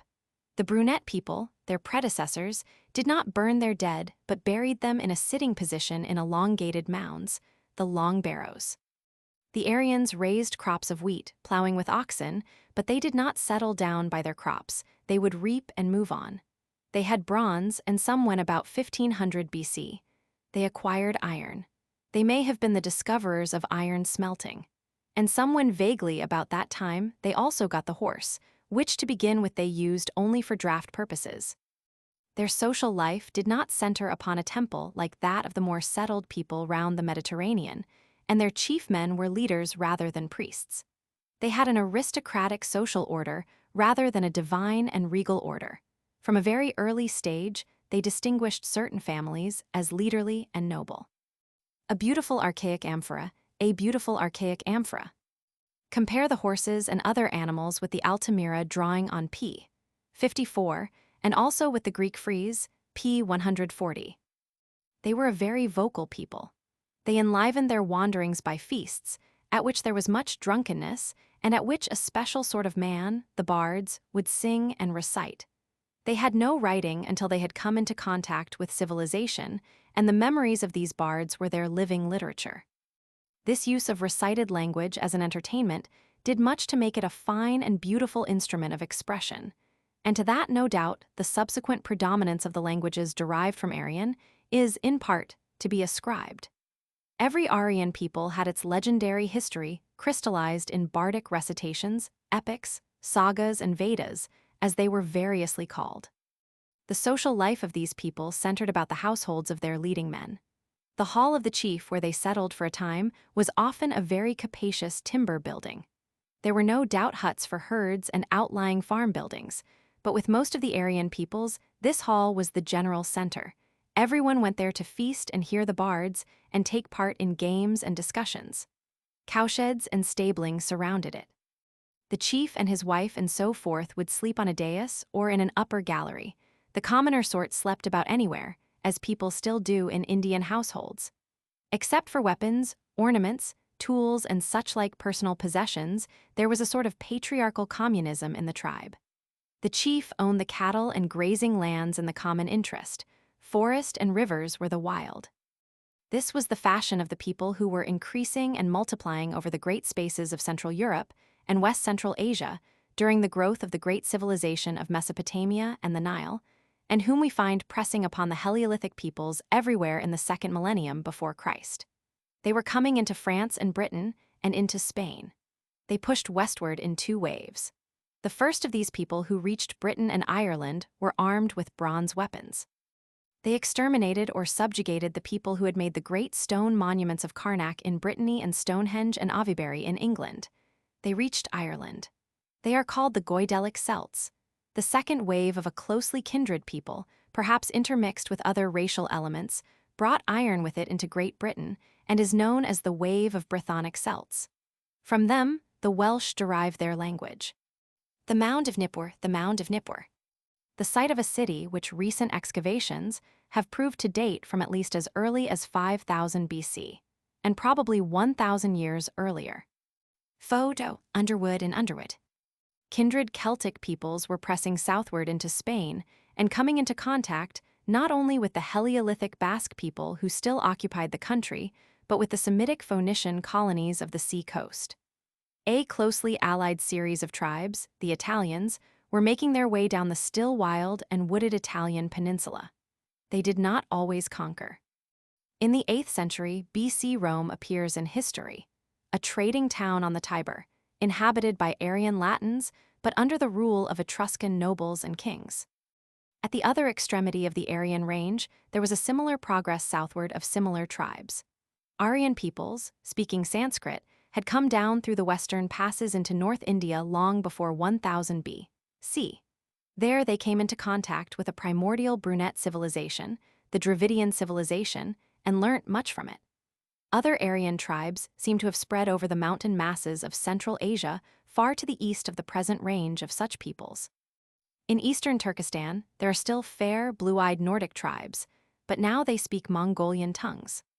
Between the Black and Caspian seas, the ancient Hittites had been submerged and Aryanized by the Armenians before 1000 BC, and the Assyrians and Babylonians were already aware of a new and formidable fighting barbarism on the northeastern frontiers. A group of tribes amidst which the Scythians, the Medes, and the Persians remain as outstanding names. But it was through the Balkan Peninsula that Aryan tribes made their first heavy thrust into the heart of the Old World civilization. They were already coming southward and crossing into Asia Minor many centuries before 1000 BC. First came a group of tribes of whom the Phrygians were the most conspicuous, and then in succession the Aeolic, the Ionic, and the Dorian Greeks. By 1000 BC, they had wiped out the ancient Aegean civilization both in the mainland of Greece and in most of the Greek islands. The cities of Mycenae and Tiryns were obliterated, and Knossos was nearly forgotten. The Greeks had taken to the sea before 1000 AD. They had settled in Crete and Rhodes, and they were founding colonies in Sicily and the south of Italy after the fashion of the Phoenician trading cities that were dotted along the Mediterranean coasts. So it was, while Tiglath-Pileser Roman III and Sargon Roman II and Sardanapalus were ruling in Assyria and fighting with Babylonia and Syria and Egypt, the Aryan peoples were learning the methods of civilization and making it over for their own purposes in Italy and Greece and North Persia. The theme of history from the 9th century BC AD onward for 6 centuries is the story of how these Aryan peoples grew to power and enterprise, and how at last they subjugated the whole ancient world, Semitic, Aegean, and Egyptian alike. In form, the Aryan peoples were altogether victorious.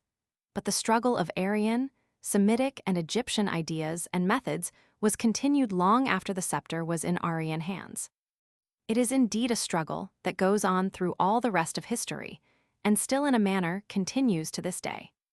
20. The last Babylonian Empire, and the empire of Darius I. We have already mentioned how Assyria became a great military power under Tiglath-Pileser Roman III and under the usurper Sargon Roman II.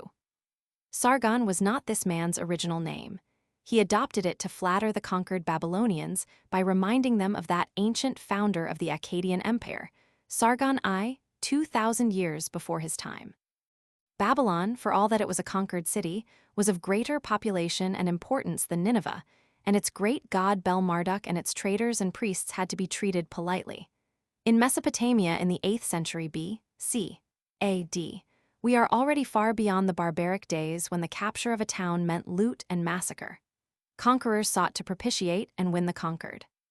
For a century and a half after Sargon, the new Assyrian Empire endured, and, as we have noted, Ashurbanipal, Sardanapalus, held at least Lower Egypt.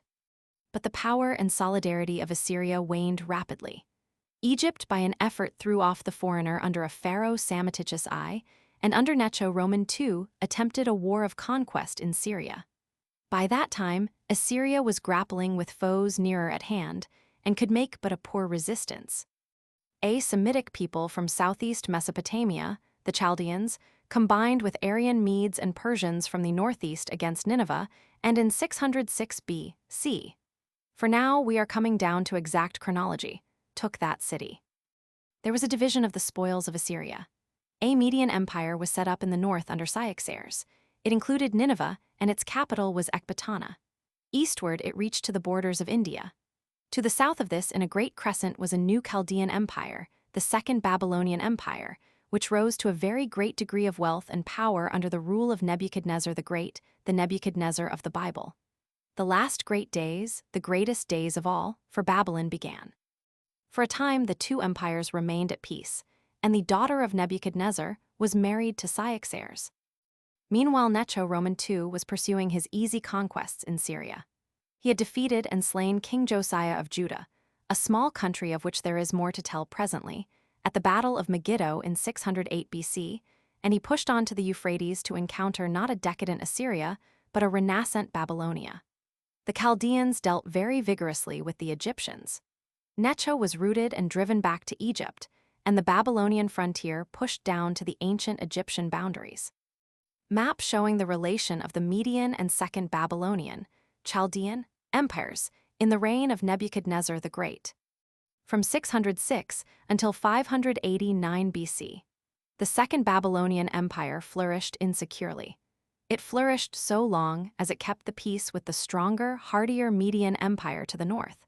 And during these 67 years, not only life but learning flourished in the ancient city. Map the Empire of Darius, tribute-paying countries, at its greatest extent.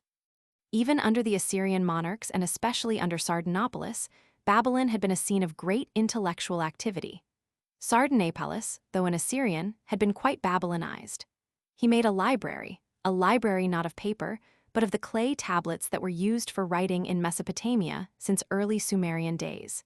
His collection has been unearthed and is perhaps the most precious store of historical material in the world. The last of the Chaldean line of Babylonian monarchs, Nabonidus, had even keener literary tastes. He patronized antiquarian researches, and when a date was worked out by his investigators for the accession of Sargon I, he commemorated the fact by inscriptions. But there were many signs of disunion in his empire, and he sought to centralize it by bringing a number of the various local gods to Babylon and setting up temples to them there. This device was to be practiced quite successfully by the Romans in later times, but in Babylon, it roused the jealousy of the powerful priesthood of Bel-Marduk, the dominant god of the Babylonians. They cast about for a possible alternative to Nabonidus and found it in Cyrus the Persian, the ruler of the adjacent Median Empire. Cyrus had already distinguished himself by conquering Croesus, the rich king of Lydia in eastern Asia Minor. He came up against Babylon, there was a battle outside the walls, and the gates of the city were opened to him, 538 BC. His soldiers entered the city without fighting. The crown prince Belshazzar, the son of Nabonidus, was feasting, the Bible relates, when a hand appeared and wrote in letters of fire upon the wall these mystical words: Tekel a parson, which was interpreted by the prophet Daniel, whom he summoned to read the riddle, "As God has numbered thy kingdom and finished it, thou art weighed in the balance and found wanting, and thy kingdom is given to the Medes and Persians." Possibly the priests of Bel-Marduk knew something about that writing on the wall. Belshazzar was killed that night, says the Bible. Nabonidus was taken prisoner, and the occupation of the city was so peaceful that the services of Bel-Marduk continued without intermission. Persian monarch, Persian monarch. From the ruins of Persepolis. Photo, Miss F. Biggs. Thus it was the Babylonian and Median empires were united. Cambyses, the son of Cyrus, subjugated Egypt. Cambyses went mad and was accidentally killed, and was presently succeeded by Darius the Mede, Darius I, the son of Hystaspes, one of the chief counselors of Cyrus. The ruins of Persepolis, the ruins of Persepolis. The capital city of the Persian Empire, burnt by Alexander the Great. Photo, Major W.F.P. Rod. The Great Porch of Xerxes, at Persepolis. The Great Porch of Xerxes, at Persepolis. Photo, Major W.F.P. Rod. The Persian Empire of Darius I, the first of the new Aryan empires in the seat of the old civilizations, was the greatest empire the world had hitherto seen. It included all Asia Minor and Syria, all the old Assyrian and Babylonian empires, Egypt, the Caucasus and Caspian regions, Media, Persia, and it extended into India as far as the Indus. Such an empire was possible because the horse and rider and the chariot and the made road had now been brought into the world. Hitherto the ass and ox and the camel for desert use had afforded the swiftest method of transport. Great arterial roads were made by the Persian rulers to hold their new empire, and post horses were always in waiting for the imperial messenger or the traveler with an official permit. Moreover, the world was now beginning to use coined money, which greatly facilitated trade and intercourse. But the capital of this vast empire was no longer Babylon. In the long run, the priesthood of Bel-Marduk gained nothing by their treason. Babylon, though still important, was now a declining city, and the great cities of the new empire were Persepolis and Susa and Ecbatana. The capital was Susa. Nineveh was already abandoned and sinking into ruins. 21. The early history of the Jews. And now we can tell of the Hebrews, a Semitic people, not so important in their own time as in their influence upon the later history of the world. They were settled in Judea long before 1000 BC, and their capital city after that time was Jerusalem. Their story is interwoven with that of the great empires on either side of them, Egypt to the south, and the changing empires of Syria, Assyria, and Babylon to the north. Their country was an inevitable high road between these latter powers and Egypt. Their importance in the world is due to the fact that they produced a written literature, a world history, a collection of laws, chronicles, psalms, books of wisdom, poetry and fiction, and political utterances, which became at last what Christians know as the Old Testament, the Hebrew Bible.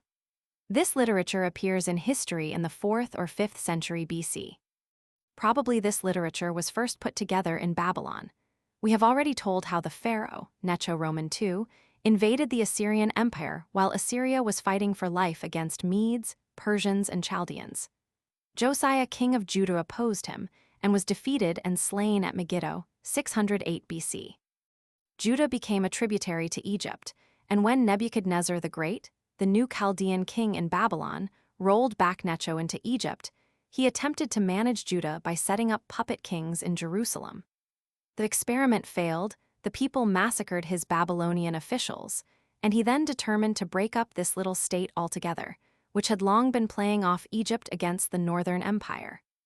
Jerusalem was sacked and burnt, and the remnant of the people was carried off captive to Babylon. There they remained until Cyrus took Babylon, 538 BC. He then collected them together and sent them back to resettle their country and rebuild the walls and temple of Jerusalem. Before that time, the Jews do not seem to have been a very civilized or united people. Probably only a very few of them could read or write. In their own history, one never hears of the early books of the Bible being read. The first mention of a book is in the time of Josiah. The Babylonian captivity civilized them and consolidated them. They returned aware of their own literature, an acutely self-conscious and political people. Their Bible at that time seems to have consisted only of the Pentateuch, that is to say, the first 5 books of the Old Testament as we know it. In addition, as separate books, they already had many of the other books that have since been incorporated with the Pentateuch into the present Hebrew Bible, Chronicles, the Psalms, and Proverbs, for example. The accounts of the creation of the world, of Adam and Eve, and of the flood, with which the Bible begins, run closely parallel with similar Babylonian legends. They seem to have been part of the common beliefs of all the Semitic peoples. So, too, the stories of Moses and of Samson have Sumerian and Babylonian parallels. But with the story of Abraham and onward begins something more special to the Jewish race. Abraham may have lived as early as the days of Hammurabi in Babylon. He was a patriarchal Semitic nomad. To the book of Genesis, the reader must go for the story of his wanderings and for the stories of his sons and grandchildren and how they became captive in the land of Egypt. He traveled through Canaan, and the God of Abraham, says the Bible story, promised this smiling land of prosperous cities to him and to his children. And after a long sojourn in Egypt, and after 50 years of wandering in the wilderness under the leadership of Moses, the children of Abraham, grown now to a host of 12 tribes, invaded the land of Canaan from the Arabian deserts to the east. They may have done this somewhere between 1600 BC and 1300 BC. There are no Egyptian records of Moses nor of Canaan at this time to help out the story. But at any rate, they did not succeed in conquering any more than the hilly backgrounds of the Promised Land. The coast was now in the hands, not of the Canaanites but of newcomers, those Aegean peoples, the Philistines, and their cities, Gaza, Gath, Ashdod, Ascalon, and Joppa, successfully withstood the Hebrew attack. For many generations, the children of Abraham remained an obscure people of the hilly back country, engaged in incessant bickerings with the Philistines and with the kindred tribes about them, the Moabites, the Midianites, and so forth. The reader will find in the book of Judges a record of their struggles and disasters during this period.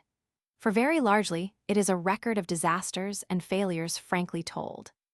Map the land of the Hebrews. For most of this period, the Hebrews were ruled, so far as there was any rule among them, by priestly judges selected by the elders of the people, but at last some went towards 1000 BC. They chose themselves a king, Saul, to lead them in battle. But Saul's leading was no great improvement upon the leading of the judges. He perished under the hail of Philistine arrows at the battle of Mount Gilboa. His armor went into the temple of the Philistine Venus, and his body was nailed to the walls of Beit-Shan. Mount at Babylon, the Mount at Babylon, beneath which are the remains of a great palace of Nebuchadnezzar. Photo, Underwood and Underwood. His successor David was more successful and more politic. With David dawned the only period of prosperity the Hebrew peoples were ever to know. It was based on a close alliance with the Phoenician city of Tyre, whose King Hiram seems to have been a man of very great intelligence and enterprise. He wished to secure a trade route to the Red Sea through the Hebrew Hill country. Normally Phoenician trade went to the Red Sea by Egypt, but Egypt was in a state of profound disorder at this time. There may have been other obstructions to Phoenician trade along this line, and at any rate, Hiram established the very closest relations both with David and with his son and successor Solomon. Under Hiram's auspices the walls, palace, and temple of Jerusalem arose, and in return Hiram built and launched his ships on the Red Sea. A very considerable trade passed northward and southward through Jerusalem, and Solomon achieved a prosperity and magnificence unprecedented in the experience of his people. He was even given a daughter of Pharaoh in marriage. But it is well to keep the proportion of things in mind. At the climax of his glories, Solomon was only a little subordinate king in a little city. His power was so transitory that within a few years of his death, Shishak, the first pharaoh of the 22nd dynasty, had taken Jerusalem and looted most of its splendors. The account of Solomon's magnificence given in the books of Kings and Chronicles is questioned by many critics. They say that it was added to and exaggerated by the patriotic pride of later writers. But the Bible account read carefully is not so overwhelming as it appears at the first reading. Solomon's temple, if one works out the measurements, would go inside a small suburban church, and his 1,400 chariots cease to impress us when we learn from an Assyrian monument that his successor Ahab sent a contingent of 2,000 to the Assyrian army. It is also plainly manifest from the Bible narrative that Solomon spent himself in display and overtaxed and overworked his people. At his death, the northern part of his kingdom broke off from Jerusalem and became the independent kingdom of Israel. Jerusalem remained the capital city of Judah. The Ishtar Gateway, Babylon. The Ishtar Gateway, Babylon. The bulls are in richly colored enamel on baked brick. Photo, underwood and underwood. The prosperity of the Hebrew people was short-lived. Hiram died, and the help of Tyre ceased to strengthen Jerusalem. Egypt grew strong again. The history of the kings of Israel and the kings of Judah becomes a history of two little states ground between, first, Syria, then Assyria, and then Babylon to the north, and Egypt to the south. It is a tale of disasters and of deliverances that only delayed disaster. It is a tale of barbaric kings ruling a barbaric people.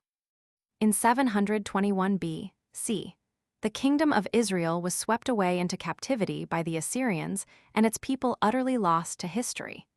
Judah struggled on until in 604 BC, as we have told, it shared the fate of Israel. There may be details open to criticism in the Bible story of Hebrew history from the days of the Judges onward. But on the whole, it is evidently a true story which squares with all that has been learnt in the excavation of Egypt and Assyria and Babylon during the past century. It was in Babylon that the Hebrew people got their history together and evolved their tradition.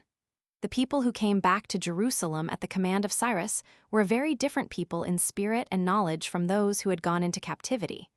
They had learnt civilization. In the development of their peculiar character, a very great part was played by certain men, a new sort of men, the prophets, to whom we must now direct our attention. These prophets mark the appearance of new and remarkable forces in the steady development of human society. 22 Priests and prophets in Judea. The fall of Assyria and Babylon were only the first of a series of disasters that were to happen to the Semitic peoples. In the 7th century BC, it would have seemed as though the whole civilized world was to be dominated by Semitic rulers. They ruled the great Assyrian Empire, and they had conquered Egypt. Assyria, Babylon, Syria were all Semitic-speaking languages that were mutually intelligible. The trade of the world was in Semitic hands. Tyre, Sidon, the great mother cities of the Phoenician coast, had thrown out colonies that grew at last to even greater proportion in Spain, Sicily, and Africa. Carthage, founded before 800 BC, had risen to a population of more than 1 million. It was for a time the greatest city on earth. Its ships went to Britain and out into the Atlantic. They may have reached Madeira. We have already noted how Hiram cooperated with Solomon to build ships on the Red Sea for the Arabian and perhaps for the Indian trade. In the time of the pharaoh Necho, a Phoenician expedition sailed completely round Africa. At that time, the Aryan peoples were still barbarians. Only the Greeks were reconstructing a new civilization of the ruins of the one they had destroyed, and the Medes were becoming formidable, as an Assyrian inscription calls them, in Central Asia. In 800 BC, no one could have prophesied that before the 3rd century BC, every trace of Semitic dominion would be wiped out by Aryan-speaking conquerors, and that everywhere the Semitic peoples would be subjects or tributaries or scattered altogether. Everywhere except in the northern deserts of Arabia, where the Bedouin adhered steadily to the nomadic way of life, the ancient way of life of the Semites before Sargon I and his Akkadians went down to conquer Sumeria. But the Arab Bedouin were never conquered by Aryan masters. Now of all these civilized Semites who were beaten and overrun in these 5 eventful centuries, one people only held together and clung to its ancient traditions, and that was this little people, the Jews, who were sent back to build their city of Jerusalem by Cyrus the Persian. And they were able to do this because they had got together this literature of theirs, their Bible, in Babylon. It is not so much the Jews who made the Bible as the Bible which made the Jews. Running through this Bible were certain ideas, different from the ideas of the people about them, very stimulating and sustaining ideas, to which they were destined to cling through 5 and 20 centuries of hardship, adventure, and oppression. Foremost of these Jewish ideas was this, that their God was invisible and remote, an invisible God in a temple not made with hands, a Lord of righteousness throughout the earth. All other peoples had national gods embodied in images that lived in temples. If the image was smashed and the temple razed, presently that God died out. But this was a new idea, this God of the Jews in the heavens, high above priests and sacrifices. And this God of Abraham, the Jews believed, had chosen them to be his peculiar people, to restore Jerusalem and make it the capital of righteousness in the world. They were a people exalted by their sense of a common destiny. This belief saturated them all when they returned to Jerusalem after the captivity in Babylon. Is it any miracle that in their days of overthrow and subjugation, many Babylonians and Syrians, and so forth and later on many Phoenicians, speaking practically the same language and having endless customs, habits, tastes, and traditions in common, should be attracted by this inspiring cult and should seek to share in its fellowship and its promise? After the fall of Tyre, Sidon, Carthage, and the Spanish Phoenician cities, the Phoenicians suddenly vanish from history. And as suddenly we find, not simply in Jerusalem but in Spain, Africa, Egypt, Arabia, the East, wherever the Phoenicians had set their feet, communities of Jews. And they were all held together by the Bible and by the reading of the Bible. Jerusalem was from the first only their nominal capital. Their real city was this book of books. This is a new sort of thing in history. It is something of which the seeds were sown long before, when the Sumerians and Egyptians began to turn their hieroglyphics into writing. The Jews were a new thing, a people without a king, and presently without a temple, for as we shall tell, Jerusalem itself was broken up in 70 AD. Held together and consolidated out of heterogeneous elements by nothing but the power of the written word. And this mental welding of the Jews was neither planned nor foreseen nor done by either priests or statesmen. Not only a new kind of community, but a new kind of man comes into history with the development of the Jews. In the days of Solomon, the Hebrews looked like becoming a little people, just like any other little people of that time, clustering around court and temple, ruled by the wisdom of the priest and led by the ambition of the king. But already the reader may learn from the Bible, this new sort of man of which we speak, the prophet, was in evidence. As troubles thicken round the divided Hebrews, the importance of these prophets increases. The black obelisk of Shalmaneser Roman II. The black obelisk of Shalmaneser Roman II. This obelisk in the British Museum of the King of Assyria mentions, in cuneiform, Jehu the son of Omri. Panel showing Jewish captives bringing tribute. What were these prophets? They were men of the most diverse origins. The prophet Ezekiel was of the priestly caste, and the prophet Amos wore the goatskin mantle of a shepherd, but all had this in common, that they gave allegiance to no one but to the God of righteousness, and that they spoke directly to the people. They came without license or consecration. Now the word of the Lord came unto me. That was the formula. They were intensely political. They exhorted the people against Egypt, that broken reed, or against Assyria or Babylon. They denounced the indolence of the priestly order or the flagrant sins of the king. Some of them turned their attention to what we should now call social reform. The rich were grinding the faces of the poor. The luxurious were consuming the children's bread. Wealthy people made friends with and imitated the splendors and vices of foreigners. And this was hateful to Jehovah, the God of Abraham, who would certainly punish this land. Another panel of the black obelisk, another panel of the black obelisk. Captive princes making obeisance to Shalmaneser Roman II. These fulminations were written down and preserved and studied. They went wherever the Jews went, and wherever they went they spread a new religious spirit. They carried the common man past priest and temple, past court and king, and brought him face to face with the rule of righteousness. That is their supreme importance in the history of mankind. In the great utterances of Isaiah, the prophetic voice rises to a pitch of splendid anticipation and foreshadows the whole earth united and at peace under one God. Therein the Jewish prophecies culminate. All the prophets did not speak in this fashion, and the intelligent reader of the prophetic books will find much hate in them, much prejudice, and much that will remind him of the propaganda pamphlets of the present time. Nevertheless, it is the Hebrew prophets of the period round, and about the Babylonian captivity, who mark the appearance of a new power in the world, the power of individual moral appeal, of an appeal to the free conscience of mankind against the fetish sacrifices and slavish loyalties that had hitherto bridled and harnessed our race. 23. The Greeks. Now while after Solomon, whose reign was probably about 960 BC. The divided kingdoms of Israel and Judah were suffering destruction and deportation, and while the Jewish people were developing their tradition in captivity in Babylon, another great power over the human mind, the Greek tradition, was also arising. While the Hebrew prophets were working out a new sense of direct moral responsibility between the people and an eternal and universal God of right, the Greek philosophers were training the human mind in a new method and spirit of intellectual adventure. The Greek tribes, as we have told, were a branch of the Aryan-speaking stem. They had come down among the Aegean cities and islands some centuries before 1000 BC. They were probably already in southward movement before the pharaoh Thothmes hunted his first elephants beyond the conquered Euphrates. For in those days, there were elephants in Mesopotamia and lions in Greece.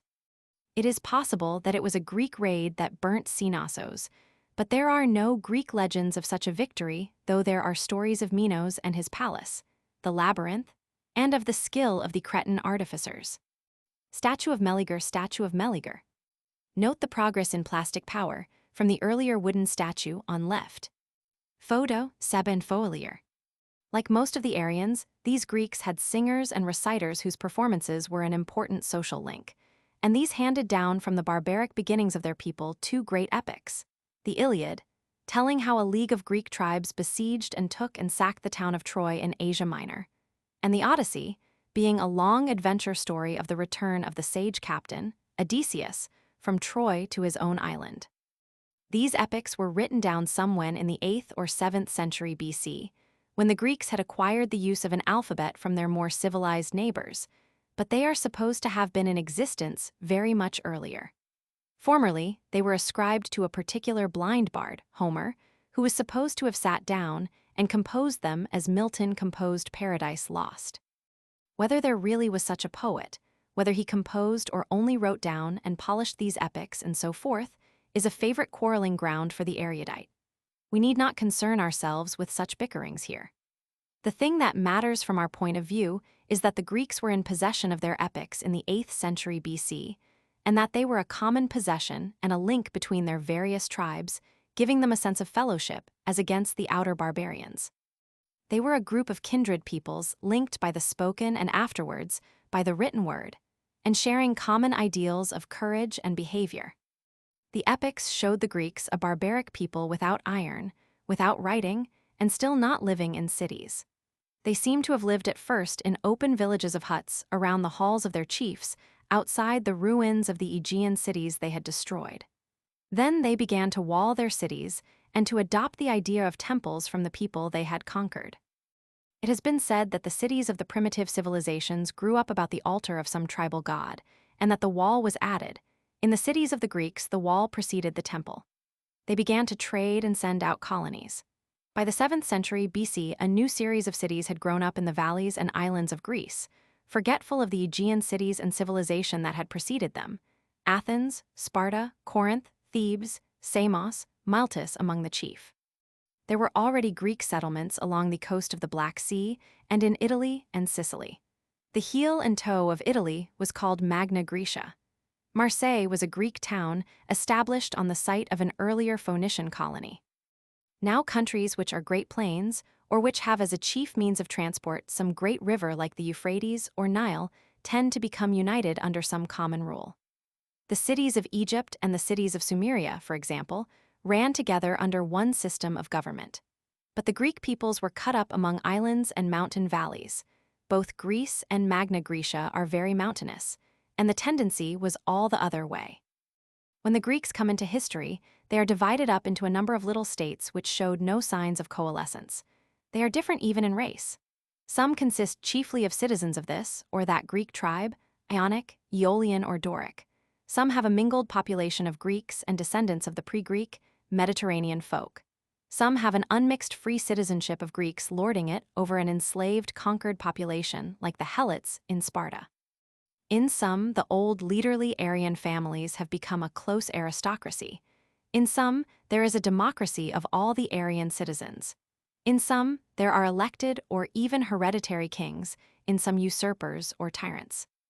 Ruins of the great temple of Zeus at Olympia. Ruins of the great temple of Zeus at Olympia. Photo, Fred Boissanes. And the same geographical conditions that kept the Greek states divided and various kept them small. The largest states were smaller than many English counties, and it is doubtful if the population of any of their cities ever exceeded 1/3 of a million. Few came up even to 50,000. There were unions of interest and sympathy, but no coalescences. Cities made leagues and alliances as trade increased, and small cities put themselves under the protection of great ones. Yet all Greece was held together in a certain community of feeling by two things, by the epics, and by the custom of taking part every 4th year in the athletic contests at Olympia. This did not prevent wars and feuds, but it mitigated something of the savagery of war between them, and a truce protected all travelers to and from the games. As time went on, the sentiment of a common heritage grew, and the number of states participating in the Olympic Games increased, until at last not only Greeks, but competitors from the closely kindred countries of Epirus and Macedonia to the north were admitted. The Greek cities grew in trade and importance, and the quality of their civilization rose steadily in the 7th and 6th centuries BC. Their social life differed in many interesting points from the social life of the Aegean and River Valley civilizations. They had splendid temples, but the priesthood was not the great traditional body. It was in the cities of the older world, the repository of all knowledge, the storehouse of ideas. They had leaders and noble families, but no quasi-divine monarch surrounded by an elaborately organized court. Rather, their organization was aristocratic, with leading families which kept each other in order. Even their so-called democracies were aristocratic. Every citizen had a share in public affairs and came to the assembly in a democracy, but everybody was not a citizen. The Greek democracies were not like our modern democracies, in which everyone has a vote. Many of the Greek democracies had a few hundred or a few thousand citizens, and then many thousands of slaves, freedmen, and so forth, with no share in public affairs. Generally, in Greece, affairs were in the hands of a community of substantial men. Their kings and their tyrants alike were just men set in front of other men or usurping a leadership. They were not quasi-divine overmen like Pharaoh or Minos or the monarchs of Mesopotamia. Both thought and government, therefore, had a freedom under Greek conditions such as they had known in none of the older civilizations. The Greeks had brought down into cities the individualism, the personal initiative of the wandering life of the northern parklands. They were the first republicans of importance in history. The Temple of Neptune, Poseidon, Paestum, Sicily. The Temple of Neptune, Poseidon, Paestum, Sicily. Photo Ilinari. And we find that, as they emerge from a condition of barbaric warfare, a new thing becomes apparent in their intellectual life. We find men who are not priests seeking and recording knowledge and inquiring into the mysteries of life and being, in a way that has hitherto been the sublime privilege of priesthood or the presumptuous amusement of kings. We find already in the 6th century B.C., perhaps while Isaiah was still prophesying in Babylon, such men as Thales and Anaximander of Miletus and Heraclitus of Ephesus, who were what we should now call independent gentlemen, giving their minds to shrewd questionings of the world in which we live, asking what its real nature was, whence it came, and what its destiny might be, and refusing all ready-made or evasive answers. Of these questionings of the universe by the Greek mind, we shall have more to say a little later in this history. These Greek inquirers who begin to be remarkable in the 6th century BC are the first philosophers, the first wisdom lovers in the world. And it may be noted here how important a century this 6th century BC was in the history of humanity. For not only were these Greek philosophers beginning the research for clear ideas about this universe and man's place in it, and Isaiah carrying Jewish prophecy to its sublimest levels, but as we shall tell later, Gautama Buddha was then teaching in India, and Confucius and Lao Tzu in China. From Athens to the Pacific, the human mind was astir. 24. The Wars of the Greeks and Persians. While the Greeks in the cities in Greece, South Italy, and Asia Minor were embarking upon free intellectual inquiry, and while in Babylon and Jerusalem, the last of the Hebrew prophets were creating a free conscience for mankind, two adventurous Aryan peoples, the Medes and the Persians, were in possession of the civilization of the ancient world and were making a great empire, the Persian Empire, which was far larger in extent than any empire the world had seen hitherto. Under Cyrus, Babylon and the rich and ancient civilization of Lydia had been added to the Persian rule. The Phoenician cities of the Levant and all the Greek cities in Asia Minor had been made tributary. Cambyses had subjected Egypt, and Darius I, the Mede, the third of the Persian rulers, 521 BC, found himself monarch as it seemed of all the world. His couriers rode with his decrees from the Dardanelles to the Indus and from Upper Egypt to Central Asia. The Greeks in Europe, it is true, Italy, Carthage, Sicily, and the Spanish Phoenician settlements were not under the Persian peace. But they treated it with respect, and the only people who gave any serious trouble were the old parent hordes of Nordic people in South Russia and Central Asia, the Scythians, who raided the northern and northeastern borders. Of course, the population of this great Persian empire was not a population of Persians. The Persians were only the small conquering minority of this enormous realm. The rest of the population was what it had been before the Persians came from time immemorial, only that Persian was the administrative language. Trade and finance were still largely Semitic. Tyre and Sidon, as of old, were the great Mediterranean ports, and Semitic shipping plied upon the seas. But many of these Semitic merchants and business people, as they went from place to place, already found a sympathetic and convenient common history in the Hebrew tradition and the Hebrew scriptures. A new element which was increasing rapidly in this empire was the Greek element. The Greeks were becoming serious rivals to the Semites upon the sea, and their detached and vigorous intelligence made them useful and unprejudiced officials. Fine piece of Athenian pottery, fine piece of Athenian pottery. Showing Greek merchant vessels with sails and oars, statue on left. Brit, Muse. It was on account of the Scythians that Darius I invaded Europe. He wanted to reach South Russia, the homeland of the Scythian horsemen. He crossed the Bosphorus with a great army and marched through Bulgaria to the Danube, crossed this by a bridge of boats and pushed far northward. His army suffered terribly. It was largely an infantry force, and the mounted Scythians rode all round it, cut off its supplies, destroyed any stragglers, and never came to a pitched battle. Darius was forced into an inglorious retreat.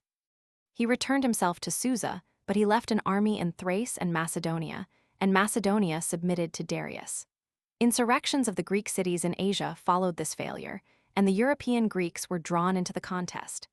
Darius resolved upon the subjugation of the Greeks in Europe. With the Phoenician fleet at his disposal, he was able to subdue one island after another, and finally, in 490 BC, he made his main attack upon Athens. A considerable armada sailed from the ports of Asia Minor and the eastern Mediterranean, and the expedition landed its troops at Marathon to the north of Athens. There they were met and signally defeated by the Athenians. An extraordinary thing happened at this time. The bitterest rival of Athens in Greece was Sparta, but now Athens appealed to Sparta, sending a herald, a swift runner, imploring the Spartans not to let Greeks become slaves to barbarians. This runner, the prototype of all marathon runners, did over 100 miles of broken country in less than 2 days. The Spartans responded promptly and generously, but when, in 3 days, the Spartan force reached Athens, there was nothing for it to do but to view the battlefield and the bodies of the defeated Persian soldiers. The Persian fleet had returned to Asia. So ended the first Persian attack on Greece. The next was much more impressive. Darius died soon after the news of his defeat at Marathon reached him, and for 4 years his son and successor, Xerxes, prepared a host to crush the Greeks. For a time, terror united all the Greeks. The army of Xerxes was certainly the greatest that had hitherto been assembled in the world. It was a huge assembly of discordant elements. It crossed the Dardanelles, 480 BC, by a bridge of boats, and along the coast, as it advanced, moved an equally miscellaneous fleet carrying supplies. At the narrow pass of Thermopylae, a small force of 1,400 men under the Spartan Leonidas resisted this multitude, and after a fight of unsurpassed heroism was completely destroyed. Every man was killed. But the losses they inflicted upon the Persians were enormous, and the army of Xerxes pushed on to Thebes and Athens in a chastened mood. Thebes surrendered and made terms. The Athenians abandoned their city, and it was burnt. Greece seemed in the hands of the conqueror, but again came victory against the odds and all expectations. The Greek fleet, though not a third the size of the Persian, assailed it in the Bay of Salamis and destroyed it. Xerxes found himself and his immense army cut off from supplies, and his heart failed him. He retreated to Asia with one half of his army, leaving the rest to be defeated at Plataea, 479 BC. What time the remnants of the Persian fleet were hunted down by the Greeks and destroyed at Mycale in Asia Minor. All that remains of the great temple of Corinth, all that remains of the great temple of Corinth. Photo, Fred Boysanes. The Persian danger was at an end. Most of the Greek cities in Asia became free. All this is told in great detail and with much picturesqueness in the first of written histories, the history of Herodotus. This Herodotus was born about 484 BC in the Ionian city of Halicarnassus in Asia Minor, and he visited Babylon and Egypt in his search for exact particulars. From Mycale onward, Persia sank into a confusion of dynastic troubles. Xerxes was murdered in 465 BC, and rebellions in Egypt, Syria, and Media broke up the brief order of that mighty realm. The history of Herodotus lays stress on the weakness of Persia. This history is indeed what we should now call propaganda for Greece to unite and conquer Persia. Herodotus makes one character, Aristagoras, go to the Spartans with a map of the known world and say to them, "These barbarians are not valiant in fight. You, on the other hand, have now attained the utmost skill in war. No other nations in the world have what they possess: gold, silver, bronze, embroidered garments, beasts, and slaves.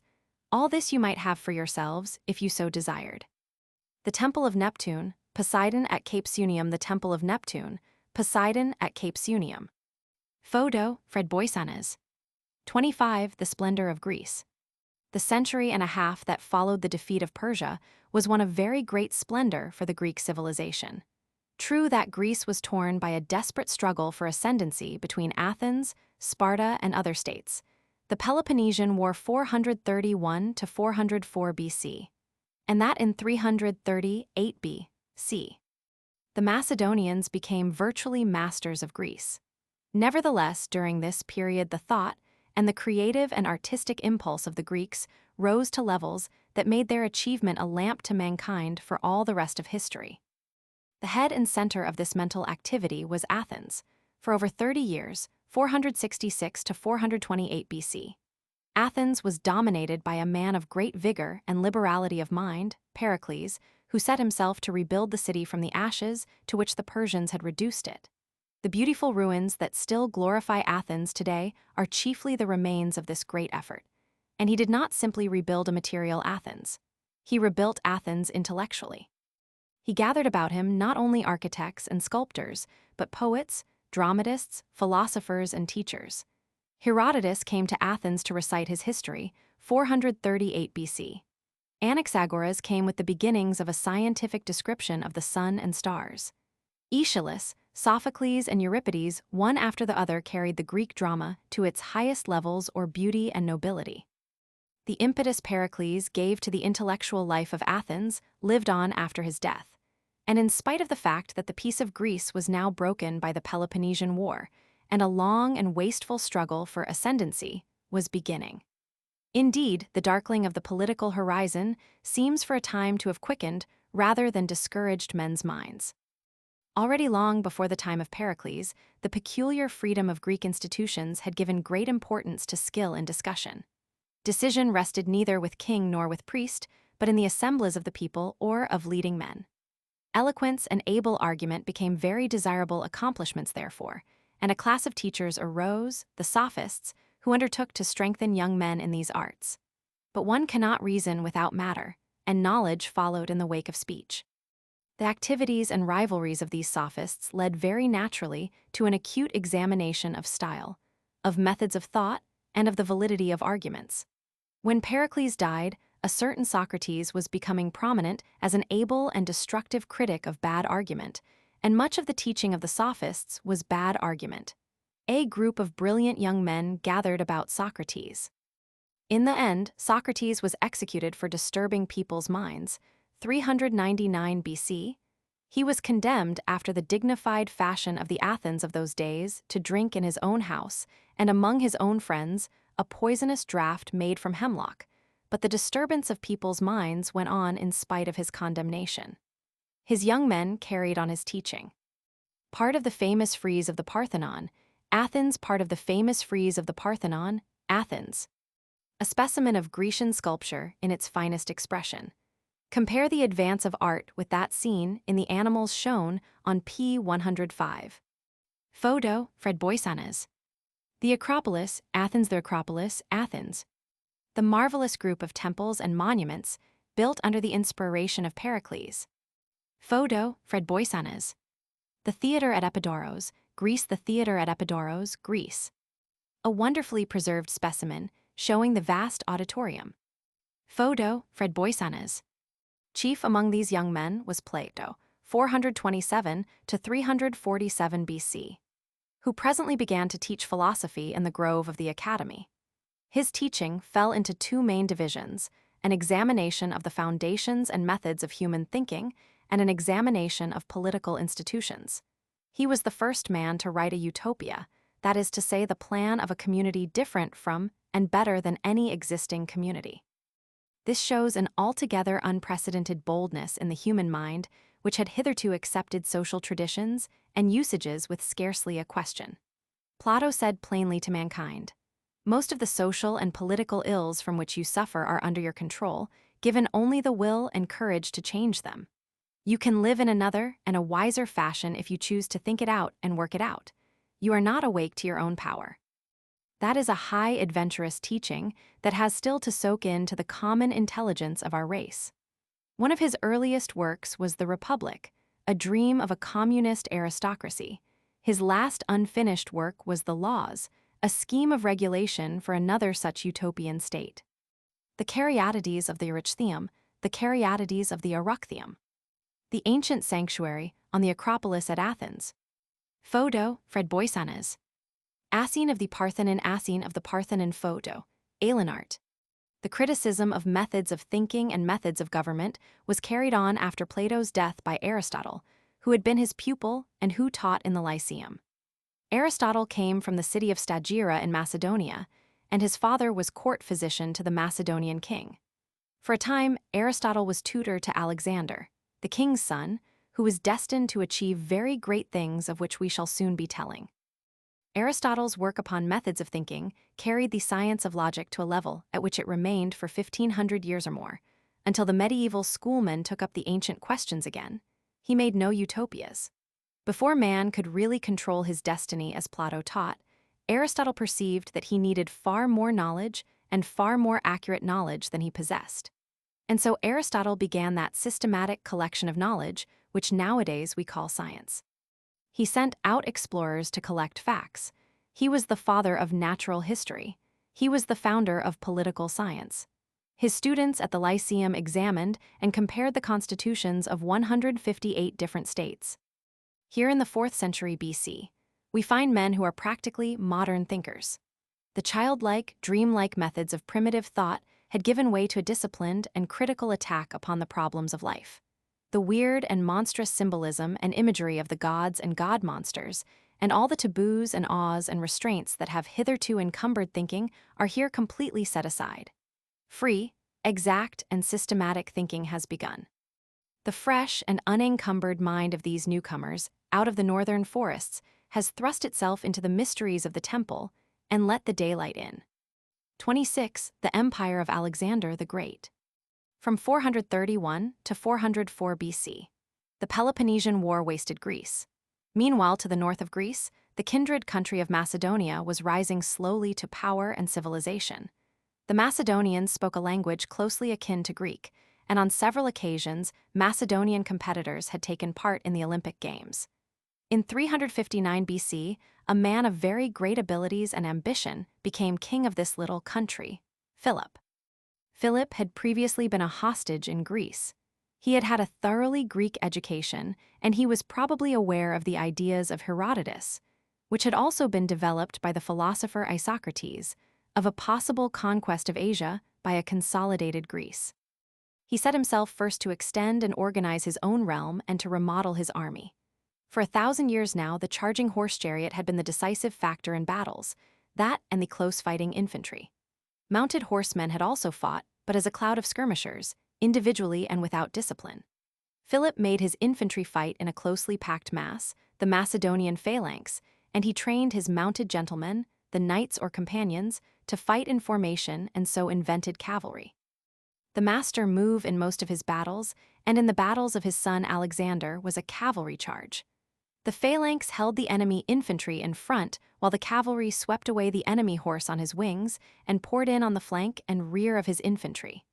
Chariots were disabled by bowmen, who shot the horses. With this new army, Philip extended his frontiers through Thessaly to Greece, and the Battle of Chaeronea, 338 BC, fought against Athens and her allies, put all Greece at his feet. At last, the dream of Herodotus was bearing fruit. A congress of all the Greek states appointed Philip captain general of the Greco-Macedonian Confederacy against Persia, and in 336 BC, his advanced guard crossed into Asia upon this long premeditated adventure. But he never followed it. He was assassinated, it is believed at the instigation of his Queen Olympias, Alexander's mother. She was jealous because Philip had married a second wife. Bust of Alexander, the Great bust of Alexander the Great, as in the British Museum. But Philip had taken unusual pains with his son's education. He had not only secured Aristotle, the greatest philosopher in the world, as this boy's tutor, but he had shared his ideas with him and thrust military experience upon him. At Chaeronea, Alexander, who was then only 18 years old, had been in command of the cavalry.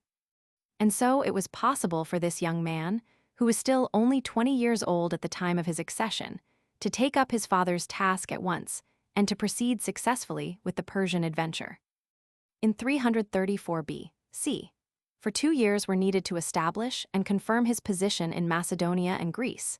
He crossed into Asia, defeated a not very much bigger Persian army at the Battle of the Granicus, and captured a number of cities in Asia Minor. He kept along the seacoast.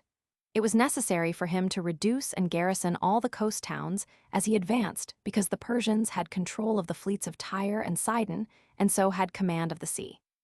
Had he left a hostile port in his rear, the Persians might have landed forces to raid his communications and cut him off. At Issus, 333 BC, he met and smashed a vast conglomerate host under Darius Roman III. Like the host of Xerxes that had crossed the Dardanelles a century and a half before, it was an incoherent accumulation of contingents, and it was encumbered with a multitude of court officials, the harem of Darius and many camp followers.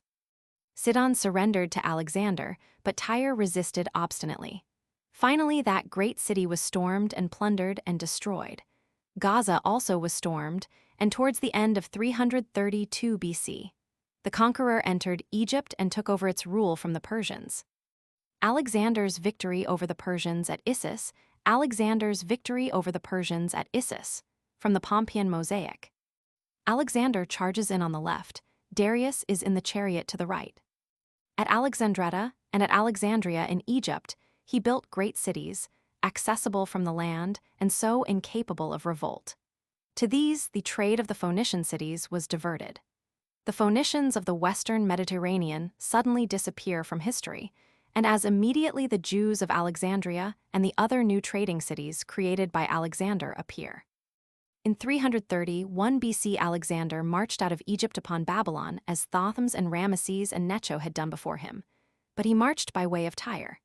At Arbela near the ruins of Nineveh, which was already a forgotten city, he met Darius and fought the decisive battle of the war. The Persian chariot charge failed, a Macedonian cavalry charge broke up the great composite host, and the phalanx completed the victory. Darius led the retreat.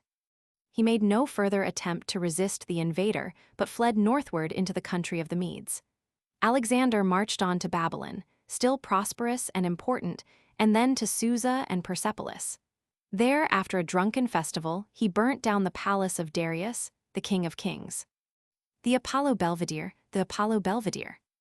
In the Vatican Museum.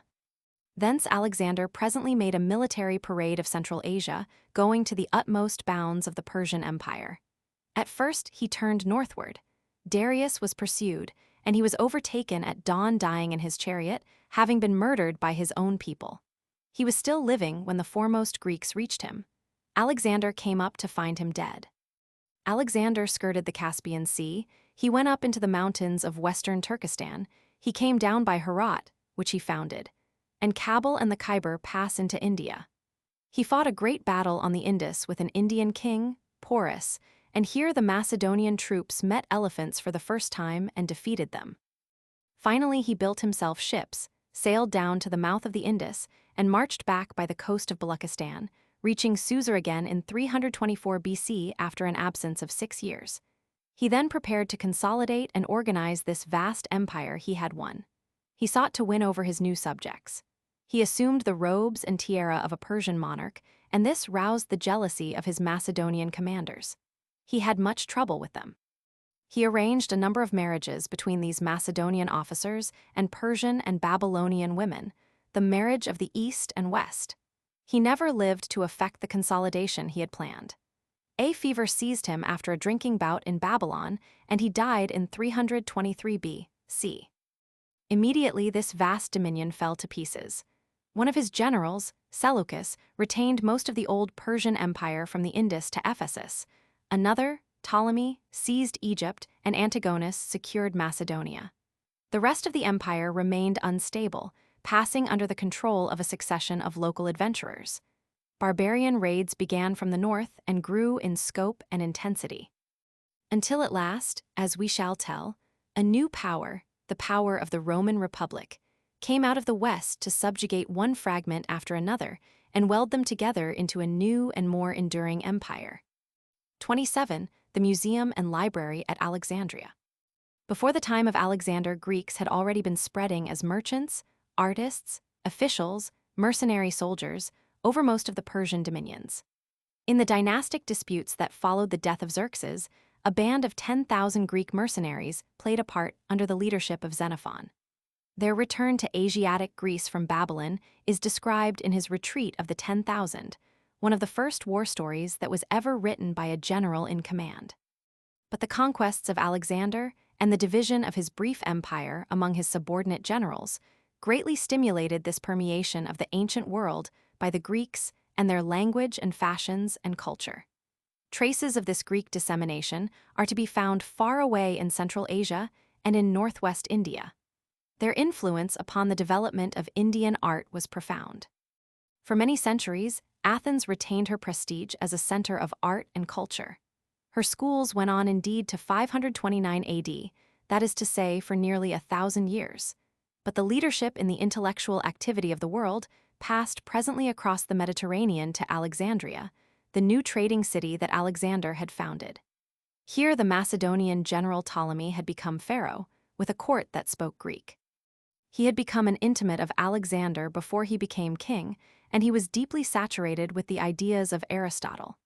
He set himself, with great energy and capacity, to organize knowledge and investigation. He also wrote a history of Alexander's campaigns, which unhappily is lost to the world. Alexander had already devoted considerable sums to finance the inquiries of Aristotle, but Ptolemy I was the first person to make a permanent endowment of science. He set up a foundation in Alexandria, which was formerly dedicated to the Muses, the Museum of Alexandria. For 2 or 3 generations, the scientific work done at Alexandria was extraordinarily good. Euclid, Eratosthenes, who measured the size of the Earth and came within 50 miles of its true diameter, Apollonius, who wrote on conic sections, Hipparchus, who made the first star map and catalog, and Hero, who devised the first steam engine, are among the greater stars of an extraordinary constellation of scientific pioneers. Archimedes came from Syracuse to Alexandria to study, and was a frequent correspondent of the museum. Herophilus was one of the greatest of Greek anatomists, and is said to have practiced vivisection. For a generation or so during the reigns of Ptolemy I and Ptolemy Roman II, there was such a blaze of knowledge and discovery at Alexandria as the world was not to see again until the 16th century AD. But it did not continue.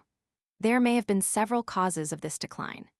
Chief among them, the late Professor Mahaffy suggested, was the fact that the museum was a royal college and all its professors and fellows were appointed and paid by Pharaoh. This was all very well when Pharaoh was Ptolemy I, the pupil and friend of Aristotle. But as the dynasty of the Ptolemies went on, they became Egyptianized, they fell under the sway of Egyptian priests and Egyptian religious developments, they ceased to follow the work that was done, and their control stifled the spirit of inquiry altogether. The museum produced little good work after its first century of activity. Ptolemy I not only sought in the most modern spirit to organize the finding of fresh knowledge.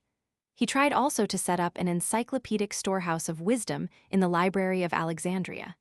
It was not simply a storehouse, it was also a book-copying and book-selling organization. A great army of copyists was set to work perpetually multiplying copies of books. Here then, we have the definite first opening up of the intellectual process in which we live today. Here we have the systematic gathering and distribution of knowledge. The foundation of this museum and library marks one of the great epochs in the history of mankind. It is the true beginning of modern history. Aristotle from Herculaneum, probably 4th century BC. Photo, Dr. Singer. Both the work of research and the work of dissemination went on under serious handicaps. One of these was the great social gap that separated the philosopher, who was a gentleman, from the trader and the artisan. There were glass workers and metal workers in abundance in those days, but they were not in mental contact with the thinkers. The glass worker was making the most beautifully colored beads and files and so forth, but he never made a Florentine flask or a lens. Clear glass does not seem to have interested him. The metal worker made weapons and jewelry, but he never made a chemical balance. The philosopher speculated loftily about atoms and the nature of things, but he had no practical experience of enamels and pigments and filters, and so forth. He was not interested in substances. So Alexandria, in its brief day of opportunity, produced no microscopes and no chemistry. And though Hero invented a steam engine, it was never set either to pump or drive a boat, or do any useful thing. There were few practical applications of science, except in the realm of medicine, and the progress of science was not stimulated and sustained by the interest and excitement of practical applications. There was nothing to keep the work going, therefore, when the intellectual curiosity of Ptolemy I and Ptolemy Roman II was withdrawn. The discoveries of the museum went on record in obscure manuscripts, and never, until the revival of scientific curiosity at the Renaissance, reached out to the mass of mankind. Nor did the library produce any improvements in bookmaking. That ancient world had no paper made in definite sizes from rag pulp. Paper was a Chinese invention, and it did not reach the Western world until the 9th century AD. The only book materials were parchment and strips of the papyrus reed joined edge to edge. These strips were kept on rolls, which were very unwieldy to wind to and fro and read, and very inconvenient for reference. It was these things that prevented the development of paged and printed books. Printing itself was known in the world, it would seem, as early as the Old Stone Age. There were seals in ancient Sumeria. But without abundant paper, there was little advantage in printing books, an improvement that may further have been resisted by trades unionism on the part of the copyists employed. Alexandria produced abundant books, but not cheap books, and it never spread knowledge into the population of the ancient world below the level of a wealthy and influential class. Statuette of Maitreya, the Buddha to come statuette of Maitreya, the Buddha to come a Greco-Buddhist sculpture of the 3rd century AD. From Malakand, NW Province, now in the India Museum. So it was that this blaze of intellectual enterprise never reached beyond a small circle of people in touch with the group of philosophers collected by the first 2 Ptolemies. It was like the light in a dark lantern, which is shut off from the world at large. Within the blaze may be blindingly bright, but nevertheless it is unseen. The rest of the world went on its old ways unaware that the seed of scientific knowledge that was one day to revolutionize it altogether had been sown. Presently a darkness of bigotry fell even upon Alexandria. Thereafter, for 1,000 years of darkness, the seed that Aristotle had sown lay hidden. Then it stirred and began to germinate. In a few centuries, it had become that widespread growth of knowledge and clear ideas that is now changing the whole of human life. The death of Buddha Greco-Buddhist carving from Sivat Valley, NW Province, probably AD 350. India Muse. Alexandria was not the only center of Greek intellectual activity in the 3rd century BC. There were many other cities that displayed a brilliant intellectual life amidst the disintegrating fragments of the brief empire of Alexander.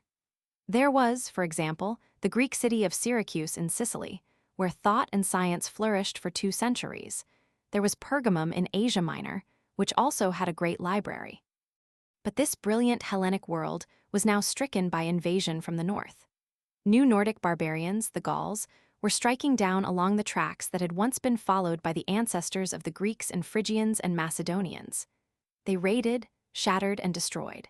And in the wake of the Gauls came a new conquering people out of Italy, the Romans, who gradually subjugated all the western half of the vast realm of Darius and Alexander. They were an able but unimaginative people, preferring law and profit to either science or art. New invaders were also coming down out of Central Asia to shatter and subdue the Seleucid Empire and to cut off the Western world again from India. These were the Parthians, hosts of mounted bowmen, who treated the Greco-Persian Empire of Persepolis and Susa in the 3rd century BC in much the same fashion that the Medes and Persians had treated it in the 7th and 6th. And there were now other nomadic peoples also coming out of the northeast, peoples who were not fair and Nordic and Aryan-speaking, but yellow-skinned and black-haired, and with a Mongolian speech. But of these latter people, we shall tell more in a subsequent chapter. 28. The life of Gautama Buddha. But now we must go back 3 centuries in our story to tell of a great teacher who came near to revolutionizing the religious thought and feeling of all Asia. This was Gautama Buddha, who taught his disciples at Benares in India about the same time that Isaiah was prophesying among the Jews in Babylon, and Heraclitus was carrying on his speculative inquiries into the nature of things at Ephesus. All these men were in the world at the same time, in the 6th century B.C., unaware of one another. This 6th century BC was indeed one of the most remarkable in all history. Everywhere, for as we shall tell it was also the case in China, men's minds were displaying a new boldness. Everywhere they were waking up out of the traditions of kingships and priests and blood sacrifices and asking the most penetrating questions. It is as if the race had reached a stage of adolescence after a childhood of 20,000 years. The early history of India is still very obscure. Someone perhaps about 2000 BC, an Aryan-speaking people came down from the northwest into India, either in one invasion or in a series of invasions, and was able to spread its language and traditions over most of North India. Its peculiar variety of Aryan speech was the Sanskrit. They found a brunette people with a more elaborate civilization and less vigor of will, in possession of the country of the Indus and Ganges. But they do not seem to have mingled with their predecessors as freely as did the Greeks and Persians. They remained aloof. When the past of India becomes dimly visible to the historian, Indian society is already stratified into several layers, with a variable number of subdivisions, which do not eat together nor intermarry nor associate freely. And throughout history, this stratification into castes continues. This makes the Indian population something different from the simple, freely interbreeding European or Mongolian communities. It is really a community of communities. Siddhartha Gautama was the son of an aristocratic family which ruled a small district on the Himalayan slopes. He was married at 19 to a beautiful cousin. He hunted and played and went about in his sunny world of gardens and groves and irrigated rice fields, and it was amidst this life that a great discontent fell upon him. It was the unhappiness of a fine brain that seeks employment. He felt that the existence he was leading was not the reality of life, but a holiday that had gone on too long.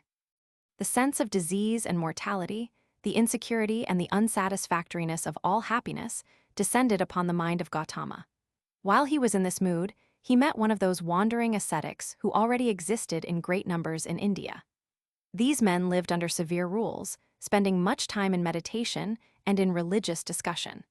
They were supposed to be seeking some deeper reality in life, and a passionate desire to do likewise took possession of Gautama.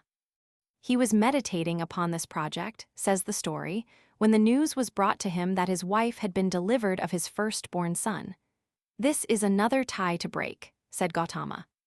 He returned to the village amidst the rejoicings of his fellow clansmen. There was a great feast and a nautch dance to celebrate the birth of this new tie, and in the night Gautama awoke in a great agony of spirit, like a man who is told that his house is on fire. He resolved to leave his happy, aimless life forthwith.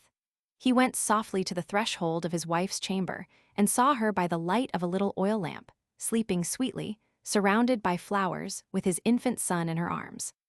He felt a great craving to take up the child in one first and last embrace before he departed, but the fear of waking his wife prevented him, and at last he turned away and went out into the bright Indian moonshine and mounted his horse and rode off into the world.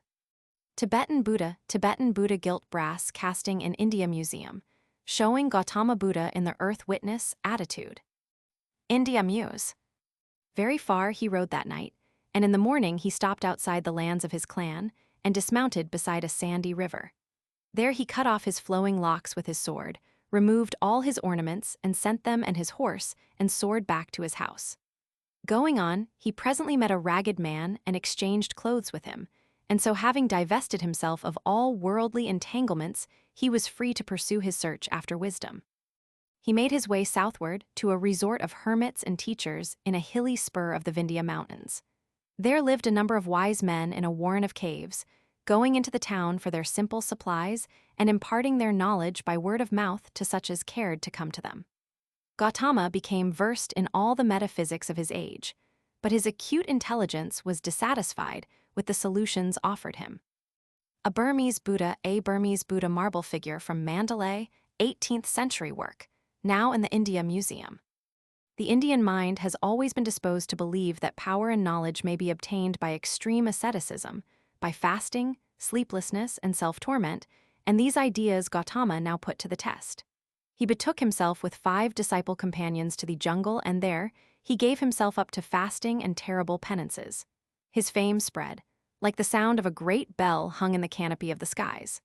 But it brought him no sense of truth achieved.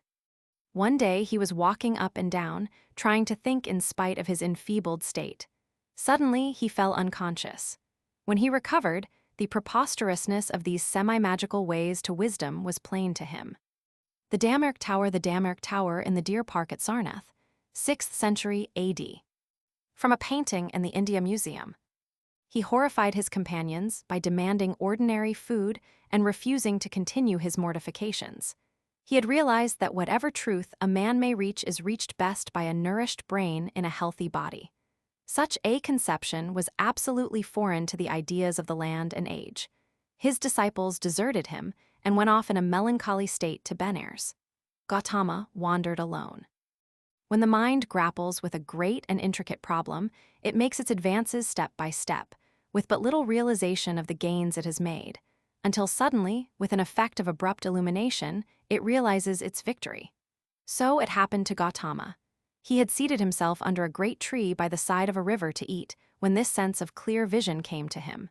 It seemed to him that he saw life plain. He is said to have sat all day and all night in profound thought, and then he rose up to impart his vision to the world. He went on to Benares, and there he sought out and won back his lost disciples to his new teaching. In the king's deer park at Benares, they built themselves huts and set up a sort of school to which came many who were seeking after wisdom. The starting point of his teaching was his own question as a fortunate young man: why am I not completely happy? It was an introspective question. It was a question very different in quality from the frank and self-forgetful externalized curiosity with which Thales and Heraclitus were attacking the problems of the universe, or the equally self-forgetful burthen of moral obligation that the culminating prophets were imposing upon the Hebrew mind. The Indian teacher did not forget self. He concentrated upon self and sought to destroy it. All suffering, he taught, was due to the greedy desires of the individual. Until man has conquered his personal cravings, his life is trouble and his end sorrow. There were 3 principal forms that the craving for life took, and they were all evil. The first was the desire of the appetites, greed, and all forms of sensuousness. The second was the desire for a personal and egotistic immortality. The third was the craving for personal success, worldliness, avarice, and the like. All these forms of desire had to be overcome to escape from the distresses and chagrins of life. When they were overcome, when self had vanished altogether, then serenity of soul, nirvana, the highest good was attained. This was the gist of his teaching, a very subtle and metaphysical teaching indeed, not nearly so easy to understand as the Greek injunction to see and know fearlessly and rightly, and the Hebrew command to fear God and accomplish righteousness. It was a teaching much beyond the understanding of even Gautama's immediate disciples, and it is no wonder that so soon as his personal influence was withdrawn, it became corrupted and coarsened. There was a widespread belief in India at that time that at long intervals wisdom came to earth and was incarnate in some chosen person who was known as the Buddha. Gautama's disciples declared that he was a Buddha, the latest of the Buddhas, though there is no evidence that he himself ever accepted the title. Before he was well dead, a cycle of fantastic legends began to be woven about him. The human heart has always preferred a wonder story to a moral effort, and Gautama Buddha became very wonderful. Yet there remained a substantial gain in the world.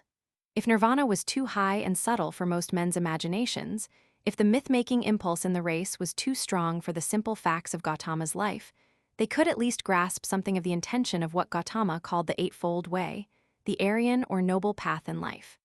In this, there was an insistence upon mental uprightness, upon right aims and speech, right conduct and honest livelihood.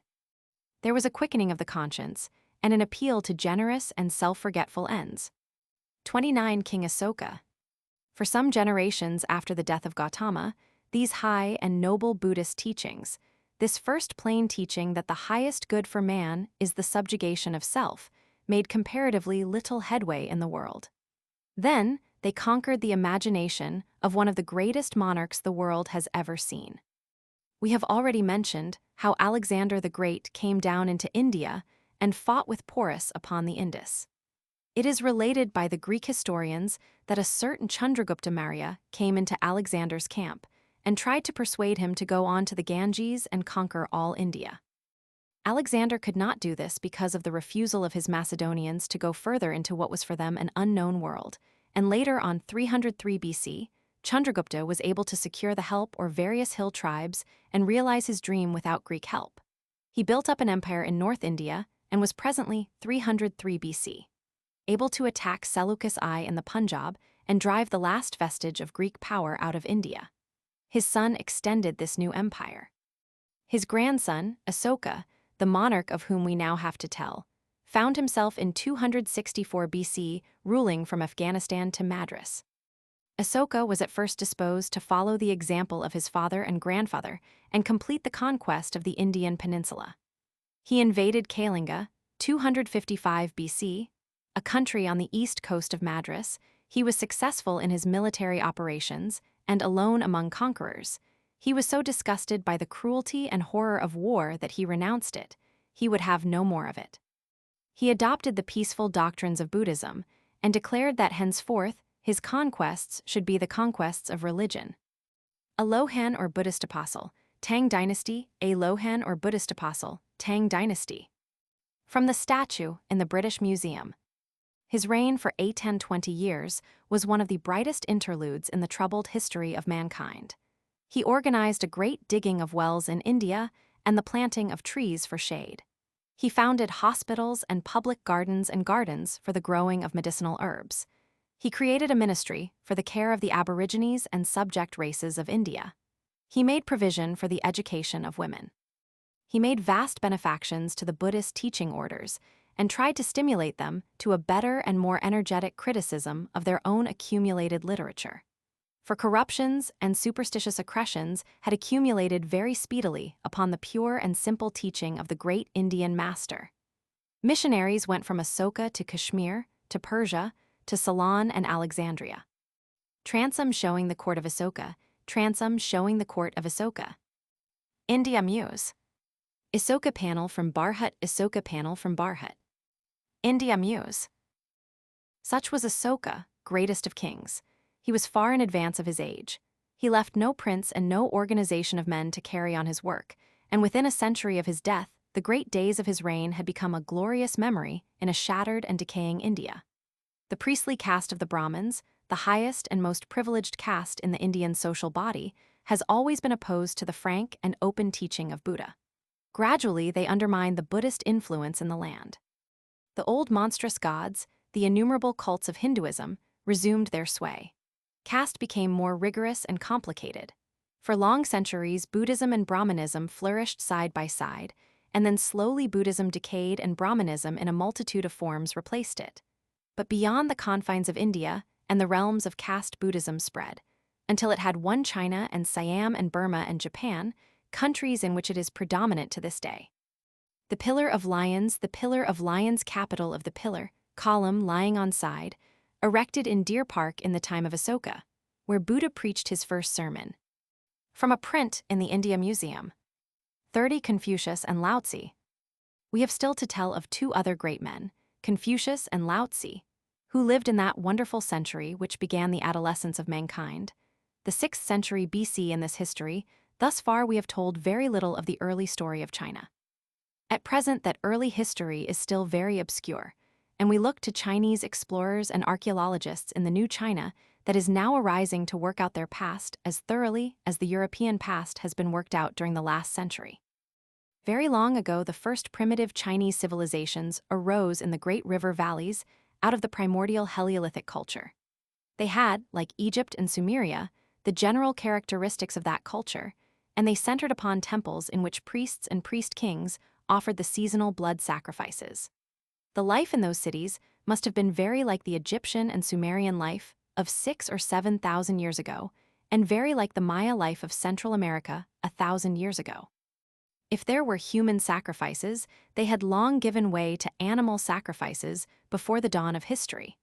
And a form of picture writing was growing up long before 1,000 years BC.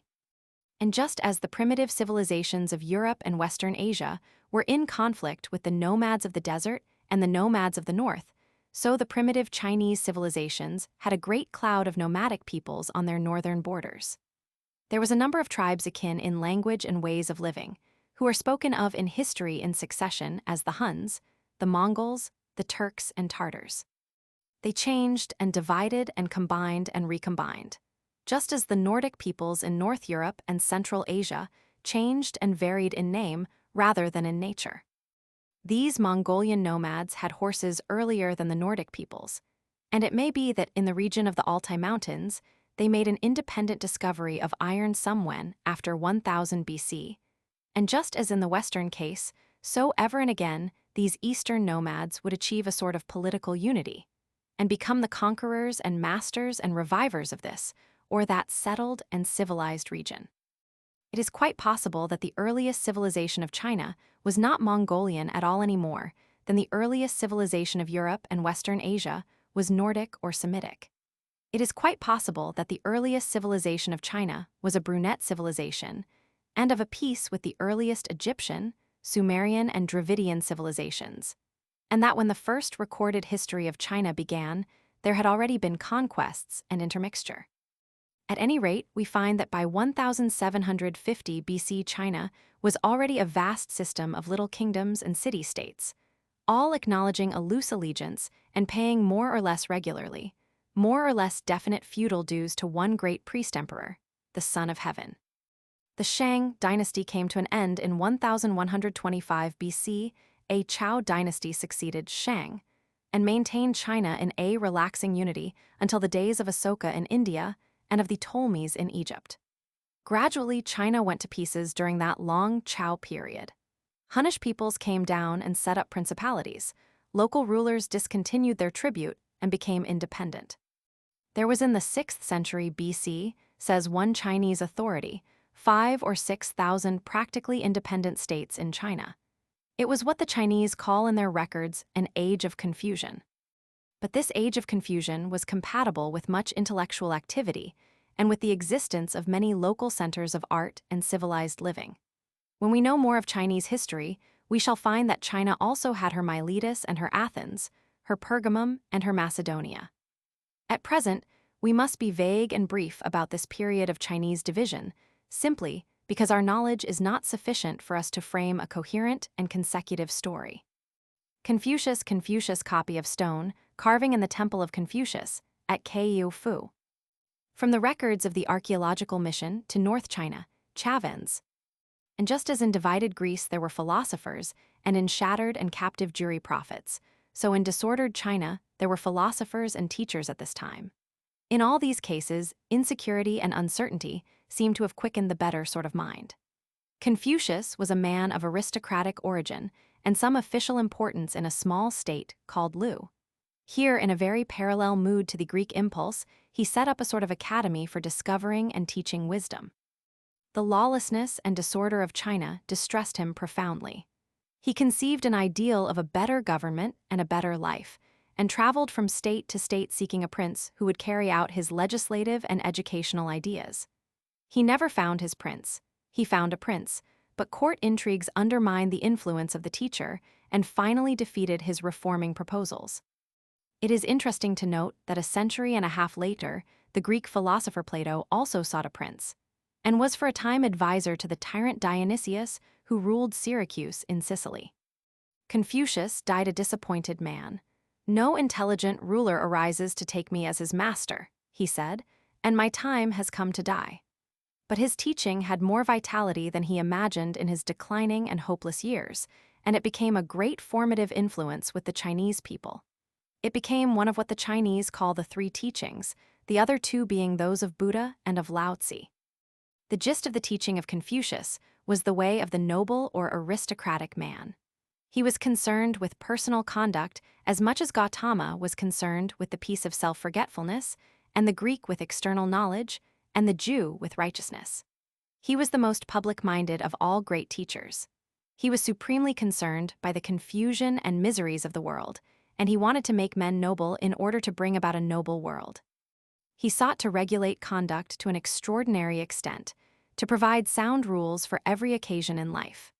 A polite, public-spirited gentleman, rather sternly self-disciplined, was the ideal he found already developing in the northern Chinese world and one to which he gave a permanent form. The Great Wall of China, the Great Wall of China, as it crosses the mountains in Manchuria. Photo, Underwood and Underwood. The teaching of Lao Tzu, who was for a long time in charge of the imperial library of the Zhou dynasty, was much more mystical and vague and elusive than that of Confucius. He seems to have preached a stoical indifference to the pleasures and powers of the world and a return to an imaginary, simple life of the past. He left writings very contracted in style and very obscure. He wrote in riddles.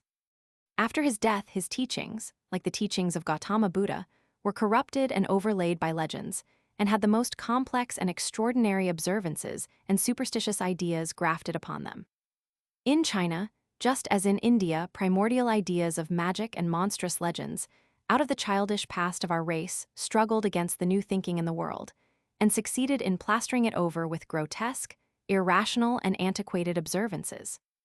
Both Buddhism and Taoism, which ascribes itself largely to Lao Tzu, as one finds them in China now, are religions of monk, temple, priest, and offering of a type as ancient in form, if not in thought, as the sacrificial religions of ancient Sumeria and Egypt. But the teaching of Confucius was not so overlaid because it was limited and plain and straightforward, and lent itself to no such distortions. Early Chinese bronze bell inscribed in archaic characters, made for use by the elder of Hing village in Ting district, latter half of the Zhou dynasty, 6th century BC. In the Victoria and Albert Museum. North China, the China of the Huanghe River, became Confucian in thought and spirit. South China, Yangtze-Kiang China, became Taoist. Since those days, a conflict has always been traceable in Chinese affairs between these two spirits, the spirit of the North and the spirit of the South, between, in latter times, Pekin and Nankin, between the official-minded, upright, and conservative North, and the skeptical, artistic, lax, and experimental South. The divisions of China of the Age of Confusion reached their worst stage in the 6th century BC. The Zhou dynasty was so enfeebled and so discredited that Lao Tzu left the unhappy court and retired into private life. Three nominally subordinate powers dominated the situation in those days: Tse and Tsin, both northern powers, and Chu, which was an aggressive military power in the Yangtze Valley. At last, Tse and Tsin formed an alliance, subdued Chu, and imposed a general treaty of disarmament and peace in China. The power of Tsin became predominant. Finally, about the time of Asoka in India, the Tsin monarch seized upon the sacrificial vessels of the Zhou emperor and took over his sacrificial duties. His son, Xuechuangtai, king in 246 BC, emperor in 220 BC, is called in the Chinese chronicles the first universal emperor. More fortunate than Alexander, Xuechuangtai reigned for 36 years as king and emperor. His energetic reign marks the beginning of a new era of unity and prosperity for the Chinese people. He fought vigorously against the Hunnish invaders from the northern deserts, and he began that immense work, the Great Wall of China, to set a limit to their incursions. 31 Rome comes into history. The reader will note a general similarity in the history of all these civilizations, in spite of the effectual separation caused by the Great Barriers of the Indian northwest frontier and of the mountain masses of Central Asia and further India. First, for thousands of years, the Heliolithic culture spread over all the warm and fertile river valleys of the Old World and developed a temple system and priest rulers about its sacrificial traditions. Apparently, its first makers were always those brunette peoples we have spoken of as the central race of mankind. Then the nomads came in from the regions of seasonal grass and seasonal migrations, and superposed their own characteristics and often their own language on the primitive civilization. They subjugated and stimulated it, and were stimulated to fresh developments, and made it here one thing and here another. In Mesopotamia, it was the Elamite, and then the Semite, and at last the Nordic Medes and Persians and the Greeks who supplied the ferment. Over the region of the Aegean peoples, it was the Greeks. In India, it was the Aryan speakers. In Egypt, there was a thinner infusion of conquerors into a more intensely saturated priestly civilization. In China, the Hun conquered and was absorbed and was followed by fresh Huns. China was Mongolized just as Greece and North India were Aryanized, and Mesopotamia Semitized and Aryanized. Everywhere the nomads destroyed much, but everywhere they brought in a new spirit of free inquiry and moral innovation. They questioned the beliefs of immemorial ages. They let daylight into the temples. They set up kings who were neither priests nor gods but mere leaders among their captains and companions. The dying Gaul, the statue in the National Museum, Rome, depicting a Gaul stabbing himself after killing his wife in the presence of his enemies. Photo, Anderson. In the centuries following the 6th century BC, we find everywhere a great breaking down of ancient traditions and a new spirit of moral and intellectual inquiry awake, a spirit never more to be altogether stilled in the great progressive movement of mankind. We find reading and writing becoming common and accessible accomplishments among the ruling and prosperous minority. They were no longer the jealously guarded secret of the priests. Travel is increasing and transport growing easier by reason of horses and roads. A new and easy device to facilitate trade has been found in coin money. Let us now transfer our attention back from China in the extreme east of the Old World to the western half of the Mediterranean. Here we have to note the appearance of a city which was destined to play at last a very great part, indeed, in human affairs, Rome. Hitherto we have told very little about Italy in our story.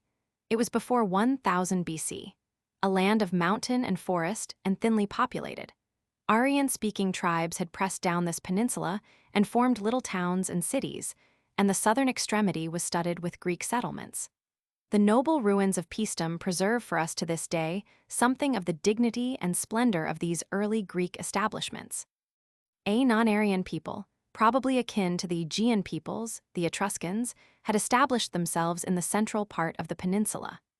They had reversed the usual process by subjugating various Aryan tribes. Rome, when it comes into the light of history, is a little trading city at a ford on the Tiber, with a Latin-speaking population ruled over by Etruscan kings. The old chronologies gave 753 B.C. as the date of the founding of Rome, half a century later than the founding of the great Phoenician city of Carthage, and 23 years after the first Olympiad. Etruscan tombs of a much earlier date than 753 BC have, however, been excavated in the Roman Forum. In that red-letter century, the 6th century BC, the Etruscan kings were expelled 510 BC, and Rome became an aristocratic republic with a lordly class of patrician families dominating a commonalty of plebeians. Except that it spoke Latin, it was not unlike many aristocratic Greek republics. For some centuries, the internal history of Rome was the story of a long and obstinate struggle for freedom and a share in the government on the part of the plebeians. It would not be difficult to find Greek parallels to this conflict, which the Greeks would have called a conflict of aristocracy with democracy. In the end, the plebeians broke down most of the exclusive barriers of the old families and established a working equality with them. They destroyed the old exclusiveness and made it possible and acceptable for Rome to extend her citizenship by the inclusion of more and more outsiders. For while she still struggled at home, she was extending her power abroad. Remains of the ancient Roman cisterns at Carthage. Remains of the ancient Roman cisterns at Carthage. Photo: Underwood and Underwood. The extension of Roman power began in the 5th century BC. Until that time they had waged war, and generally unsuccessful war, with the Etruscans. There was an Etruscan fort, Veii, only a few miles from Rome, which the Romans had never been able to capture. In 474 BC, however, a great misfortune came to the Etruscans. Their fleet was destroyed by the Greeks of Syracuse in Sicily. At the same time, a wave of Nordic invaders came down upon them from the north, the Gauls. Caught between Roman and Gaul, the Etruscans fell and disappear from history. Veii was captured by the Romans. The Gauls came through to Rome and sacked the city 390 BC AD, but could not capture the capital. An attempted night surprise was betrayed by the cackling of some geese, and finally the invaders were bought off and retired to the north of Italy again. The Gaulish raid seems to have invigorated rather than weakened Rome. The Romans conquered and assimilated the Etruscans and extended their power over all central Italy from the Arno to Naples. To this, they had reached within a few years of 300 BC. Their conquests in Italy were going on simultaneously with the growth of Philip's power in Macedonia and Greece, and the tremendous raid of Alexander to Egypt and the Indus. The Romans had become notable people in the civilized world to the east of them by the breakup of Alexander's empire.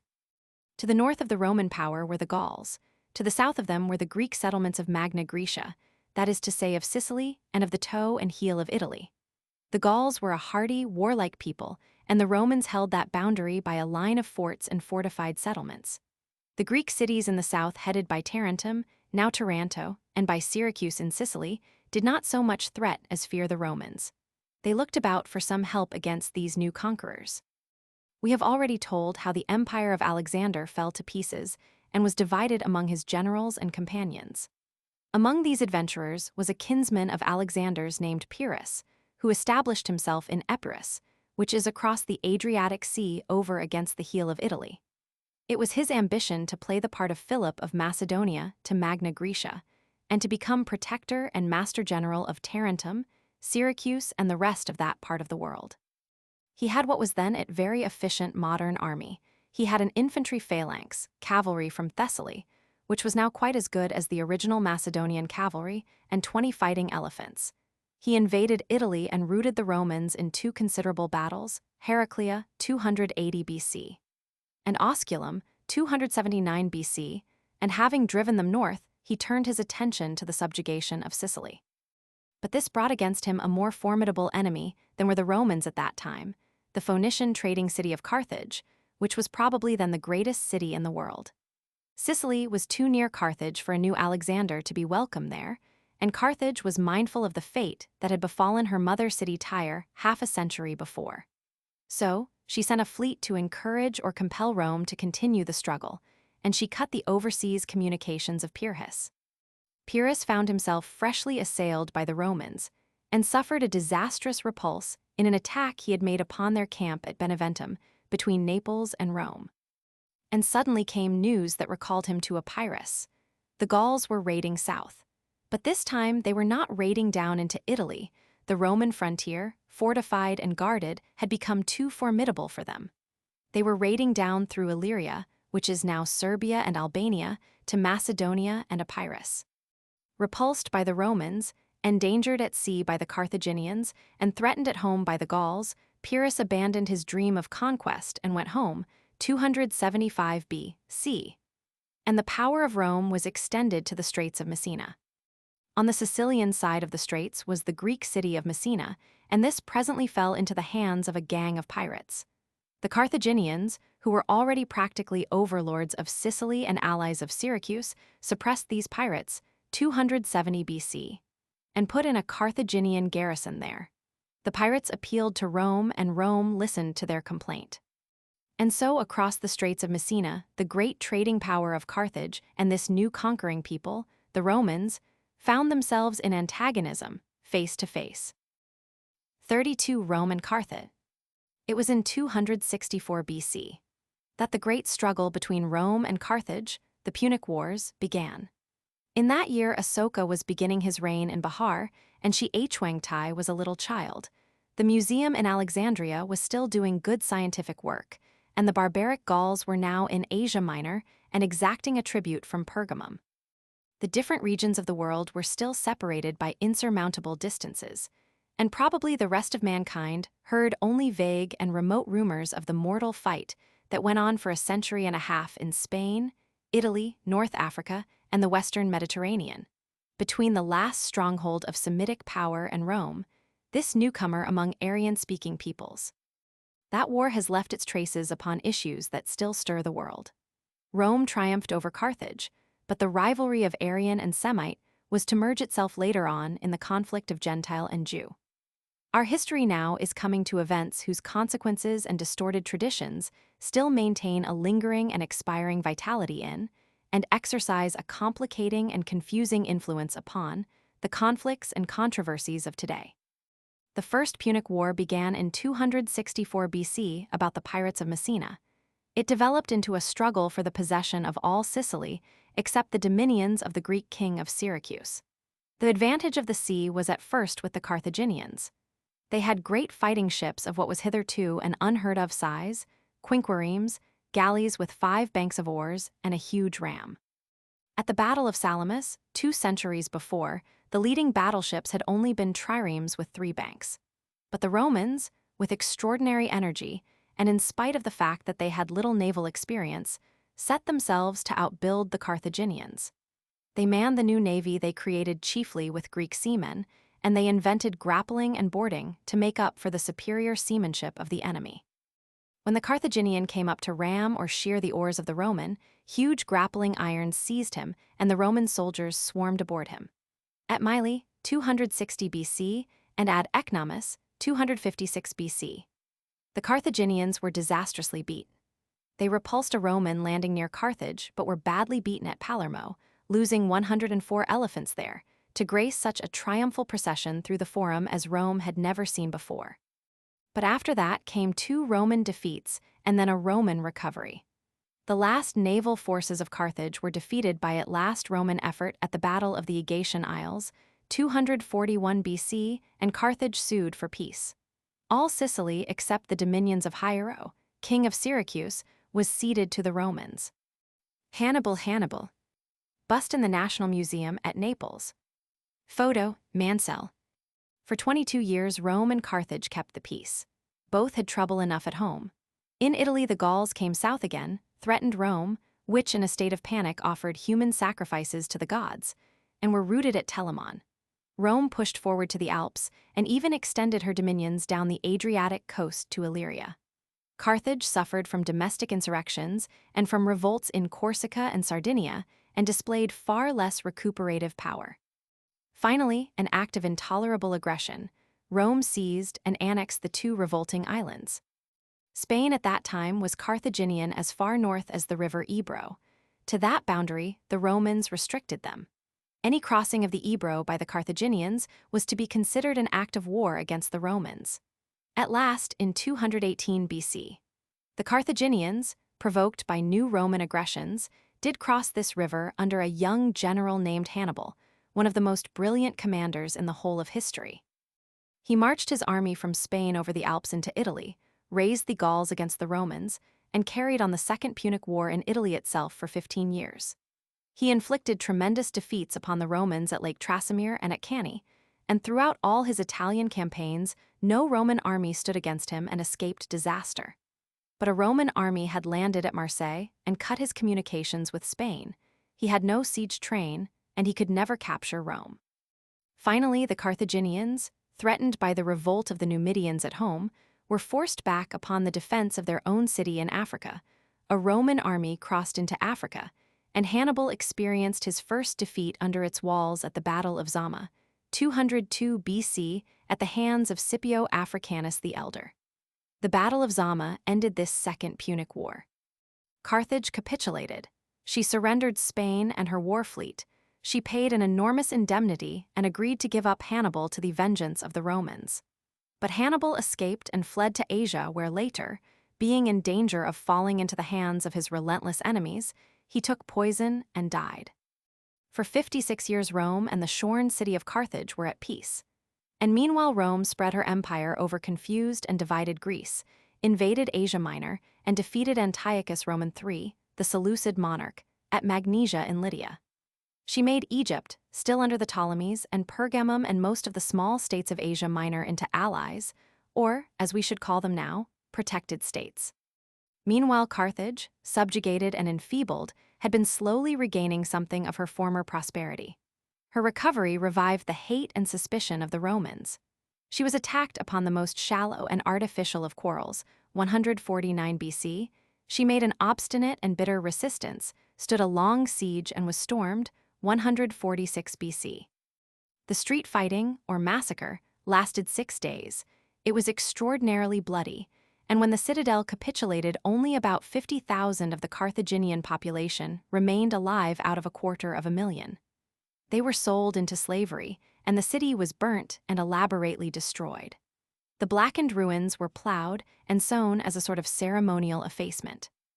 Map the extent of the Roman power and its alliances about 150 BC. So ended the Third Punic War.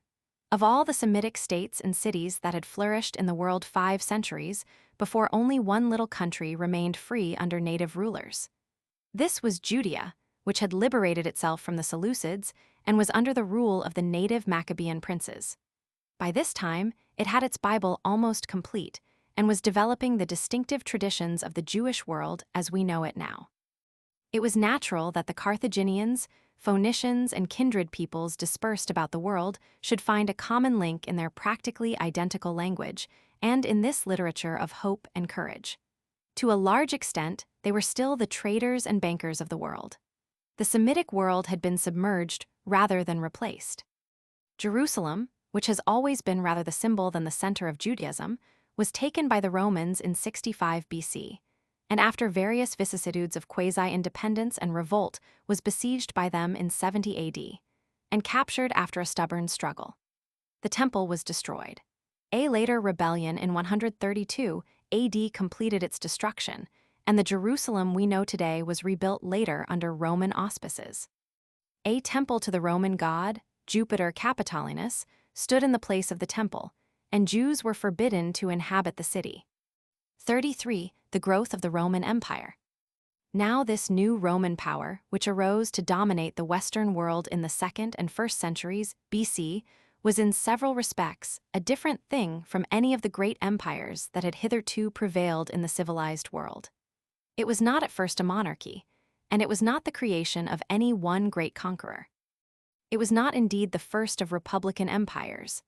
Athens had dominated a group of allies and dependents in the time of Pericles, and Carthage, when she entered upon her fatal struggle with Rome, was mistress of Sardinia and Corsica, Morocco, Algiers, Tunis, and most of Spain and Sicily. But it was the first republican empire that escaped extinction and went on to fresh developments. The center of this new system lay far to the west of the more ancient centers of empire, which had hitherto been the river valleys of Mesopotamia and Egypt. This westward position enabled Rome to bring into civilization quite fresh regions and peoples. The Roman power extended to Morocco and Spain, and was presently able to thrust northwestward over what is now France and Belgium to Britain, and northeastward into Hungary and South Russia. But on the other hand, it was never able to maintain itself in Central Asia or Persia because they were too far from its administrative centers. It included therefore great masses of fresh Nordic Aryan-speaking peoples. It presently incorporated nearly all the Greek people in the world, and its population was less strongly Hamitic and Semitic than that of any preceding empire. For some centuries, this Roman Empire did not fall into the grooves of precedent that had so speedily swallowed up Persian and Greek, and all that time it developed. The rulers of the Medes and Persians became entirely Babylonized in a generation or so. They took over the tiara of the King of Kings and the temples and priesthoods of his gods. Alexander and his successors followed in the same easy path of assimilation. The Seleucid monarchs had much the same court and administrative methods as Nebuchadnezzar. The Ptolemies became pharaohs and altogether Egyptian. They were assimilated just as before them, the Semitic conquerors of the Sumerians had been assimilated. But the Romans ruled in their own city, and for some centuries kept to the laws of their own nature. The only people who exercised any great mental influence upon them before the 2nd or 3rd century AD were the kindred and similar Greeks. So that the Roman Empire was essentially a first attempt to rule a great dominion upon mainly Aryan lines. It was so far a new pattern in history, it was an expanded Aryan republic.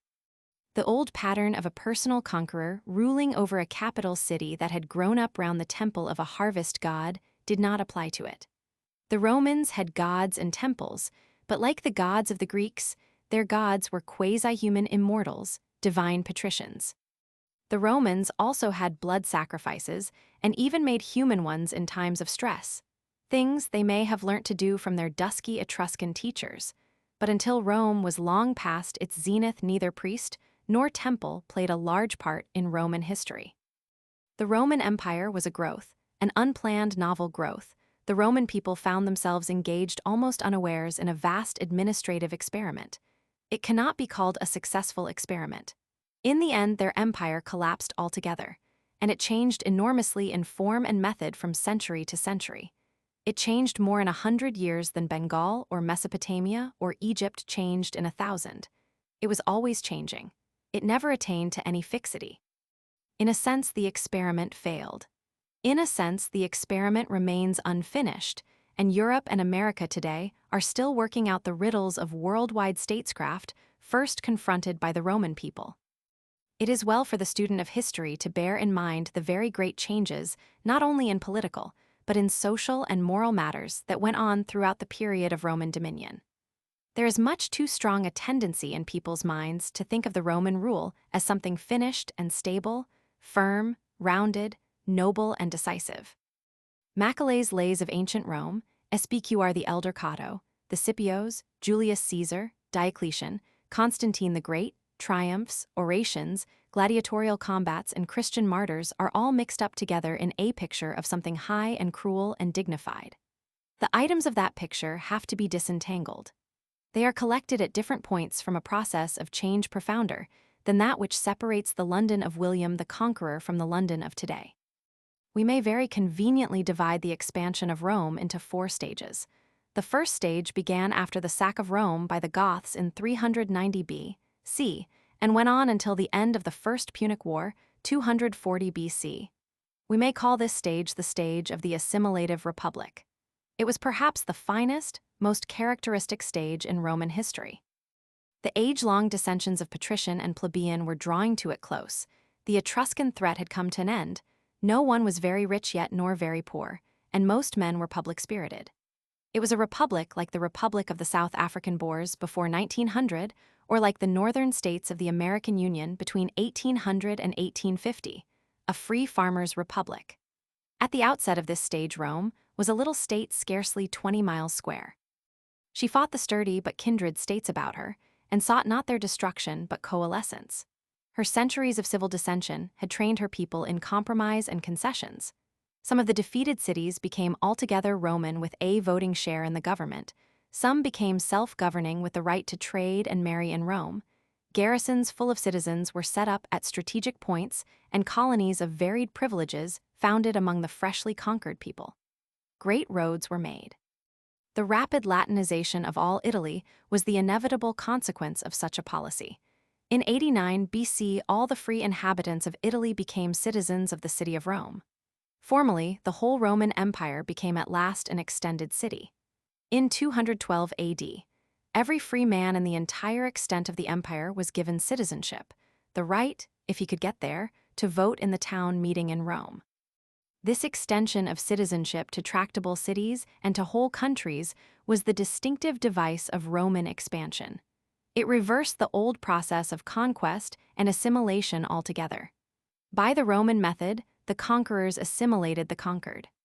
The Forum at Rome as it is today, the Forum at Rome as it is today.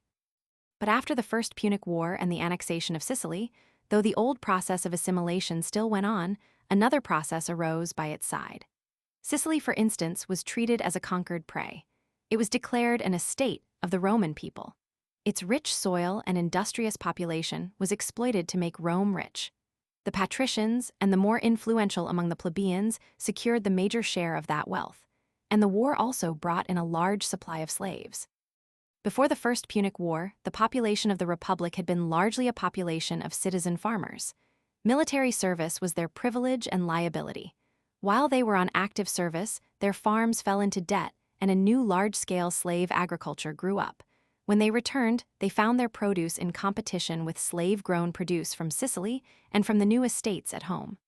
Times had changed. The Republic had altered its character.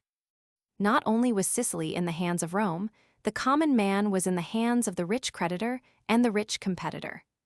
Rome had entered upon its second stage, the Republic of adventurous rich men. For 200 years, the Roman soldier farmers had struggled for freedom and a share in the government of their state. For 100 years, they had enjoyed their privileges. The First Punic War wasted them and robbed them of all they had won. Relics of Roman rule, relics of Roman rule. Ruins of Colosseum in Tunis. Photo, Jacques Boyer. The value of their electoral privileges had also evaporated. The governing bodies of the Roman Republic were two in number. The first and more important was the Senate. This was a body originally of patricians and then of prominent men of all sorts who were summoned to it first by certain powerful officials, the consuls and censors. Like the British House of Lords, it became a gathering of great landowners, prominent politicians, big businessmen, and the like. It was much more like the British House of Lords than it was like the American Senate. For 3 centuries, from the Punic Wars onward, it was the center of Roman political thought and purpose. The second body was the Popular Assembly. This was supposed to be an assembly of all the citizens of Rome. When Rome was a little state 20 miles square, this was a possible gathering. When the citizenship of Rome had spread beyond the confines in Italy, it was an altogether impossible one. Its meetings, proclaimed by horn-blowing from the Capitol and the city walls, became more and more a gathering of political hacks and city riffraff. In the 4th century BC, the Popular Assembly was a considerable check upon the Senate, a competent representation of the claims and rights of the common man. By the end of the Punic Wars, it was an impotent relic of a vanquished popular control. No effectual legal check remained upon the big men. The Great Roman Arch at Ctesiphon near Baghdad, Nothing of the nature of representative government was ever introduced into the Roman Republic. No one thought of electing delegates to represent the will of the citizens. This is a very important point for the student to grasp. The Popular Assembly never became the equivalent of the American House of Representatives or the British House of Commons. In theory, it was all the citizens. In practice, it ceased to be anything at all worth consideration. The common citizen of the Roman Empire was therefore in a very poor case after the Second Punic War. He was impoverished, he had often lost his farm, he was ousted from profitable production by slaves, and he had no political power left to him to remedy these things. The only methods of popular expression left to a people without any form of political expression are the strike and the revolt. The story of the 2nd and 1st centuries BC, so far as internal politics go, is a story of feudal revolutionary upheaval. The scale of this history will not permit us to tell of the intricate struggles of that time, of the attempts to break up estates and restore the land to the free farmer, of proposals to abolish debts in whole or in part. There was revolt and civil war. In 73 BC, the distresses of Italy were enhanced by a great insurrection of the slaves under Spartacus. The slaves of Italy revolted with some effect, for among them were the trained fighters of the gladiatorial shows. For 2 years, Spartacus held out in the crater of Vesuvius, which seemed at that time to be an extinct volcano. This insurrection was defeated at last and suppressed with frantic cruelty. 6,000 captured Spartacists were crucified along the Appian Way, the great highway that runs southward out of Rome, 71 BC. The common man never made head against the forces that were subjugating and degrading him. But the big rich men who were overcoming him were even in his defeat preparing a new power in the Roman world over themselves and him, the power of the army. Before the Second Punic War, the army of Rome was a levy of free farmers, who, according to their quality, rode or marched afoot to battle. This was a very good force for wars close at hand, but not the sort of army that will go abroad and bear long campaigns with patience. And moreover, as the slaves multiplied and the estates grew, the supply of free-spirited fighting farmers declined. It was a popular leader named Marius who introduced a new factor. North Africa, after the overthrow of the Carthaginian civilization, had become a semi-barbaric kingdom, the kingdom of Numidia. The Roman power fell into conflict with Jugurtha, king of this state, and experienced enormous difficulties in subduing him. Marius was made consul, in a phase of public indignation, to end this discreditable war. This he did by raising paid troops and drilling them hard. Jugurtha was brought in chains to Rome, 106 BC, and Marius, when his time of office had expired, held on to his consulship illegally with his newly created legions. There was no power in Rome to restrain him. With Marius began the third phase in the development of the Roman power, the Republic of the military commanders. For now began a period in which the leaders of the paid legions fought for the mastery of the Roman world. Against Marius was pitted the aristocratic Sulla who had served under him in Africa. Each in turn made a great massacre of his political opponents. Men were proscribed and executed by the thousand, and their estates were sold. After the bloody rivalry of these two and the horror of the revolt of Spartacus, came a phase in which Lucullus and Pompey the Great and Crassus and Julius Caesar were the masters of armies and dominated affairs. It was Crassus who defeated Spartacus. Lucullus conquered Asia Minor and penetrated to Armenia, and retired with great wealth into private life. Crassus, thrusting further, invaded Persia and was defeated and slain by the Parthians. After a long rivalry, Pompey was defeated by Julius Caesar, 48 BC, and murdered in Egypt, leaving Julius Caesar sole master of the Roman world. The figure of Julius Caesar is one that has stirred the human imagination out of all proportion to its merit or true importance. He has become a legend and a symbol. For us, he is chiefly important as marking the transition from the phase of military adventurers to the beginning of the fourth stage in Roman expansion, the early empire. For in spite of the profoundest economic and political convulsions, in spite of civil war and social degeneration, throughout all this time, the boundaries of the Roman state crept outward and continued to creep outward to their maximum about 100 AD. There had been something like an ebb during the doubtful phases of the Second Punic War, and again, a manifest loss of vigor before the reconstruction of the army by Marius. The revolt of Spartacus marked a third phase.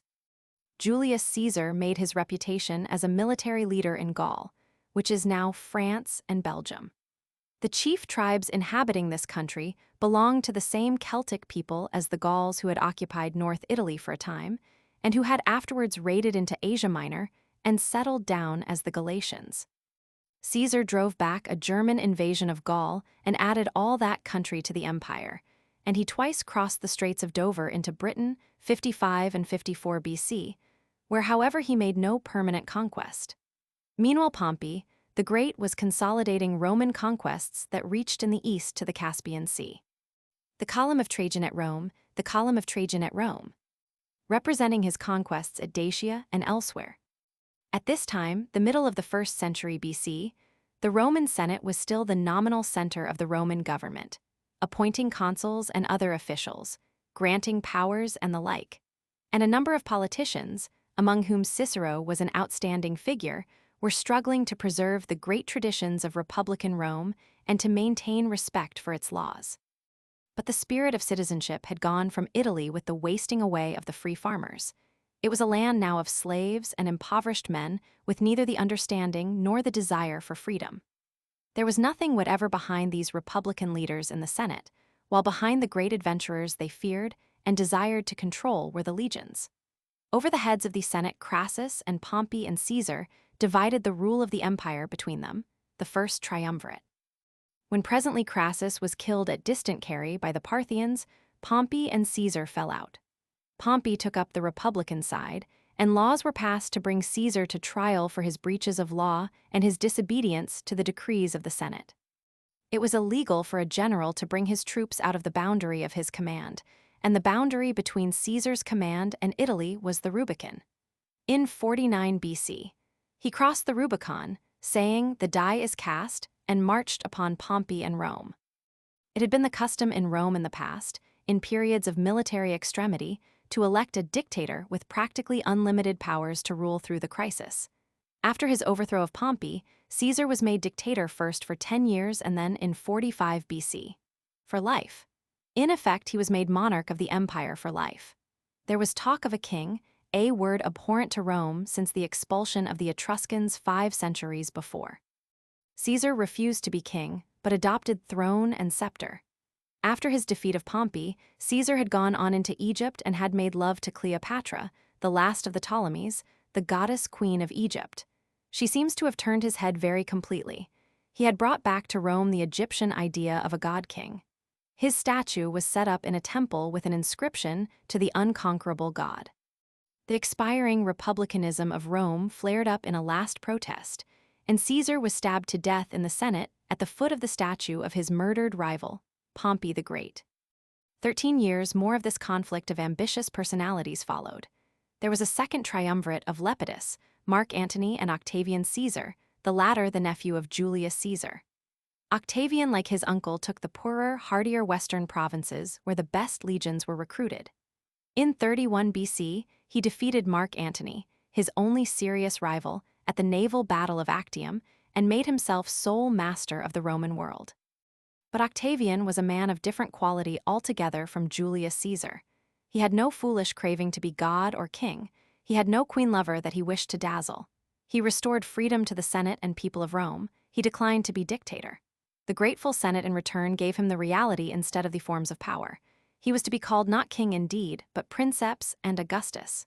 He became Augustus Caesar, the first of the Roman emperors, 27 BC to 14 AD. He was followed by Tiberius Caesar, 14 to 37 AD, and he by others Caligula, Claudius, Nero, and so on up to Trajan, 98 AD, Hadrian, 117 AD, Antonius Pius, 138 AD, and Marcus Aurelius, 161–180 AD. All these emperors were emperors of the legions. The soldiers made them, and some the soldiers destroyed. Gradually, the Senate fades out of Roman history, and the emperor and his administrative officials replace it. The boundaries of the empire crept forward now to their utmost limits. Most of Britain was added to the empire. Transylvania was brought in as a new province, Dacia. Trajan crossed the Euphrates. Hadrian had an idea that reminds us at once of what had happened at the other end of the Old World. Like Xianquangtai, he built walls against the northern barbarians, one across Britain and a palisade between the Rhine and the Danube. He abandoned some of the acquisitions of Trajan. The expansion of the Roman Empire was at an end. 34 between Rome and China. The 2nd and 1st centuries BC mark a new phase in the history of mankind. Mesopotamia and the eastern Mediterranean are no longer the center of interest. Both Mesopotamia and Egypt were still fertile, populous, and fairly prosperous, but they were no longer the dominant regions of the world. Power had drifted to the west and to the east. 2 great empires now dominated the world, this new Roman Empire and the renascent Empire of China. Rome extended its power to the Euphrates, but it was never able to get beyond that boundary. It was too remote. Beyond the Euphrates, the former Persian and Indian dominions of the Seleucids fell under a number of new masters. China, now under the Han dynasty, which had replaced the Tsin dynasty at the death of Xianquangtai, had extended its power across Tibet and over the high mountain passes of the Pamirs into western Turkestan. But there, too, it reached its extremes. Beyond was too far. China at this time was the greatest, best organized, and most civilized political system in the world. It was superior in area and population to the Roman Empire at its zenith. It was possible then for these 2 vast systems to flourish in the same world at the same time, in almost complete ignorance of each other. The means of communication both by sea and land was not yet sufficiently developed and organized for them to come to a direct clash.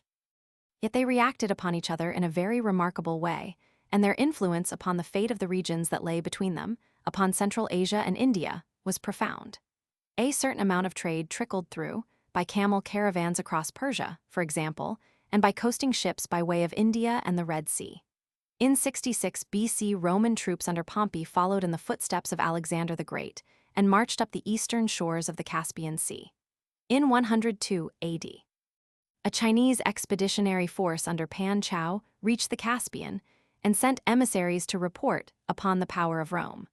But many centuries were still to pass before definite knowledge and direct intercourse were to link the great parallel worlds of Europe and Eastern Asia. To the north of both, these great empires were barbaric wildernesses. What is now Germany was largely forest lands. The forests extended far into Russia and made a home for the gigantic aurochs, a bull of almost elephantine size. Then to the north of the great mountain masses of Asia stretched a band of deserts, steppes, and then forests and frozen lands. In the eastward lap of the elevated part of Asia was the Great Triangle of Manchuria. Large parts of these regions, stretching between South Russia and Turkestan into Manchuria, were and are regions of exceptional climatic insecurity. Their rainfall has varied greatly in the course of a few centuries. They are lands treacherous to man. For years they will carry pasture and sustain cultivation, and then will come an age of decline in humidity and a cycle of killing droughts. A Chinese covered jar of green-glazed earthenware. A Chinese covered jar of green-glazed earthenware. Han Dynasty, contemporary with the late Roman Republic and early Empire. In the Victoria and Albert Museum. The western part of this barbaric north from the German forests to South Russia and Turkestan, and from Gothland to the Alps, was the region of origin of the Nordic peoples and of the Aryan speech. The eastern steppes and deserts of Mongolia was the region of origin of the Hunnish or Mongolian or Tartar or Turkish peoples, for all these several peoples were akin in language, race, and way of life. And as the Nordic peoples seem to have been continually overflowing their own borders and pressing south upon the developing civilizations of Mesopotamia and the Mediterranean coast, so the Hunnish tribes sent their surplus as wanderers, raiders, and conquerors into the settled regions of China. Periods of plenty in the north would mean an increase in population there. A shortage of grass, a spell of cattle disease, would drive the hungry, warlike tribesmen south. For a time, there were simultaneously two fairly effective empires in the world, capable of holding back the barbarians and even forcing forward the frontiers of the imperial peace. The thrust of the Han Empire from North China into Mongolia was strong and continuous. The Chinese population welled up over the barrier of the Great Wall. Behind the imperial frontier guards came the Chinese farmer with horse and plow, plowing up the grasslands and enclosing the winter pasture. The Hunnish peoples raided and murdered the settlers, but the Chinese punitive expeditions were too much for them. The nomads were faced with the choice of settling down to the plow and becoming Chinese taxpayers or shifting in search of fresh summer pastures. Some took the former course and were absorbed. Some drifted northeastward and eastward over the mountain passes down into western Turkestan. Vase of bronze form, unglazed stoneware. Vase of bronze form, unglazed stoneware. Han Dynasty, BC 206, AD 220. In the Victoria and Albert Museum. This westward drive of the Mongolian horsemen was going on from 200 B.C. onward. It was producing a westward pressure upon the Aryan tribes, and these again were pressing upon the Roman frontiers, ready to break through directly there was any weakness apparent. The Parthians, who were apparently a Scythian people with some Mongolian admixture, came down to the Euphrates by the 1st century BC. They fought against Pompey the Great in his eastern raid. They defeated and killed Crassus. They replaced the Seleucid monarchy in Persia by a dynasty of Parthian kings, the Arsacid dynasty. Chinese vessel in bronze, in form of a goose. Chinese vessel in bronze, in form of a goose. Dating from before the time of Xie. Such a piece of work indicates a high level of comfort and humor. In the Victoria and Albert Museum. But for a time, the line of least resistance for hungry nomads lay neither to the west nor the east, but through Central Asia, and then southeastward through the Khyber Pass into India. It was India which received the Mongolian drive in these centuries of Roman and Chinese strength. A series of raiding conquerors poured down through the Punjab into the Great Plains to loot and destroy. The empire of Asoka was broken up, and for a time the history of India passes into darkness. A certain Kushan dynasty, founded by the Indo-Scythians, one of the raiding peoples, ruled for a time over North India and maintained a certain order. These invasions went on for several centuries. For a large part of the 5th century AD, India was afflicted by the Ephthalites or White Huns, who levied tribute on the small Indian princes and held India in terror. Every summer, these Ephthalites pastured in western Turkestan. Every autumn, they came down through the passes to terrorize India. In the 2nd century AD, a great misfortune came upon the Roman and Chinese empires that probably weakened the resistance of both to barbarian pressure. This was a pestilence of unexampled virulence. It raged for 11 years in China and disorganized the social framework profoundly. The Han dynasty fell, and a new age of division and confusion began from which China did not fairly recover until the 7th century AD, with the coming of the Great Tang dynasty. The infection spread through Asia to Europe. It raged throughout the Roman Empire from 164 to 180 AD. It evidently weakened the Roman imperial fabric very seriously. We begin to hear of depopulation in the Roman provinces after this, and there was a marked deterioration in the vigor and efficiency of government. At any rate, we presently find the frontier no longer invulnerable, but giving way first in this place, and then in that. A new Nordic people, the Goths, coming originally from Gothland in Sweden, had migrated across Russia to the Volga region and the shores of the Black Sea and taken to the sea and piracy. By the end of the 2nd century, they may have begun to feel the westward thrust of the Huns. In 247, they crossed the Danube in a great land raid and defeated and killed the Emperor Decius in a battle in what is now Serbia. In 236, another Germanic people, the Franks, had broken bounds upon the Lower Rhine, and the Alemanni had poured into Alsace. The legions in Gaul beat back their invaders, but the Goths in the Balkan Peninsula raided again and again. The province of Dacia vanished from Roman history.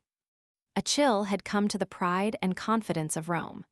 In 272-75, Rome, which had been an open and secure city for 3 centuries, was fortified by the Emperor Aurelian.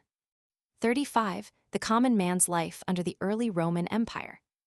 Before we tell of how this Roman Empire, which was built up in the 2 centuries BC, and which flourished in peace and security from the days of Augustus Caesar onward for 2 centuries, fell into disorder and was broken up, it may be as well to devote some attention to the life of the ordinary people throughout this great realm.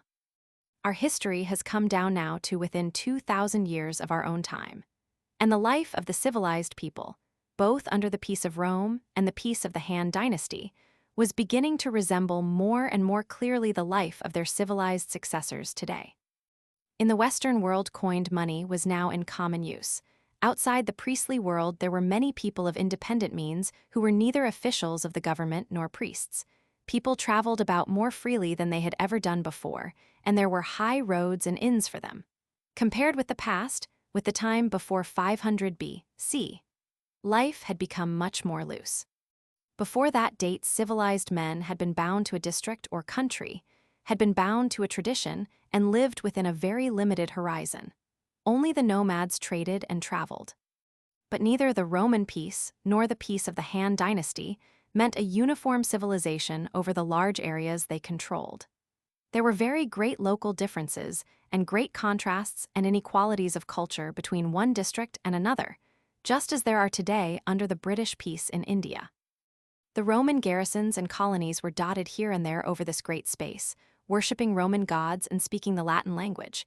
But where there had been towns and cities before the coming of the Romans, they went on, subordinated indeed, but managing their own affairs, and, for a time at least, worshipping their own gods in their own fashion.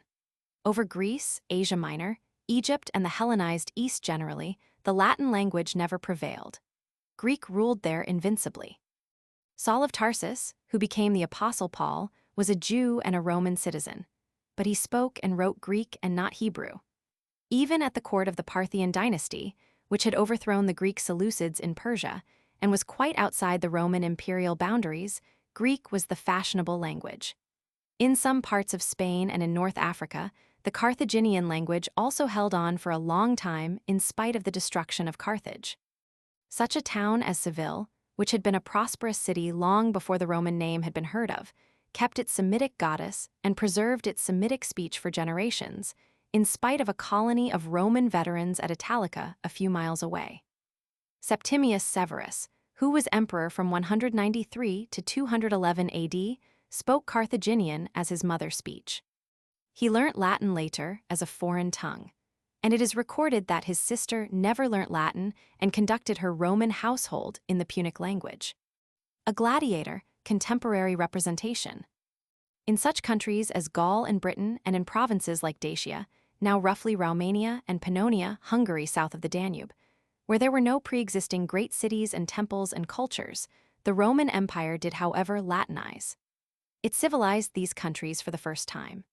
It created cities and towns where Latin was from the first the dominant speech, and where Roman gods were served and Roman customs and fashions followed. The Romanian, Italian, French, and Spanish languages, all variations and modifications of Latin, remain to remind us of this extension of Latin speech and customs. Northwest Africa also became at last largely Latin-speaking. Egypt, Greece, and the rest of the empire to the east were never Latinized. They remained Egyptian and Greek in culture and spirit. And even in Rome, among educated men, Greek was learnt as the language of a gentleman, and Greek literature and learning were very properly preferred to Latin. In this miscellaneous empire, the ways of doing work and business were naturally also very miscellaneous. The chief industry of the settled world was still largely agriculture.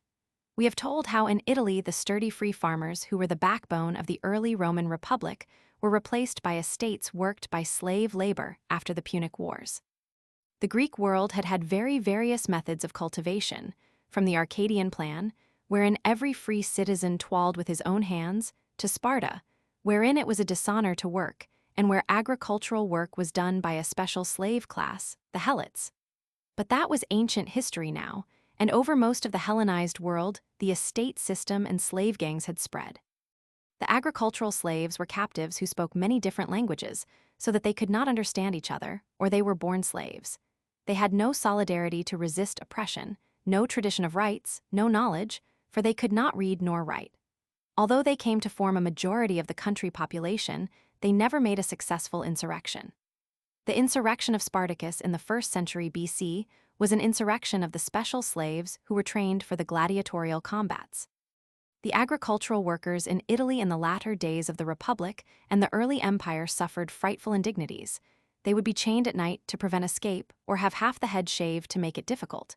They had no wives of their own. They could be outraged, mutilated, and killed by their masters. A master could sell his slave to fight beasts in the arena.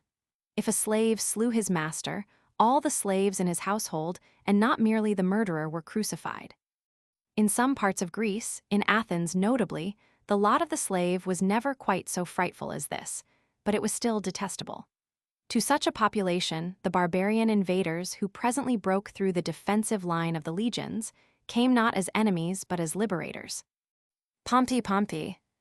Note the ruts in roadway worn by chariot wheels. The slave system had spread to most industries and to every sort of work that could be done by gangs. Mines and metallurgical operations, the rowing of galleys, road-making, and big building operations were all largely slave occupations.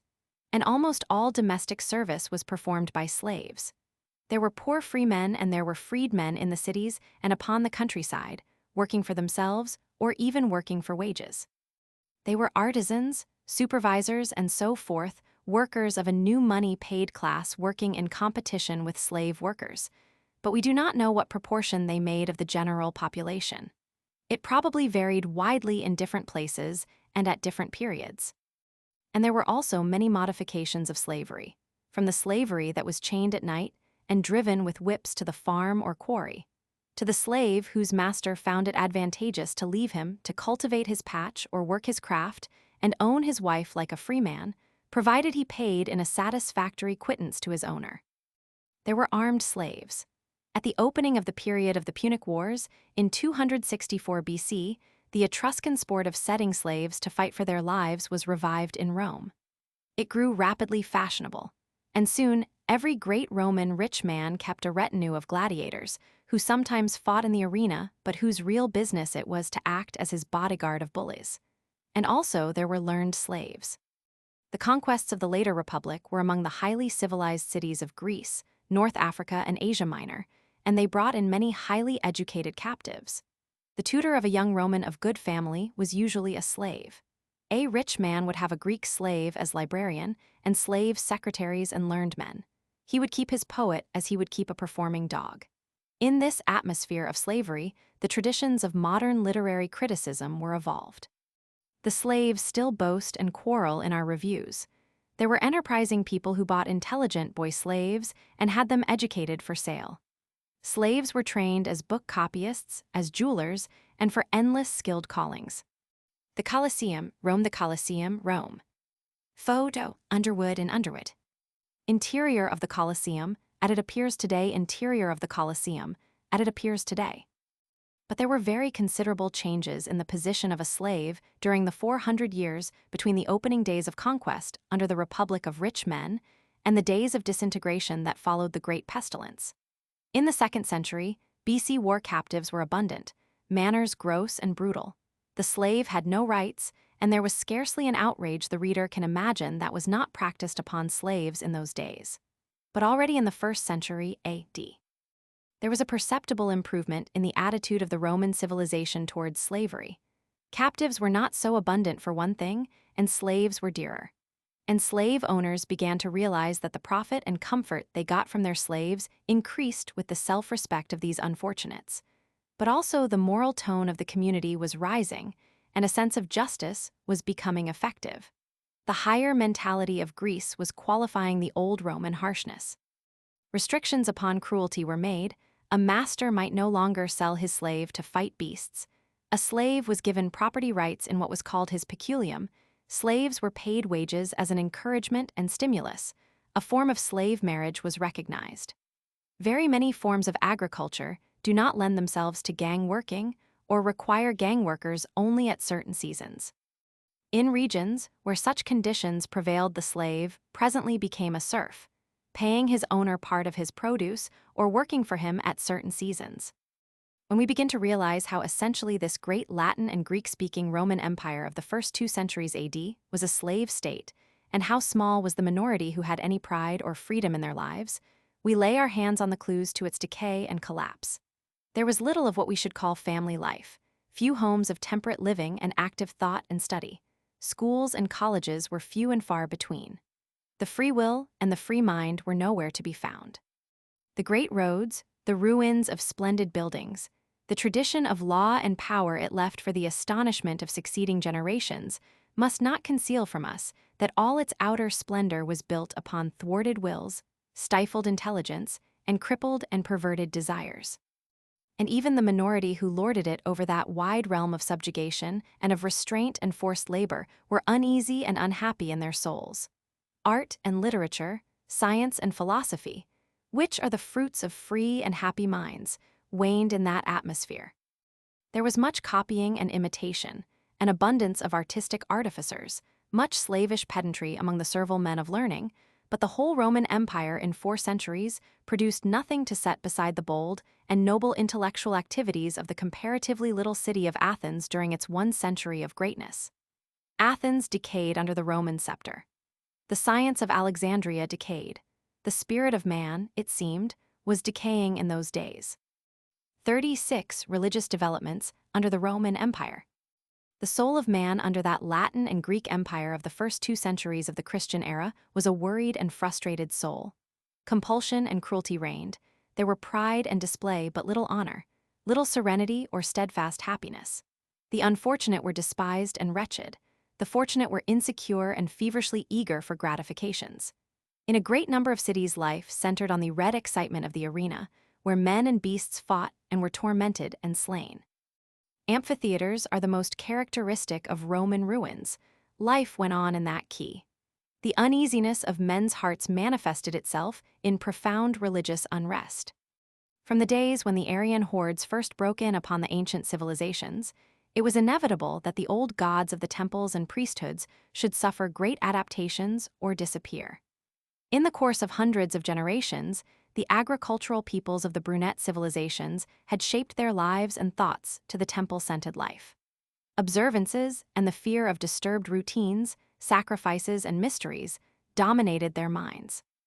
Their gods seem monstrous and illogical to our modern minds because we belong to an Aryanized world, but to these older peoples, these deities had the immediate conviction and vividness of things seen in an intense dream. The conquest of one city-state by another in Sumeria or early Egypt meant a change or a renaming of gods or goddesses, but left the shape and spirit of the worship intact. There was no change in its general character. The figures in the dream changed, but the dream went on, and it was the same sort of dream. And the early Semitic conquerors were sufficiently akin in spirit to the Sumerians to take over the religion of the Mesopotamian civilization they subjugated without any profound alteration. Egypt was never indeed subjugated to the extent of a religious revolution. Under the Ptolemies and under the Caesars, her temples and altars and priesthoods remained essentially Egyptian. So long as conquests went on between people of similar social and religious habits, it was possible to get over the clash between the god of this temple and region and the god of that by a process of grouping or assimilation. If the two gods were alike in character, they were identified. It was really the same god under another name, said the priests and the people. This fusion of gods is called theocrasia, and the age of the great conquests of the 1,000 years BC was an age of theocrasia. Over wide areas, the local gods were displaced by, or rather they were swallowed up in, a general god. So that when at last Hebrew prophets in Babylon proclaimed one God of righteousness, in all the earth men's minds were fully prepared for that idea. But often the gods were too dissimilar for such an assimilation, and then they were grouped together in some plausible relationship.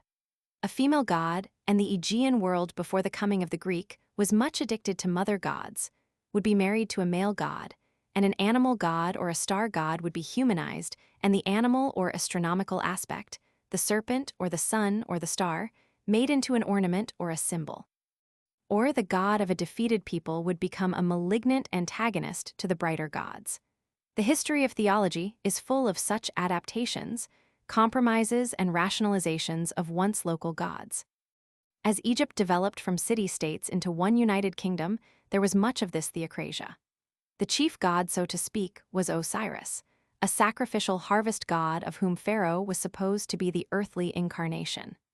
Osiris was represented as repeatedly dying and rising again.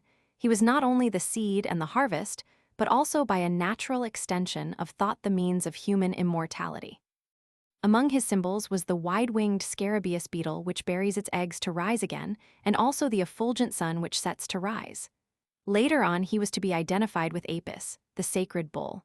Associated with him was the goddess Isis. Isis was also Hathor, a cow goddess, and the crescent moon and the star of the sea. Osiris dies and she bears a child, Horus, who is also a hawk god and the dawn, and who grows to become Osiris again. The effigies of Isis represent her as bearing the infant Horus in her arms and standing on the crescent moon. These are not logical relationships, but they were devised by the human mind before the development of hard and systematic thinking, and they have a dreamlike coherence. Beneath this triple group there are other and darker Egyptian gods, bad gods, the dog-headed Anubis, Black Knight, and the like, devourers, tempters, enemies of God and man. Mithras sacrificing a bull, Roman Mithras sacrificing a bull, Roman. In the British Museum. Every religious system does in the course of time fit itself to the shape of the human soul, and there can be no doubt that out of these illogical and even uncouth symbols, Egyptian people were able to fashion for themselves ways of genuine devotion and consolation. The desire for immortality was very strong in the Egyptian mind, and the religious life of Egypt turned on that desire.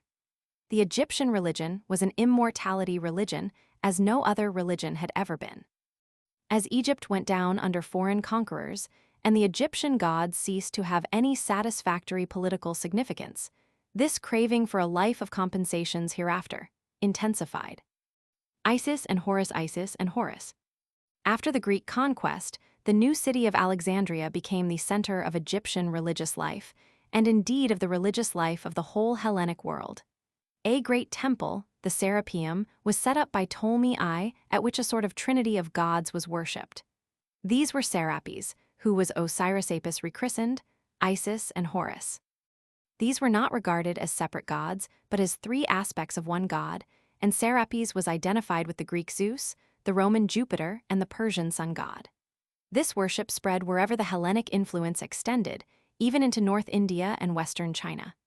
The idea of immortality, an immortality of compensations and consolation, was eagerly received by a world in which the common life was hopelessly wretched. Serapis was called the savior of souls. After death, said the hymns of that time, we are still in the care of his providence. Isis attracted many devotees. Her images stood in her temples, as Queen of Heaven, bearing the infant Horus in her arms. Candles were burnt before her, votive offerings were made to her, shaven priests consecrated to celibacy waited on her altar. The rise of the Roman Empire opened the Western European world to this growing cult. The temples of Serapis Isis, the chanting of the priests and the hope of immortal life, followed the Roman standards to Scotland and Holland. But there were many rivals to the Serapis Isis religion. Prominent among these was Mithraism. This was a religion of Persian origin, and it centered upon some now forgotten mysteries about Mithras sacrificing a sacred and benevolent bull. Here we seem to have something more primordial than the complicated and sophisticated Serapis Isis beliefs. We are carried back directly to the blood sacrifices of the Heliolithic stage in human culture. The bull upon the Mithraic monuments always bleeds copiously from a wound in its side, and from this blood springs new life. The votary to Mithraism actually bathed in the blood of the sacrificial bull. At his initiation, he went beneath a scaffolding upon which a bull was killed, so that the blood could actually run down on him.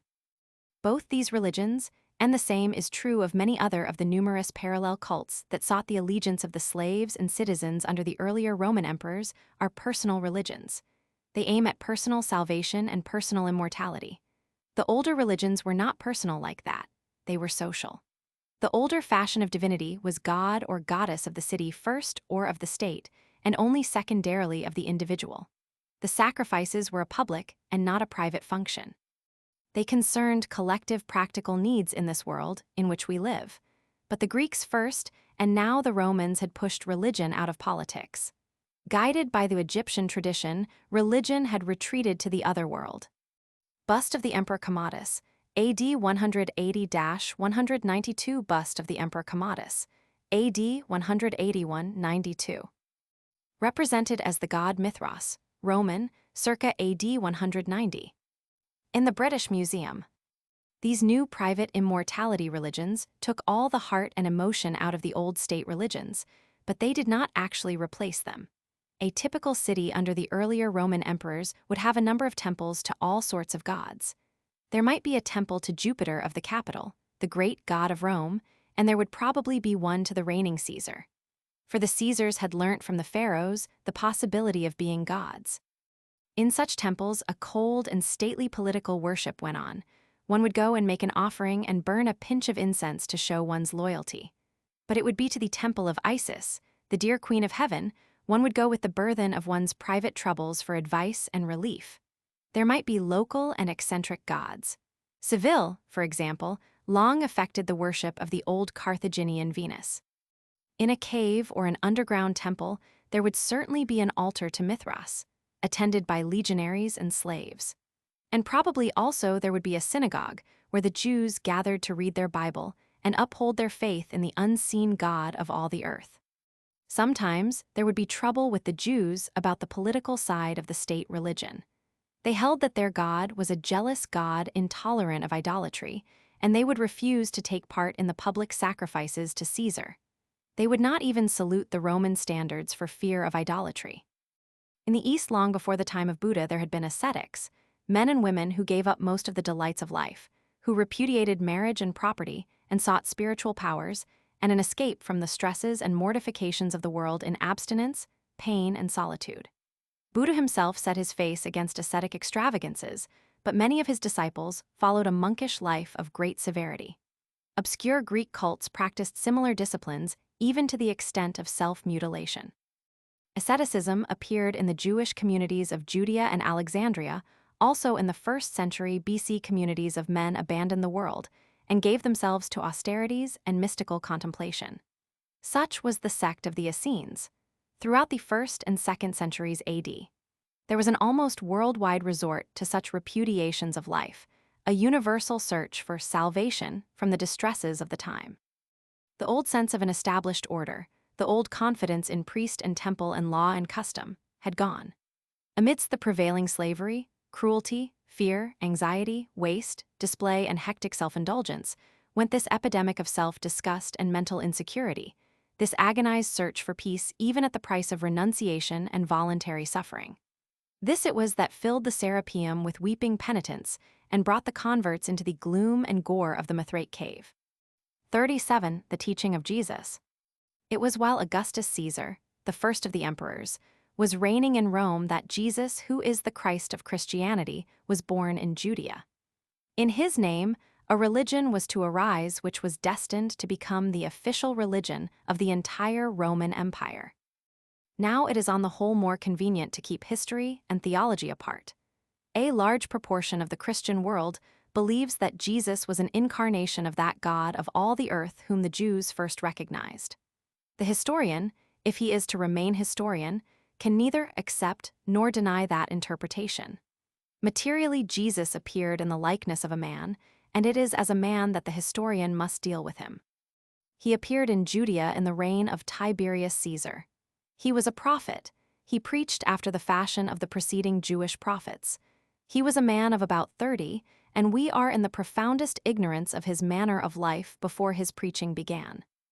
Our only direct sources of information about the life and teaching of Jesus are the four Gospels. All four agree in giving us a picture of a very definite personality. One is obliged to say, here was a man, this could not have been invented. But just as the personality of Gautama Buddha has been distorted and obscured by the stiff squatting figure, the gilded idol of later Buddhism, so one feels that the lean and strenuous personality of Jesus is much wronged by the unreality and conventionality that a mistaken reverence has imposed upon his figure in modern Christian art. Jesus was a penniless teacher who wandered about the dusty, sun-bit country of Judea, living upon casual gifts of food. Yet he is always represented clean, combed, and sleek, in spotless raiment, erect, and with something motionless about him as though he was gliding through the air. This alone has made him unreal and incredible to many people who cannot distinguish the core of the story from the ornamental and unwise additions of the unintelligently devout. We are left, if we do strip this record of these difficult accessories, with the figure of a being, very human, very earnest and passionate, capable of swift anger, and teaching a new and simple and profound doctrine, namely, the universal loving fatherhood of God and the coming of the kingdom of heaven. He was clearly a person, to use a common phrase, of intense personal magnetism. He attracted followers and filled them with love and courage. Weak and ailing people were heartened and healed by his presence. Yet he was probably of a delicate physique, because of the swiftness with which he died under the pains of crucifixion. There is a tradition that he fainted when, according to the custom, he was made to bear his cross to the place of execution. He went about the country for 3 years spreading his doctrine, and then he came to Jerusalem and was accused of trying to set up a strange kingdom in Judea. He was tried upon this charge and crucified together with 2 thieves. Long before these 2 were dead, his sufferings were over. The doctrine of the kingdom of heaven, which was the main teaching of Jesus, is certainly one of the most revolutionary doctrines that ever stirred and changed human thought. It is small wonder if the world of that time failed to grasp its full significance and recoiled in dismay from even a half-apprehension of its tremendous challenges to the established habits and institutions of mankind. For the doctrine of the kingdom of heaven, as Jesus seems to have preached it, was no less than a bold and uncompromising demand for a complete change and cleansing of the life of our struggling race, an utter cleansing, without and within. To the Gospels, the reader must go for all that is preserved of this tremendous teaching. Here we are only concerned with the jar of its impact upon established ideas. The Jews were persuaded that God, the one God of the whole world, was a righteous God, but they also thought of him as a trading God who had made a bargain with their father Abraham about them, a very good bargain indeed for them, to bring them at last to predominance in the earth. With dismay and anger, they heard Jesus sweeping away their dear securities. God, he taught, was no bargainer. There were no chosen people and no favorites in the kingdom of heaven. God was the loving Father of all life, as incapable of showing favor as the universal Son. And all men were brothers, sinners alike and beloved sons alike, of this divine Father. In the parable of the Good Samaritan, Jesus cast scorn upon that natural tendency we all obey, to glorify our own people and to minimize the righteousness of other creeds and other races. In the parable of the laborers, he thrust aside the obstinate claim of the Jews to have a special claim upon God. All whom God takes into the kingdom, he taught, God serves alike. There is no distinction in his treatment, because there is no measure to his bounty. From all, moreover, as the parable of the buried talent witnesses, and as the incident of the widow's mite enforces, he demands the utmost. There are no privileges, no rebates, and no excuses in the kingdom of heaven. Early ideal portrait, in gilded glass, of Jesus Christ in which the traditional beard is not shown. Early ideal portrait, in gilded glass, of Jesus Christ in which the traditional beard is not shown. But it is not only the intense tribal patriotism of the Jews that Jesus outraged. They were a people of intense family loyalty, and he would have swept away all the narrow and restrictive family affections in the great flood of the love of God. The whole kingdom of heaven was to be the family of his followers. We are told that, while he yet talked to the people, behold, his mother and his brethren stood without, desiring to speak with him. Then one said unto him, Behold, thy mother and thy brethren stand without, desiring to speak with thee. But he answered and said unto him that told him, Who is my mother? And who are my brethren? And he stretched forth his hands towards his disciples, and said, Behold my mother and my brethren. For whosoever shall do the will of my Father which is in heaven, the same is my brother and sister and mother. The road from Nazareth to Tiberias, the road from Nazareth to Tiberias. Photo, Fanaway. And not only did Jesus strike at patriotism and the bonds of family loyalty in the name of God's universal fatherhood and brotherhood of all mankind, but it is clear that his teaching condemned all the gradations of the economic system, all private wealth, and personal advantages. All men belong to the kingdom. All their possessions belong to the kingdom. The righteous life for all men, the only righteous life, was the service of God's will with all that we had, with all that we were. Again and again, he denounced private riches and the reservation of any private life. David's tower and wall of Jerusalem, David's tower and wall of Jerusalem. Photo, Fanaway. And when he was gone forth into the way, there came one running and kneeled to him and asked him, Good master, what shall I do that I may inherit eternal life? And Jesus said to him, Why callest thou me good? There is none good but one, that is God. Thou knowest the commandments, do not commit adultery, do not kill, do not steal, do not bear false witness, defraud not, honor thy father and mother. And he answered and said unto him, Master, all these things have I observed from my youth. Then Jesus, beholding him, loved him, and said unto him, One thing thou lackest. Go thy way, sell whatsoever thou hast, and give to the poor, and thou shalt have treasure in heaven. And come, take up the cross, and follow me. And he was sad at that saying, and went away grieved, for he had great possessions. A street in Jerusalem, a street in Jerusalem. Along such a thoroughfare Christ carried his cross to the place of execution. Photo, Fanaway.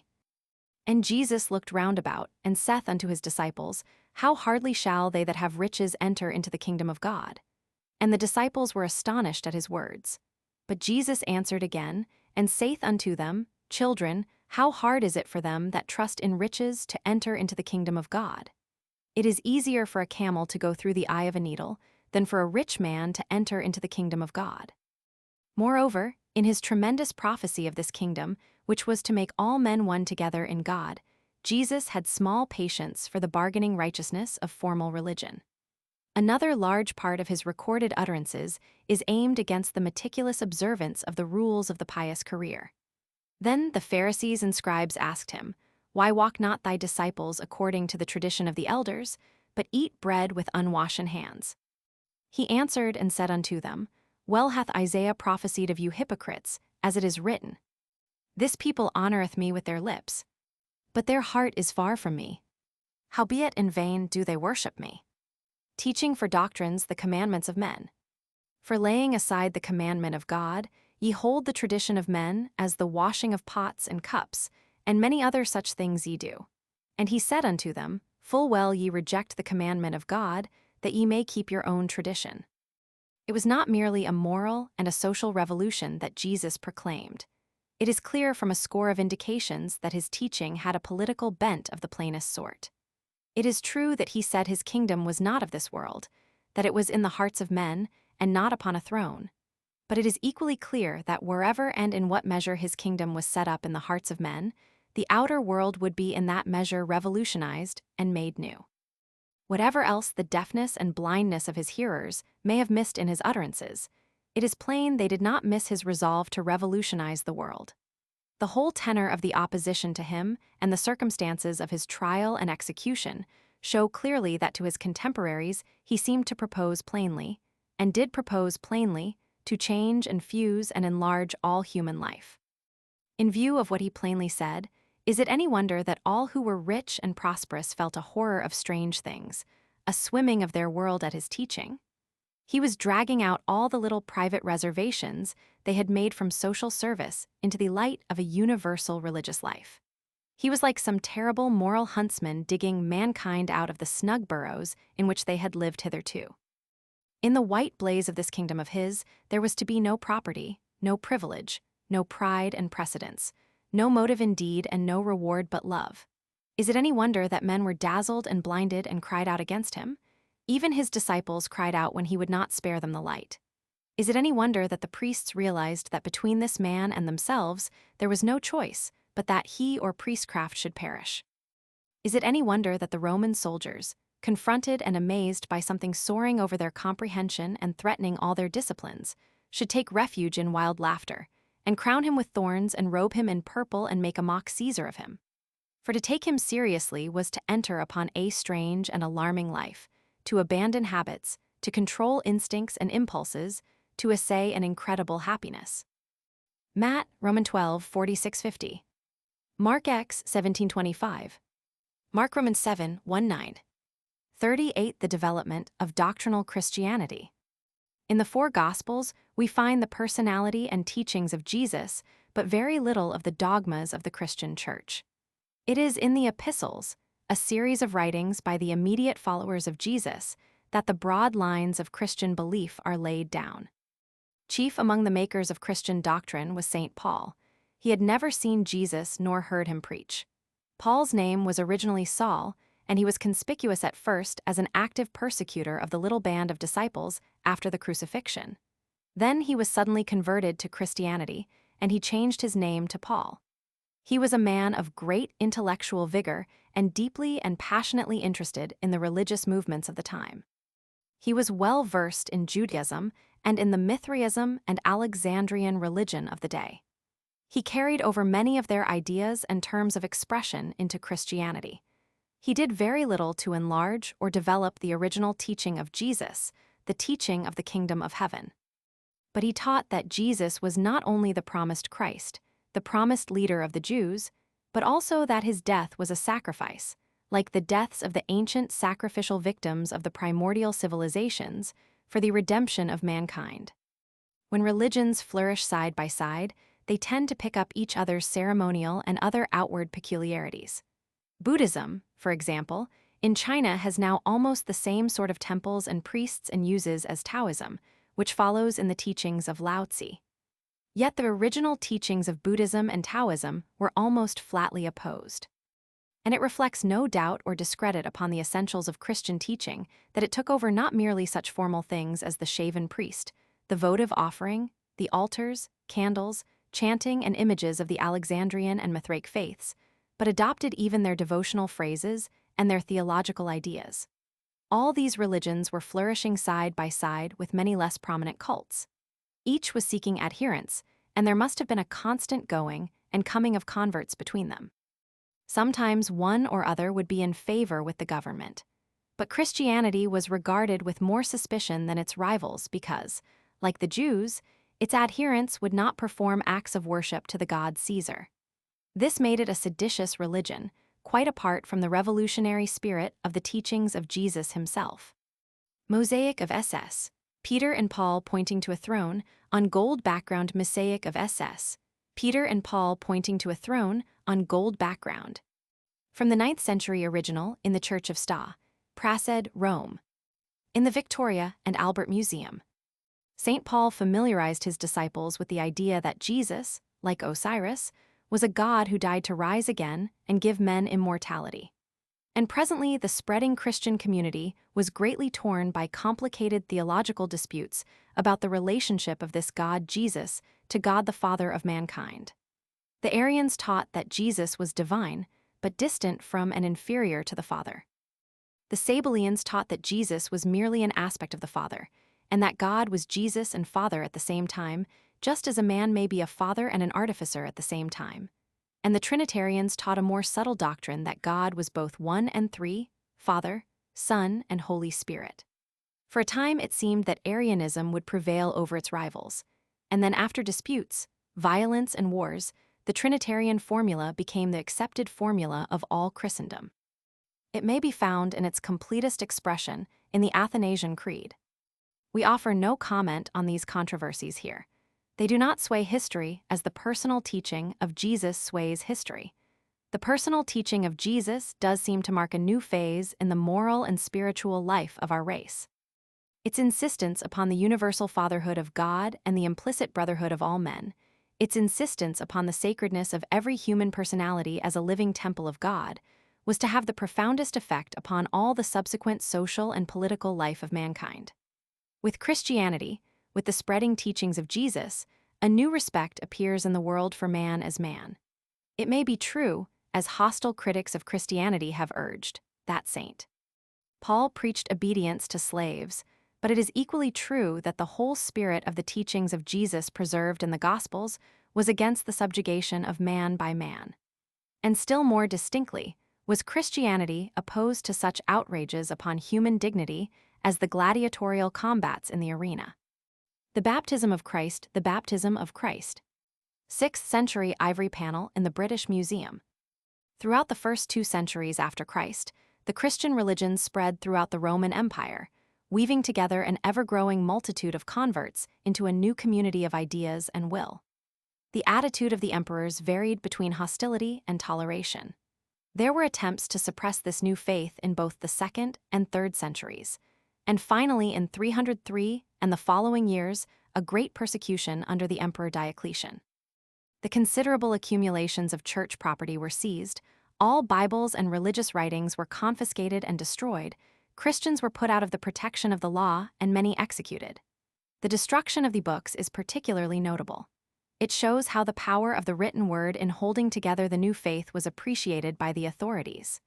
These book religions, Christianity and Judaism, were religions that educated. Their continued existence depended very largely on people being able to read and understand their doctrinal ideas. The older religions had made no such appeal to the personal intelligence. In the ages of barbaric confusion that were now at hand in Western Europe, it was the Christian Church that was mainly instrumental in preserving the tradition of learning. The persecution of Diocletian failed completely to suppress the growing Christian community. In many provinces, it was ineffective because the bulk of the population and many of the officials were Christian. In 317, an edict of toleration was issued by the associated Emperor Galerius, and in 324, Constantine the Great, a friend and on his deathbed a baptized convert to Christianity, became sole ruler of the Roman world. He abandoned all divine pretensions and put Christian symbols on the shields and banners of his troops. In a few years, Christianity was securely established as the official religion of the empire. The competing religions disappeared or were absorbed with extraordinary celerity, and in 300 Theodosius, the Great caused the great statue of Jupiter Serapis at Alexandria to be destroyed. From the outset of the 5th century onward, the only priests or temples in the Roman Empire were Christian priests and temples. 39. The barbarians break the empire into East and West. Throughout the 3rd century, the Roman Empire, decaying socially and disintegrating morally, faced the barbarians. The emperors of this period were fighting military autocrats, and the capital of the empire shifted with the necessities of their military policy. Now the imperial headquarters would be at Milan in North Italy, now in what is now Serbia at Sirmium or Nish, now in Nicomedia in Asia Minor. Rome, halfway down Italy, was too far from the center of interest to be a convenient imperial seat. It was a declining city. Over most of the empire peace still prevailed, and men went about without arms. The armies continued to be the sole repositories of power. The emperors, dependent on their legions, became more and more autocratic to the rest of the empire, and their state more and more like that of the Persian and other Oriental monarchs. Diocletian assumed a royal diadem and Oriental robes. All along the imperial frontier, which ran roughly along the Rhine and Danube, enemies were now pressing. The Franks and other German tribes had come up to the Rhine. In North Hungary were the Vandals, in what was once Dacia and is now Romania, the Visigoths or West Goths. Behind these in South Russia were the East Goths or Ostrogoths, and beyond these again in the Volga region the Alans. But now Mongolian peoples were forcing their way towards Europe. The Huns were already exacting tribute from the Alans and Ostrogoths and pushing them to the west. In Asia, the Roman frontiers were crumpling back under the push of a renascent Persia. This new Persia, the Persia of the Sassanid kings, was to be a vigorous, and on the whole a successful rival of the Roman Empire in Asia for the next 3 centuries. A glance at the map of Europe will show the reader the peculiar weakness of the empire. The river Danube comes down to within a couple of 100 miles of the Adriatic Sea in the region of what is now Bosnia and Serbia. It makes a square reentrant angle there. The Romans never kept their sea communications in good order, and this 200-mile strip of land was their line of communication between the western Latin-speaking part of the empire and the eastern Greek-speaking portion. Against this square angle of the Danube, the barbarian pressure was greatest. When they broke through there, it was inevitable that the empire should fall into 2 parts. Map, the empire and the barbarians. A more vigorous empire might have thrust forward and reconquered Dacia, but the Roman Empire lacked any such vigor. Constantine, the Great, was certainly a monarch of great devotion and intelligence. He beat back a raid of the Goths from just these vital Balkan regions, but he had no force to carry the frontier across the Danube. He was too preoccupied with the internal weaknesses of the empire. He brought the solidarity and moral force of Christianity to revive the spirit of the declining empire, and he decided to create a new permanent capital at Byzantium upon the Hellespont. This new-made Byzantium, which was rechristened Constantinople in his honor, was still building when he died. Towards the end of his reign occurred a remarkable transaction. The Vandals, being pressed by the Goths, asked to be received into the Roman Empire. They were assigned lands in Pannonia, which is now that part of Hungary west of the Danube, and their fighting men became nominally legionaries. But these new legionaries remained under their own chiefs. Rome failed to digest them. Constantine died working to reorganize his great realm, and soon the frontiers were ruptured again, and the Visigoths came almost to Constantinople. They defeated the Emperor Valens at Adrianople and made a settlement in what is now Bulgaria, similar to the settlement of the Vandals in Pannonia. Nominally, they were subjects of the emperor. Practically, they were conquerors. Constantine's pillar, Constantinople. Constantine's pillar, Constantinople. Photo, Sabin Folier. From 379 to 395 AD. Reigned the Emperor Theodosius the Great, and while he reigned the empire was still formally intact. Over the armies of Italy and Pannonia presided Stilicho, a Vandal, over the armies in the Balkan Peninsula, Alaric, a Goth. When Theodosius died at the close of the 4th century, he left 2 sons. Alaric supported one of these, Arcadius, in Constantinople, and Stilicho the other, Honorius, in Italy. In other words, Alaric and Stilicho fought for the empire with the princes as puppets. In the course of their struggle, Alaric marched into Italy, and after a short siege took Rome, 410 AD. The opening half of the 5th century saw the whole of the Roman Empire in Europe the prey of robber armies of barbarians. It is difficult to visualize the state of affairs in the world at that time. Over France, Spain, Italy, and the Balkan Peninsula, the great cities that had flourished under the early empire still stood, impoverished, partly depopulated, and falling into decay. Life in them must have been shallow, mean, and full of uncertainty. Local officials asserted their authority and went on with their work with such conscience as they had, no doubt, in the name of a now remote and inaccessible emperor. The churches went on, but usually with illiterate priests. There was little reading and much superstition and fear, but everywhere except where looters had destroyed them, books and pictures and statuary and such-like works of art were still to be found. The life of the countryside had also degenerated. Everywhere this Roman world was much more weedy and untidy than it had been. In some regions, war and pestilence had brought the land down to the level of a waste. Roads and forests were infested with robbers. Into such regions, the barbarians marched with little or no opposition and set up their chiefs as rulers, often with Roman official titles. If they were half-civilized barbarians, they would give the conquered districts tolerable terms. They would take possession of the towns, associate and intermarry, and acquire, with an accent, the Latin speech. But the Jutes, the Angles and Saxons who submerged the Roman province of Britain, were agriculturalists and had no use for towns. They seem to have swept South Britain clear of the Romanized population, and they replaced the language by their own Teutonic dialects, which became at last English. Base of the Obelisk of Theodosius, Constantinople. Base of the Obelisk of Theodosius, Constantinople. The Obelisk of Thothmes, taken from Egypt to Constantinople by Theodosius and placed upon the pedestal here shown, an interesting example of early Byzantine art. The complete obelisk is seen on page 239. Photo 7 foliar. It is impossible in the space at our disposal to trace the movements of all the various German and Slavonic tribes as they went to and fro in the disorganized empire in search of plunder and a pleasant home.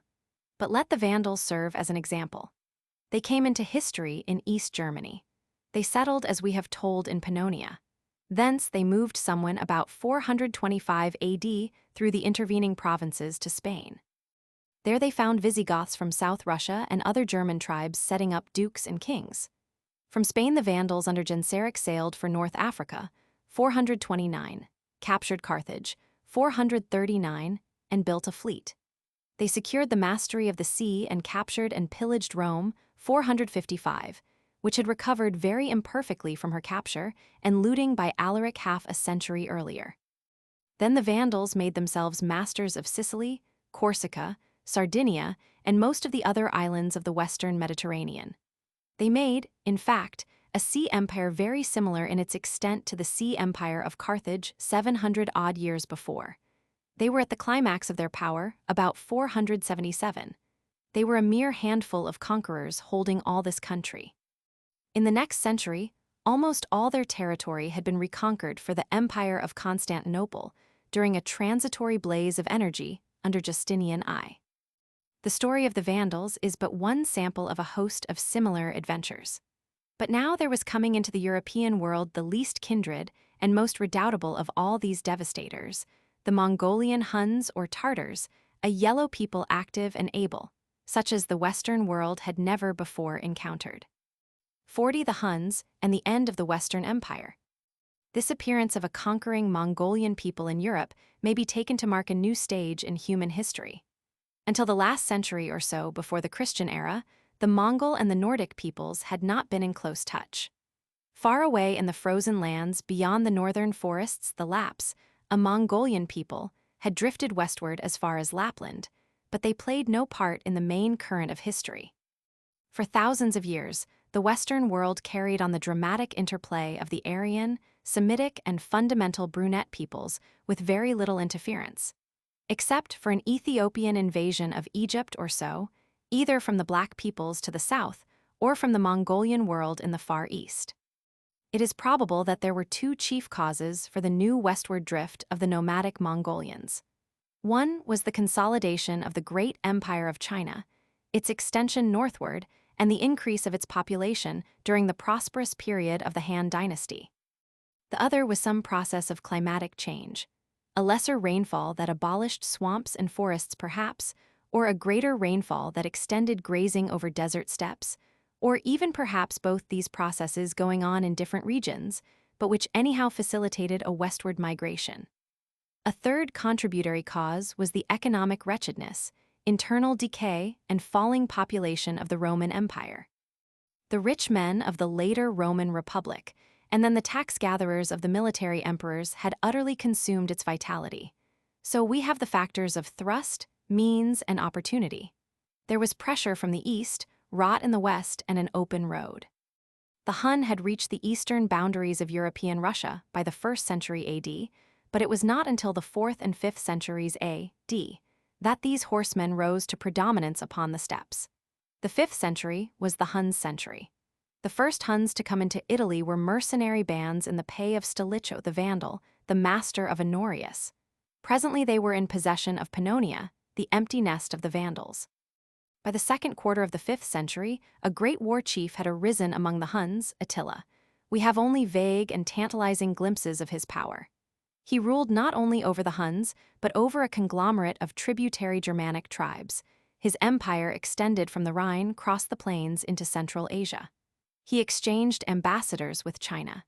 His head camp was in the plain of Hungary, east of the Danube. There he was visited by an envoy from Constantinople, Priscus, who has left us an account of his state. The way of living of these Mongols was very like the way of living of the primitive Aryans they had replaced. The common folk were in huts and tents. The chiefs lived in great stockaded timber halls. There were feasts and drinking and singing by the bards. The Homeric heroes, and even the Macedonian companions of Alexander, would probably have felt more at home in the camp capital of Attila than they would have done in the cultivated and decadent court of Theodosius Roman II, the son of Arcadius, who was then reigning in Constantinople. For a time, it seemed as though the nomads under the leadership of the Huns and Attila would play the same part towards the Greco-Roman civilization of the Mediterranean countries that the barbaric Greeks had played long ago to the Aegean civilization. It looked like history repeating itself upon a larger stage. But the Huns were much more wedded to the nomadic life than the early Greeks, who were rather migratory cattle farmers than true nomads. The Huns raided and plundered, but did not settle. For some years, Attila bullied Theodosius as he chose. His armies devastated and looted right down to the walls of Constantinople. Gibbon says that he totally destroyed no less than 70 cities in the Balkan Peninsula, and Theodosius bought him off by payments of tribute and tried to get rid of him for good by sending secret agents to assassinate him. In 451, Attila turned his attention to the remains of the Latin-speaking half of the empire and invaded Gaul. Nearly every town in northern Gaul was sacked. Franks, Visigoths, and the imperial forces united against him, and he was defeated at Troyes in a vast dispersed battle in which a multitude of men, variously estimated as between 150,000 and 300,000, were killed. This checked him in Gaul, but it did not exhaust his enormous military resources. Next year he came into Italy by way of Venetia, burnt Aquileia and Padua, and looted Milan.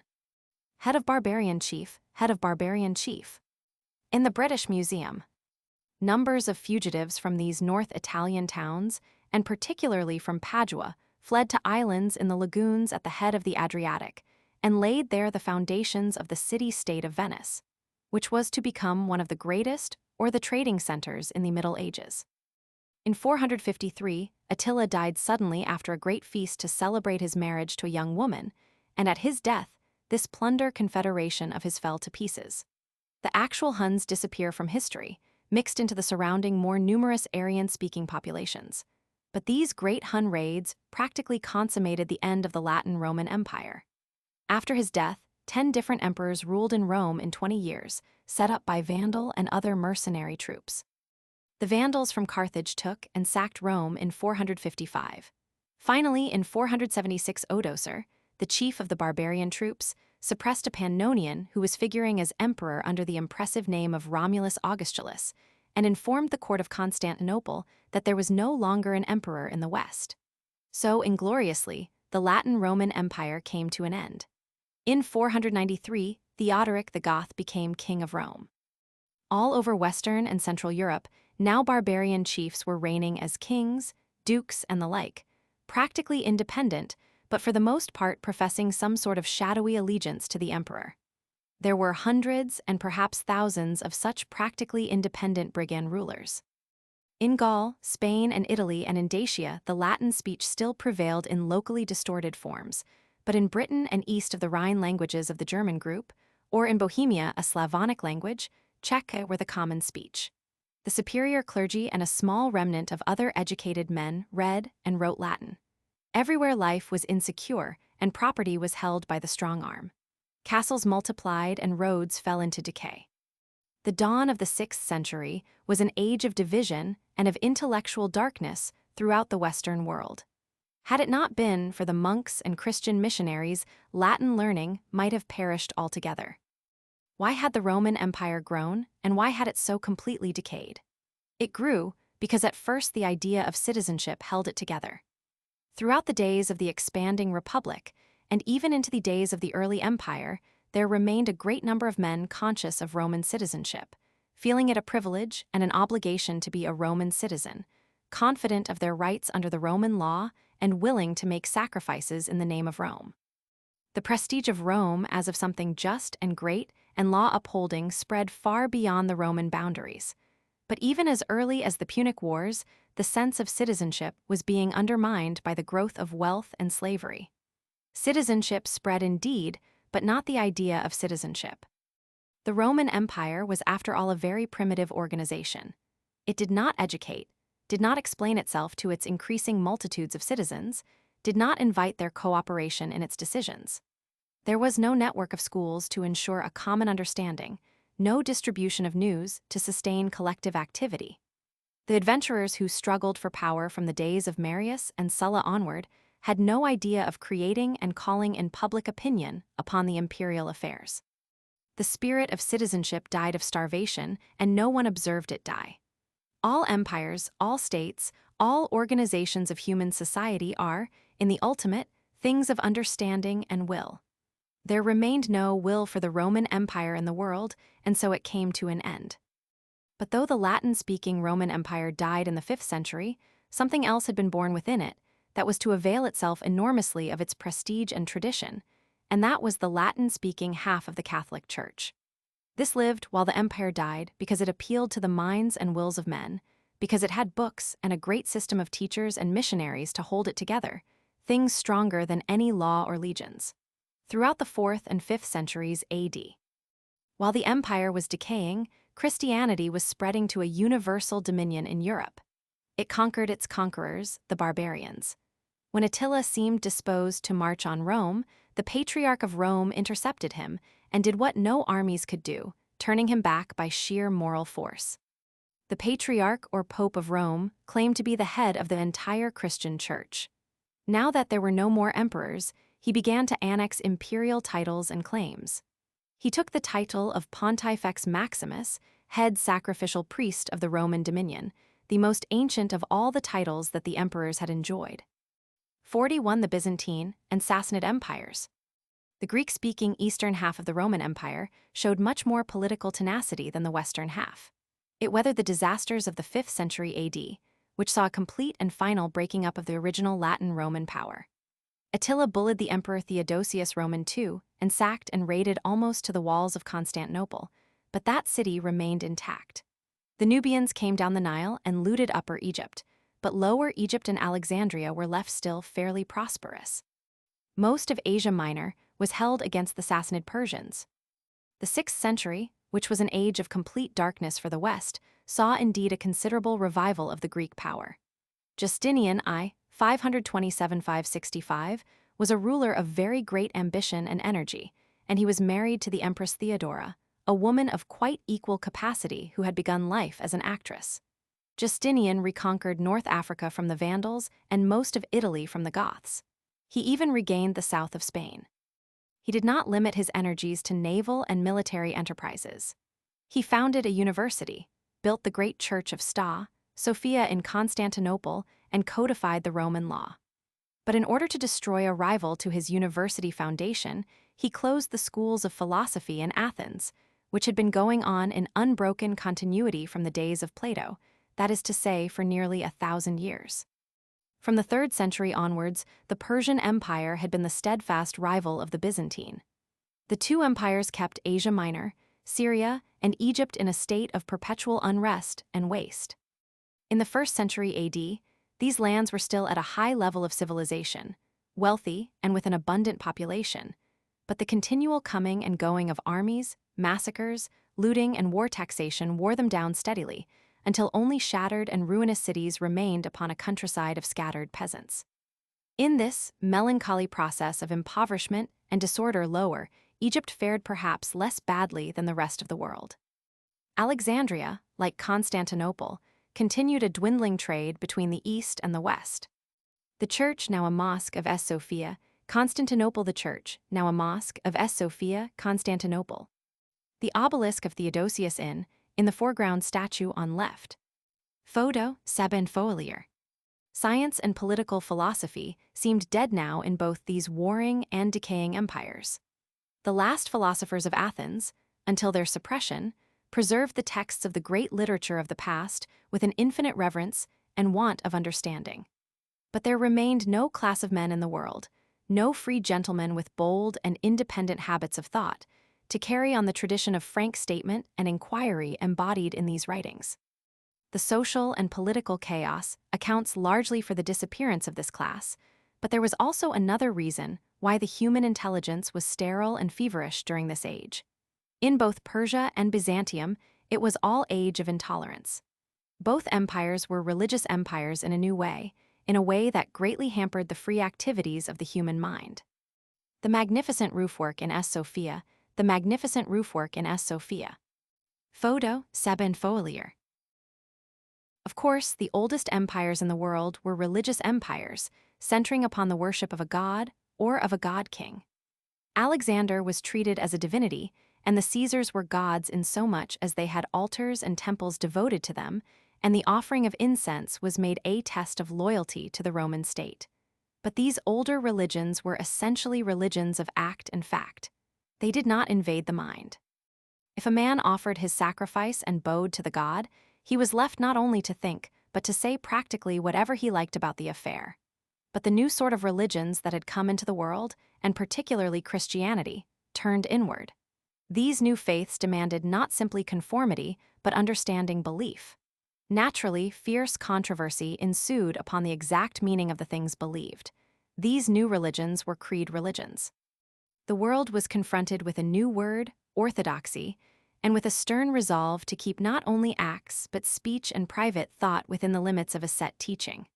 For to hold a wrong opinion, much more to convey it to other people, was no longer regarded as an intellectual defect, but a moral fault that might condemn a soul to everlasting destruction.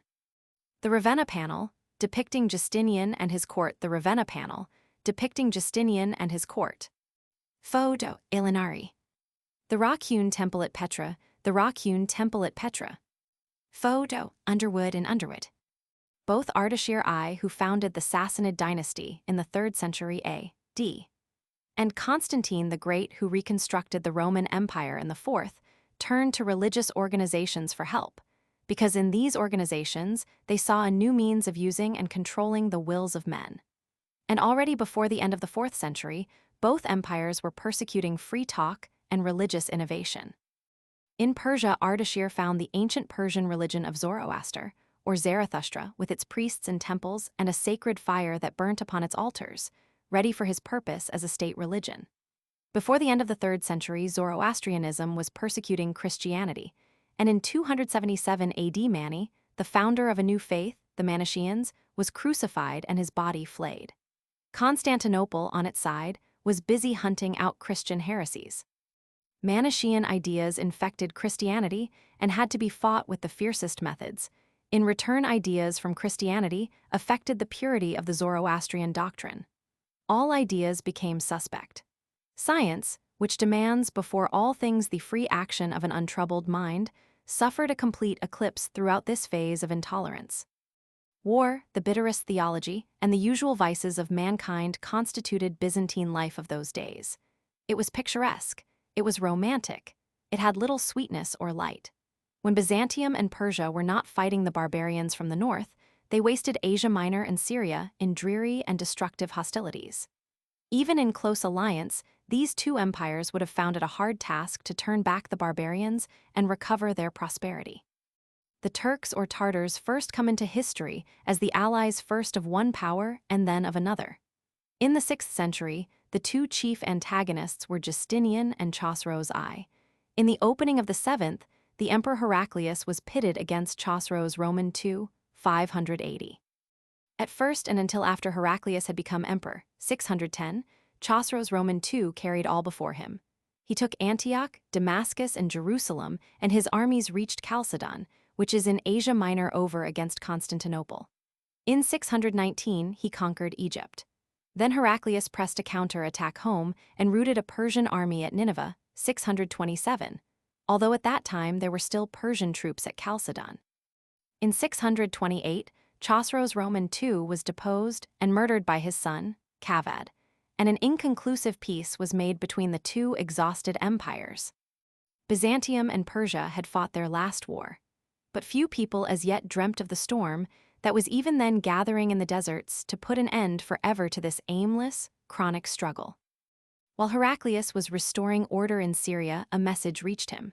It had been brought into the imperial outpost at Bostra south of Damascus.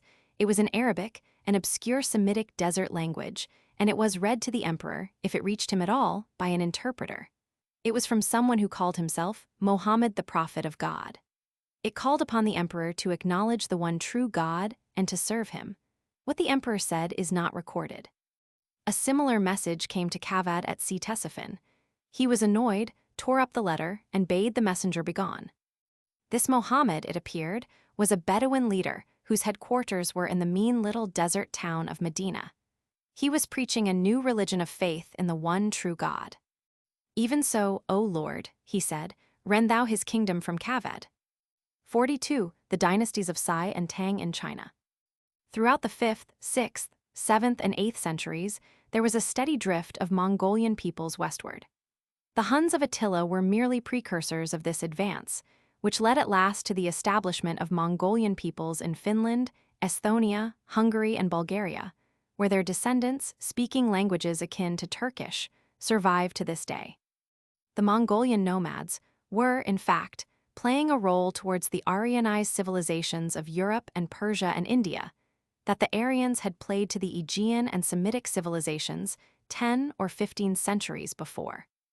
In Central Asia, the Turkish peoples had taken root in what is now Western Turkestan, and Persia already employed many Turkish officials and Turkish mercenaries. The Parthians had gone out of history, absorbed into the general population of Persia. There were no more Aryan nomads in the history of Central Asia. Mongolian people had replaced them. The Turks became masters of Asia from China to the Caspian. The same great pestilence at the end of the 2nd century AD. That had shattered the Roman Empire had overthrown the Han dynasty in China. Then came a period of division and of Hunnish conquests from which China arose refreshed, more rapidly and more completely than Europe was destined to do. Before the end of the 6th century, China was reunited under the Sai dynasty. And this, by the time of Heraclius, gave place to the Tang dynasty, whose reign marks another great period of prosperity for China. Chinese earthenware art of the Tang dynasty. 616-906 Chinese earthenware art of the Tang dynasty. 616-906. Specimens in glazed earthenware, in brown, green, and buff, discovered in tombs in China. In the Victoria and Albert Museum. Throughout the 7th, 8th, and 9th centuries, China was the most secure and civilized country in the world. The Han dynasty had extended her boundaries in the north. The Sai and Tang dynasties now spread her civilization to the south, and China began to assume the proportions she has today. In Central Asia, indeed, she reached much further, extending at last, through tributary Turkish tribes, to Persia and the Caspian Sea. The new China that had arisen was a very different land from the old China of the Hans. A new and more vigorous literary school appeared. There was a great poetic revival. Buddhism had revolutionized philosophical and religious thought. There were great advances in artistic work, in technical skill, and in all the amenities of life. Tea was first used, paper manufactured, and woodblock printing began. Millions of people, indeed, were leading orderly, graceful, and kindly lives in China during these centuries, when the attenuated populations of Europe and Western Asia were living either in hovels, small walled cities, or grim robber fortresses. While the mind of the West was black with theological obsessions, the mind of China was open and tolerant and inquiring. One of the earliest monarchs of the Tang dynasty was Tai Tsung, who began to reign in 627, the year of the victory of Heraclius at Nineveh. He received an embassy from Heraclius, who was probably seeking an ally in the rear of Persia. From Persia itself came a party of Christian missionaries, 635. They were allowed to explain their creed to Tai Tsung, and he examined a Chinese translation of their scriptures. He pronounced this strange religion acceptable and gave permission for the foundation of a church and monastery. To this monarch also, in 628, came messengers from Mohammed. They came to Canton on a trading ship. They had sailed the whole way from Arabia along the Indian coasts. Unlike Heraclius and Kaved, Taitsung gave these envoys a courteous hearing. He expressed his interest in their theological ideas and assisted them to build a mosque in Canton, a mosque which survives, it is said, to this day, the oldest mosque in the world. 43. Muhammad and Islam. A prophetic amateur of history, surveying the world in the opening of the 7th century, might have concluded very reasonably that it was only a question of a few centuries before the whole of Europe and Asia fell under Mongolian domination. There were no signs of order or union in Western Europe, and the Byzantine and Persian empires were manifestly bent upon a mutual destruction. India also was divided and wasted. On the other hand, China was a steadily expanding empire, which probably at that time exceeded all Europe in population, and the Turkish people who were growing to power in Central Asia were disposed to work in accord with China. And such a prophecy would not have been an altogether vain one.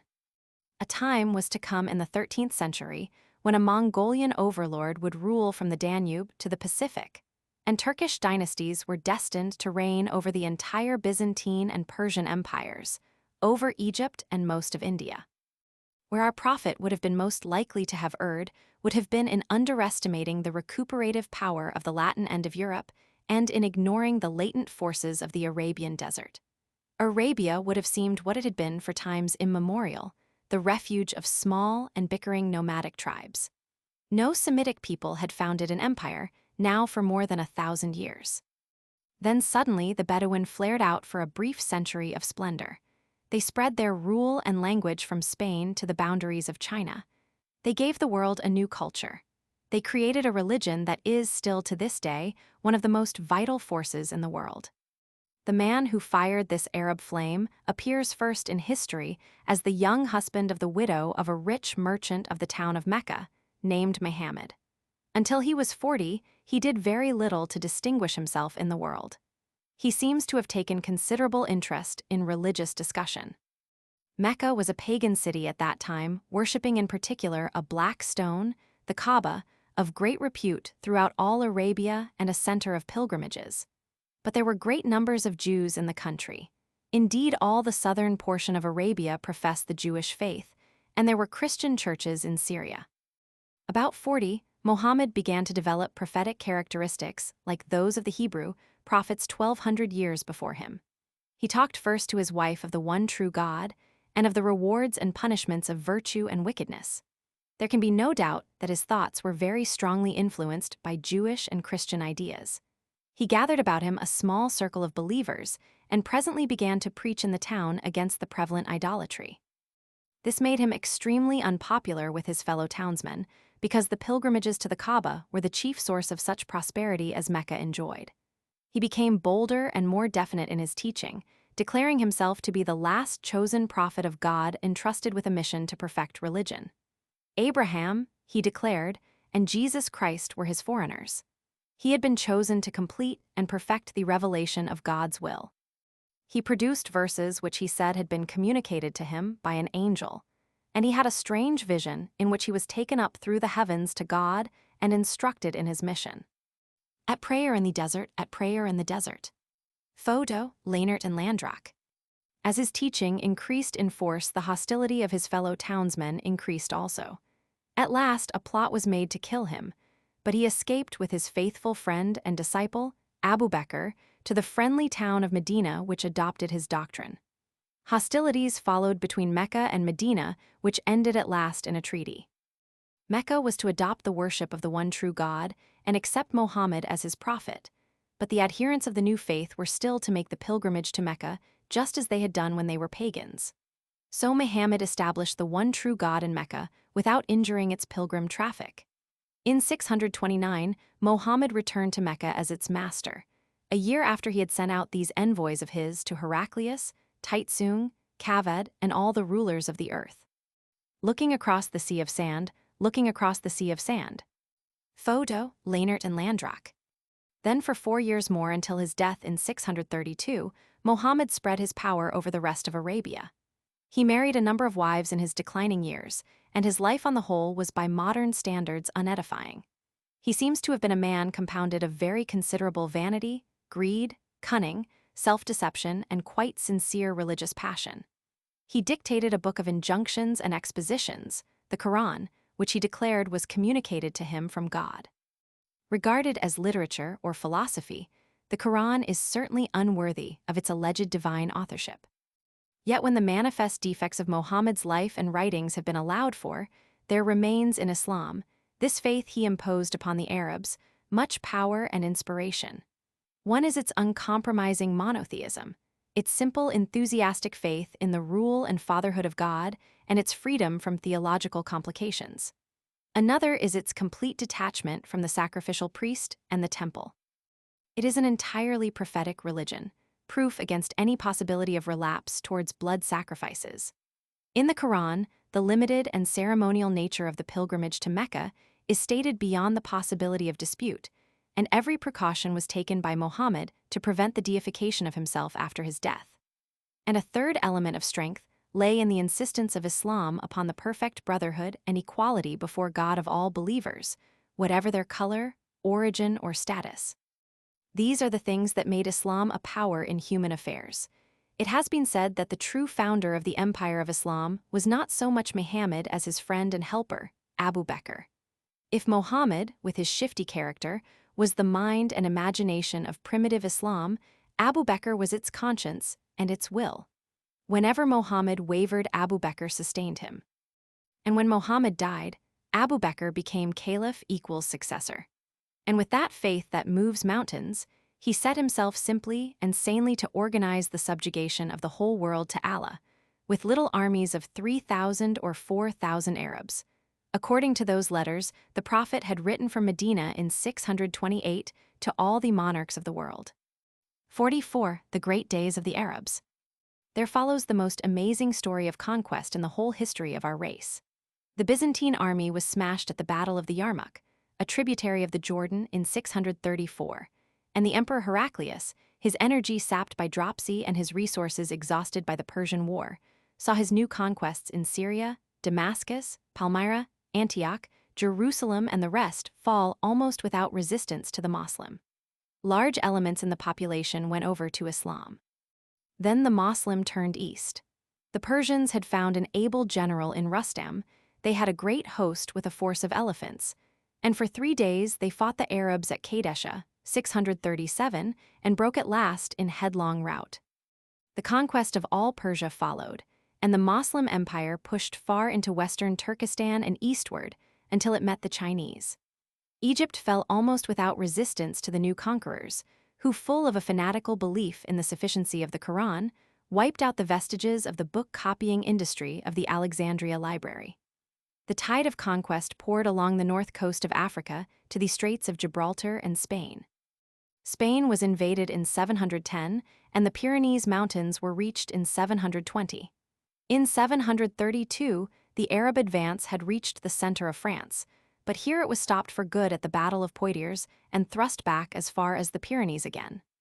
The conquest of Egypt had given the Moslem a fleet, and for a time it looked as though they would take Constantinople. They made repeated sea attacks between 672 and 718, but the great city held out against them. Map: the growth of the Moslem power in 25 years. Map: the Moslem Empire, 750 AD. The Arabs had little political aptitude and no political experience, and this great empire with its capital now at Damascus, which stretched from Spain to China, was destined to break up very speedily. From the very beginning, doctrinal differences undermined its unity. But our interest here lies not with the story of its political disintegration, but with its effect upon the human mind and upon the general destinies of our race. The Arab intelligence had been flung across the world even more swiftly and dramatically than had the Greek 1,000 years before. The intellectual stimulation of the whole world west of China, the breakup of old ideas and development of new ones, was enormous. In Persia, this fresh, excited Arabic mind came into contact not only with Manichaean, Zoroastrian, and Christian doctrine, but with the scientific Greek literature, preserved not only in Greek but in Syrian translations. It found Greek learning in Egypt also. Every, where, and particularly in Spain, it discovered an active Jewish tradition of speculation and discussion. In Central Asia, it met Buddhism and the material achievements of Chinese civilization. It learnt the manufacture of paper, which made printed books possible, from the Chinese. And finally, it came into touch with Indian mathematics and philosophy. Jerusalem, showing the Mosque of Omar. Jerusalem, showing the Mosque of Omar. Photo, Lehnert and Landrak. Very speedily, the intolerant self-sufficiency of the early days of faith, which made the Quran seem the only possible book, was dropped. Learning sprang up everywhere in the footsteps of the Arab conquerors. By the 8th century, there was an educational organization throughout the whole Arabized world. In the 9th, learned men in the schools of Cordoba in Spain were corresponding with learned men in Cairo, Baghdad, Bokhara, and Samarkand. The Jewish mind assimilated very readily with the Arab, and for a time, the two Semitic races worked together through the medium of Arabic. Long after the political breakup and enfeeblement of the Arabs, this intellectual community of the Arab-speaking world endured. It was still producing very considerable results in the 13th century. View of Cairo mosques. View of Cairo mosques. Photo, Lehnert and Landrak. So it was that the systematic accumulation and criticism of facts which was first begun by the Greeks was resumed in this astonishing renaissance of the Semitic world. The seed of Aristotle and the Museum of Alexandria that had lain so long inactive and neglected now germinated and began to grow towards fruition. Very great advances were made in mathematical, medical, and physical science. The clumsy Roman numerals were ousted by the Arabic figures we use to this day, and the zero sign was first employed. The very name algebra is Arabic. So is the word chemistry. The names of such stars as Algol, Aldebaran, and Bootes preserve the traces of Arab conquests in the sky. Their philosophy was destined to reanimate the medieval philosophy of France and Italy and the whole Christian world. The Arab experimental chemists were called alchemists, and they were still sufficiently barbaric in spirit to keep their methods and results secret as far as possible. They realized from the very beginning what enormous advantages their possible discoveries might give them, and what far-reaching consequences they might have on human life. They came upon many metallurgical and technical devices of the utmost value, alloys and dyes, distilling, tinctures and essences, optical glass. But the two chief ends they sought in vain. One was the philosopher's stone, a means of changing the metallic elements one into another and so getting a control of artificial gold, and the other was the elixir vitae, a stimulant that would revivify age and prolong life indefinitely. The crabbed patient experimenting of these Arab alchemists spread into the Christian world. The fascination of their inquiries spread. Very gradually, the activities of these alchemists became more social and cooperative. They found it profitable to exchange and compare ideas. By insensible gradations, the last of the alchemists became the first of the experimental philosophers. The old alchemists sought the philosopher's stone, which was to transmute base metals to gold, and an elixir of immortality. They found the methods of modern experimental science, which promise in the end to give man illimitable power over the world and over his own destiny. 45. The development of Latin Christendom. It is worthwhile to note the extremely shrunken dimensions of the share of the world remaining under Aryan control in the 7th and 8th centuries. 1,000 years before, the Aryan-speaking races were triumphant over all the civilized world west of China. Now the Mongol had thrust as far as Hungary. Nothing of Asia remained under Aryan rule except the Byzantine dominions in Asia Minor, and all Africa was lost, and nearly all Spain.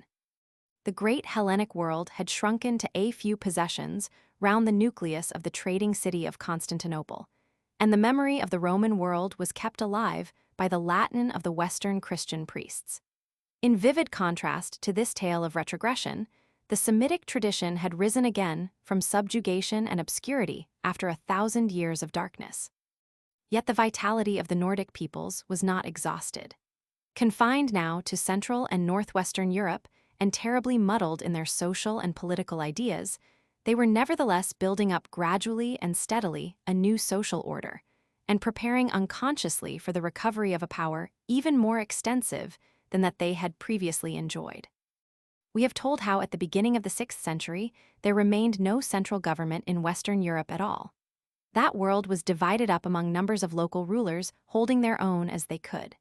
This was too insecure a state of affairs to last. A system of cooperation and association grew up in this disorder, the feudal system, which has left its traces upon European life up to the present time. This feudal system was a sort of crystallization of society about power.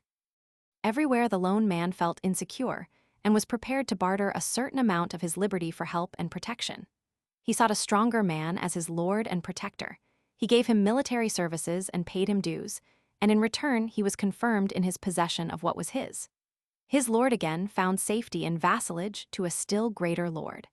Cities also found it convenient to have feudal protectors, and monasteries and church estates bound themselves by similar ties. No doubt in many cases allegiance was claimed before it was offered. The system grew downward as well as upward. So a sort of pyramidal system grew up, varying widely in different localities, permitting at first a considerable play of violence and private warfare, but making steadily for order and a new reign of law. The pyramids grew up until some became recognizable as kingdoms. Already by the early 6th century, a Frankish kingdom existed under its founder Clovis in what is now France and the Netherlands, and presently Visigothic and Lombard and Gothic kingdoms were in existence. The Moslem, when they crossed the Pyrenees in 720, found this Frankish kingdom under the practical rule of Charles Martel, the mayor of the palace of a degenerate descendant of Clovis, and experienced the decisive defeat of Poitiers, 732, at his hands. This Charles Martel was practically overlord of Europe, north of the Alps from the Pyrenees to Hungary. He ruled over a multitude of subordinate lords speaking French, Latin, and High and Low German languages. His son Pepin extinguished the last descendants of Clovis and took the kingly state and title. His grandson Charlemagne, who began to reign in 768, found himself lord of a realm so large that he could think of reviving the title of Latin emperor. He conquered North Italy and made himself master of Rome. Map: area more or less under Frankish dominion in the time of Charles Martel.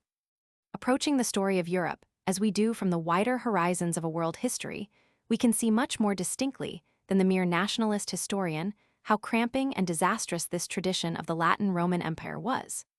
A narrow, intense struggle for this phantom predominance was to consume European energy for more than 1,000 years. Through all that period, it is possible to trace certain unquenchable antagonisms. They run through the wits of Europe like the obsessions of a demented mind. One driving force was this ambition of successful rulers, which Charlemagne, Charles the Great, embodied, to become Caesar.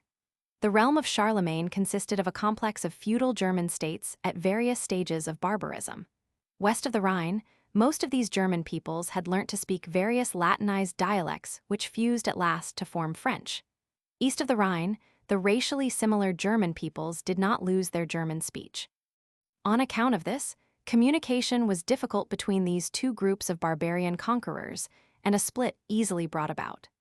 The split was made the more easy by the fact that the Frankish usage made it seem natural to divide the empire of Charlemagne among his sons at his death.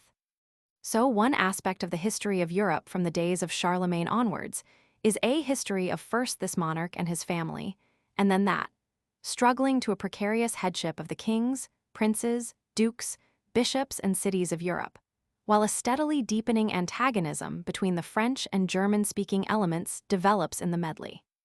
There was a formality of election for each emperor, and the climax of his ambition was to struggle to the possession of that worn-out, misplaced capital Rome and to a coronation there.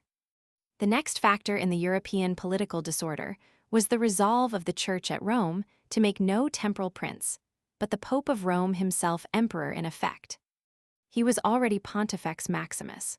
For all practical purposes, he held the decaying city. If he had no armies, he had at least a vast propaganda organization in his priests throughout the whole Latin world. If he had little power over men's bodies, he held the keys of heaven and hell in their imaginations and could exercise much influence upon their souls.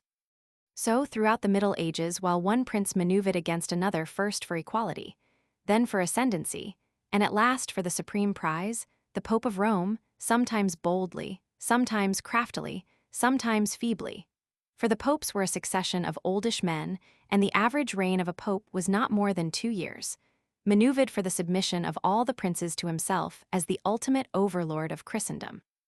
But these antagonisms of prince against prince and of emperor against pope do not by any means exhaust the factors of the European confusion. There was still an emperor in Constantinople speaking Greek and claiming the allegiance of all Europe. When Charlemagne sought to revive the empire, it was merely the Latin end of the empire he revived. It was natural that a sense of rivalry between Latin Empire and Greek Empire should develop very readily. And still more readily did the rivalry of Greek-speaking Christianity and the newer Latin-speaking version develop. The Pope of Rome claimed to be the successor of St. Peter, the chief of the Apostles of Christ, and the head of the Christian community everywhere. Neither the emperor nor the patriarch in Constantinople were disposed to acknowledge this claim. A dispute about a fine point in the doctrine of the Holy Trinity consummated a long series of dissensions in a final rupture in 1054. The Latin Church and the Greek Church became and remained thereafter distinct and frankly antagonistic. This antagonism must be added to the others in our estimate of the conflicts that wasted Latin Christendom in the Middle Ages. Statue of Charlemagne in front of Notre Dame, Paris statue of Charlemagne in front of Notre Dame, Paris the figure is entirely imaginary and romantic. There is no contemporary portrait of Charlemagne. Photo, Richtitz. Upon this divided world of Christendom reigned the blows of 3 sets of antagonists. About the Baltic and North Seas remained a series of Nordic tribes who were only very slowly and reluctantly Christianized. These were the Northmen. They had taken to the sea and piracy and were raiding all the Christian coasts down to Spain.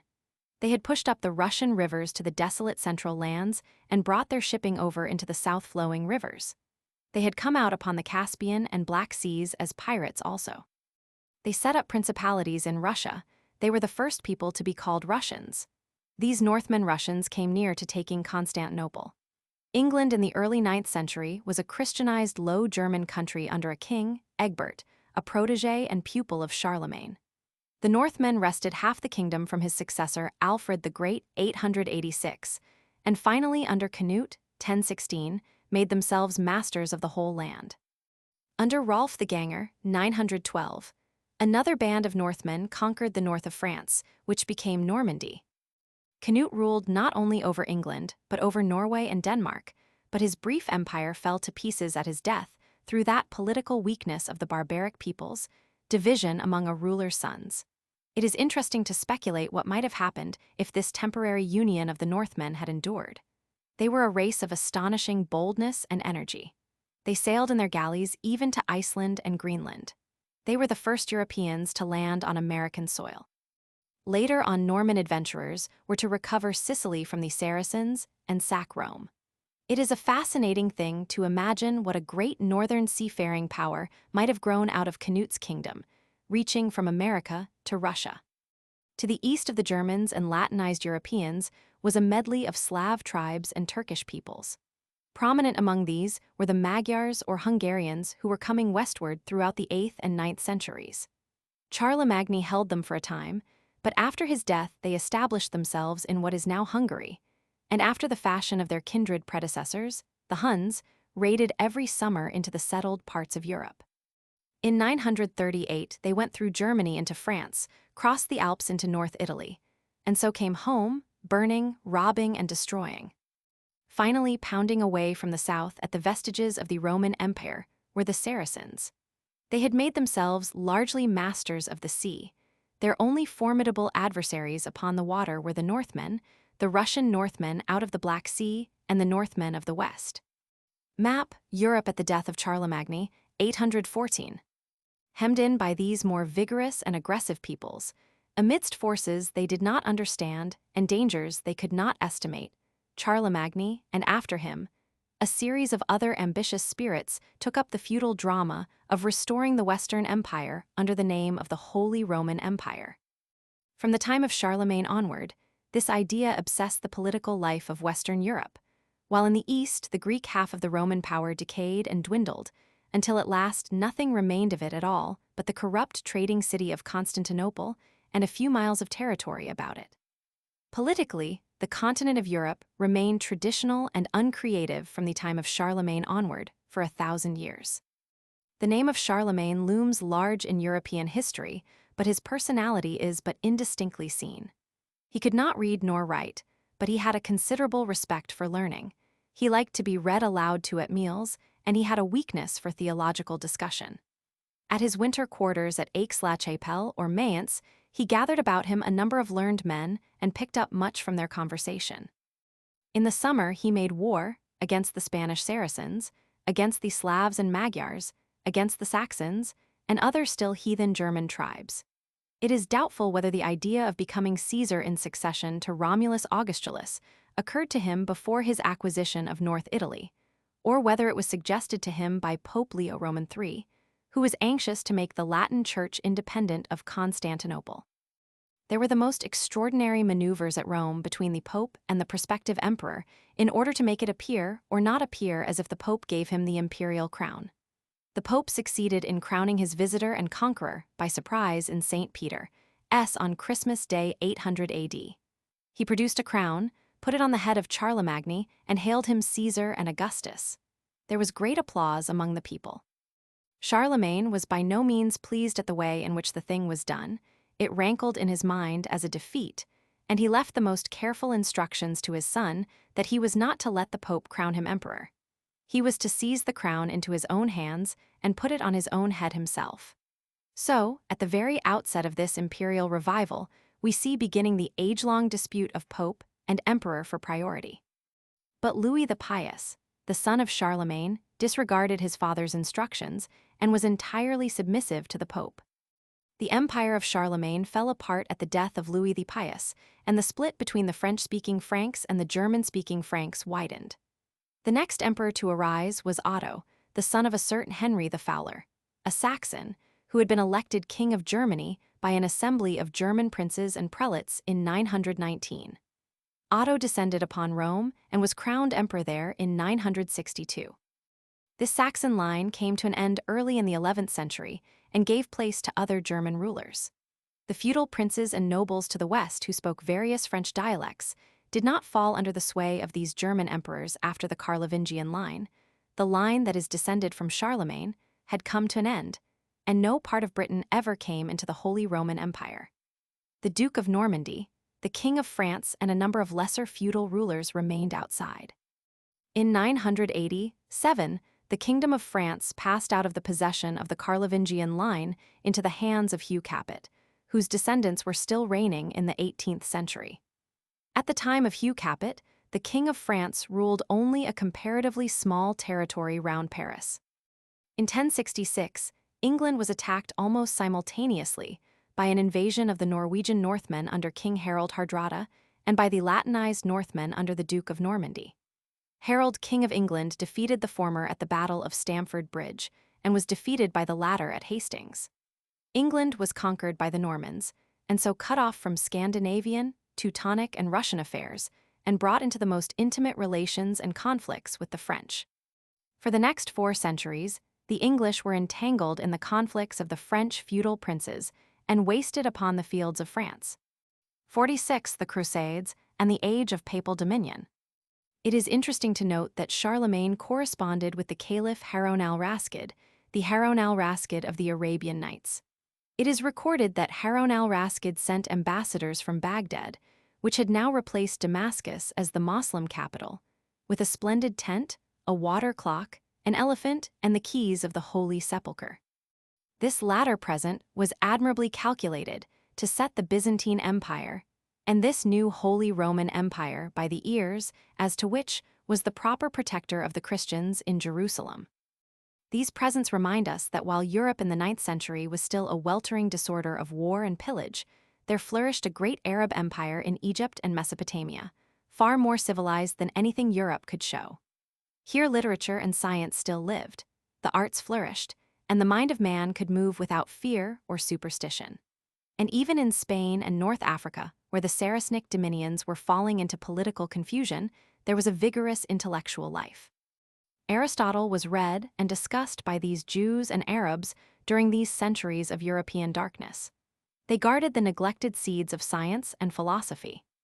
Northeast of the Caliph's dominions was a number of Turkish tribes. They had been converted to Islam, and they held the faith much more simply and fiercely than the actively intellectual Arabs and Persians to the south.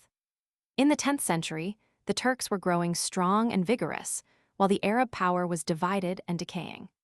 The relations of the Turks to the empire of the Caliphate became very similar to the relations of the Medes to the last Babylonian Empire 14 centuries before. In the 11th century, a group of Turkish tribes, the Seljuk Turks, came down into Mesopotamia and made the Caliph their nominal ruler, but really their captive and tool. They conquered Armenia. Then they struck at the remnants of the Byzantine power in Asia Minor. In 1071, the Byzantine army was utterly smashed at the Battle of Melisgerd, and the Turks swept forward until not a trace of Byzantine rule remained in Asia. They took the fortress of Nicaea over against Constantinople and prepared to attempt that city. The Byzantine emperor, Michael Roman VII, was overcome with terror. He was already heavily engaged in warfare with a band of Norman adventurers who had seized Durazzo, and with a fierce Turkish people, the Pechenegs, who were raiding over the Danube. In his extremity, he sought help where he could, and it is notable that he did not appeal to the Western emperor, but to the Pope of Rome as the head of Latin Christendom. He wrote to Pope Gregory Roman VII, and his successor Alexius Comnenus wrote still more urgently to Urban Roman II. Crusader tombs in Exeter Cathedral. Crusader tombs in Exeter Cathedral. Photo, Mansell. This was not a quarter of a century from the rupture of the Latin and Greek churches. That controversy was still vividly alive in men's minds, and this disaster to Byzantium must have presented itself to the Pope as a supreme opportunity for reasserting the supremacy of the Latin Church over the dissentient Greeks. Moreover, this occasion gave the Pope a chance to deal with two other matters that troubled Western Christendom very greatly. One was the custom of private war, which disordered social life, and the other was the superabundant fighting energy of the Low Germans and Christianized Northmen, and particularly of the Franks and Normans. A religious war, the Crusade, the War of the Cross, was preached against the Turkish captors of Jerusalem, and a truce to all warfare amongst Christians, 1095. The declared object of this war was the recovery of the Holy Sepulchre from the unbelievers. A man called Peter the Hermit carried on a popular propaganda throughout France and Germany on broadly democratic lines. He went clad in a coarse garment, barefooted on an ass, he carried a huge cross and harangued the crowd in street or marketplace or church. He denounced the cruelties practiced upon the Christian pilgrims by the Turks, and the shame of the Holy Sepulchre being in any but Christian hands. The fruits of centuries of Christian teaching became apparent in the response. A great wave of enthusiasm swept the Western world, and popular Christendom discovered itself. View of Cairo. View of Cairo. Photo, Lehnert and Landrock. Such a widespread uprising of the common people in relation to a single idea as now occurred was a new thing in the history of our race. There is nothing to parallel it in the previous history of the Roman Empire or of India or China. On a smaller scale, however, there had been similar movements among the Jewish people after their liberation from the Babylonian captivity, and later on Islam was to display a parallel susceptibility to collective feeling. Such movements were certainly connected with the new spirit that had come into life with the development of the missionary teaching religions. The Hebrew prophets, Jesus and his disciples, Mani, Mohammed, were all exhorters of men's individual souls. They brought the personal conscience face to face with God. Before that time, religion had been much more a business of fetish, of pseudoscience, than of conscience.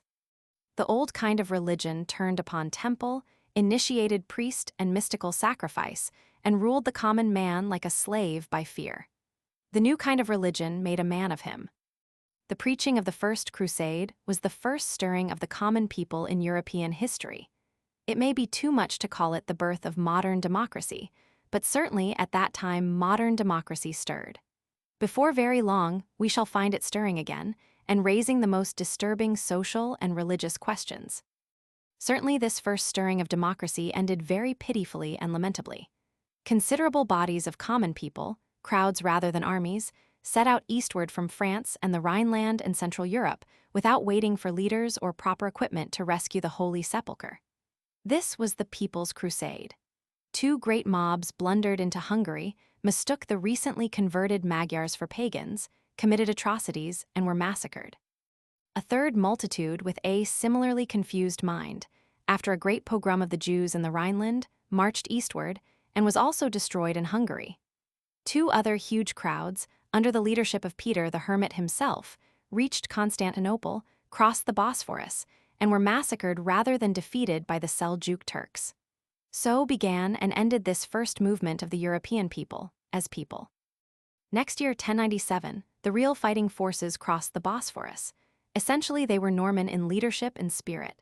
They stormed Nicaea, marched by much the same route as Alexander had followed 14 centuries before to Antioch. The siege of Antioch kept them a year, and in June 1099 they invested Jerusalem. It was stormed after a month's siege. The slaughter was terrible. Men riding on horseback were splashed by the blood in the streets.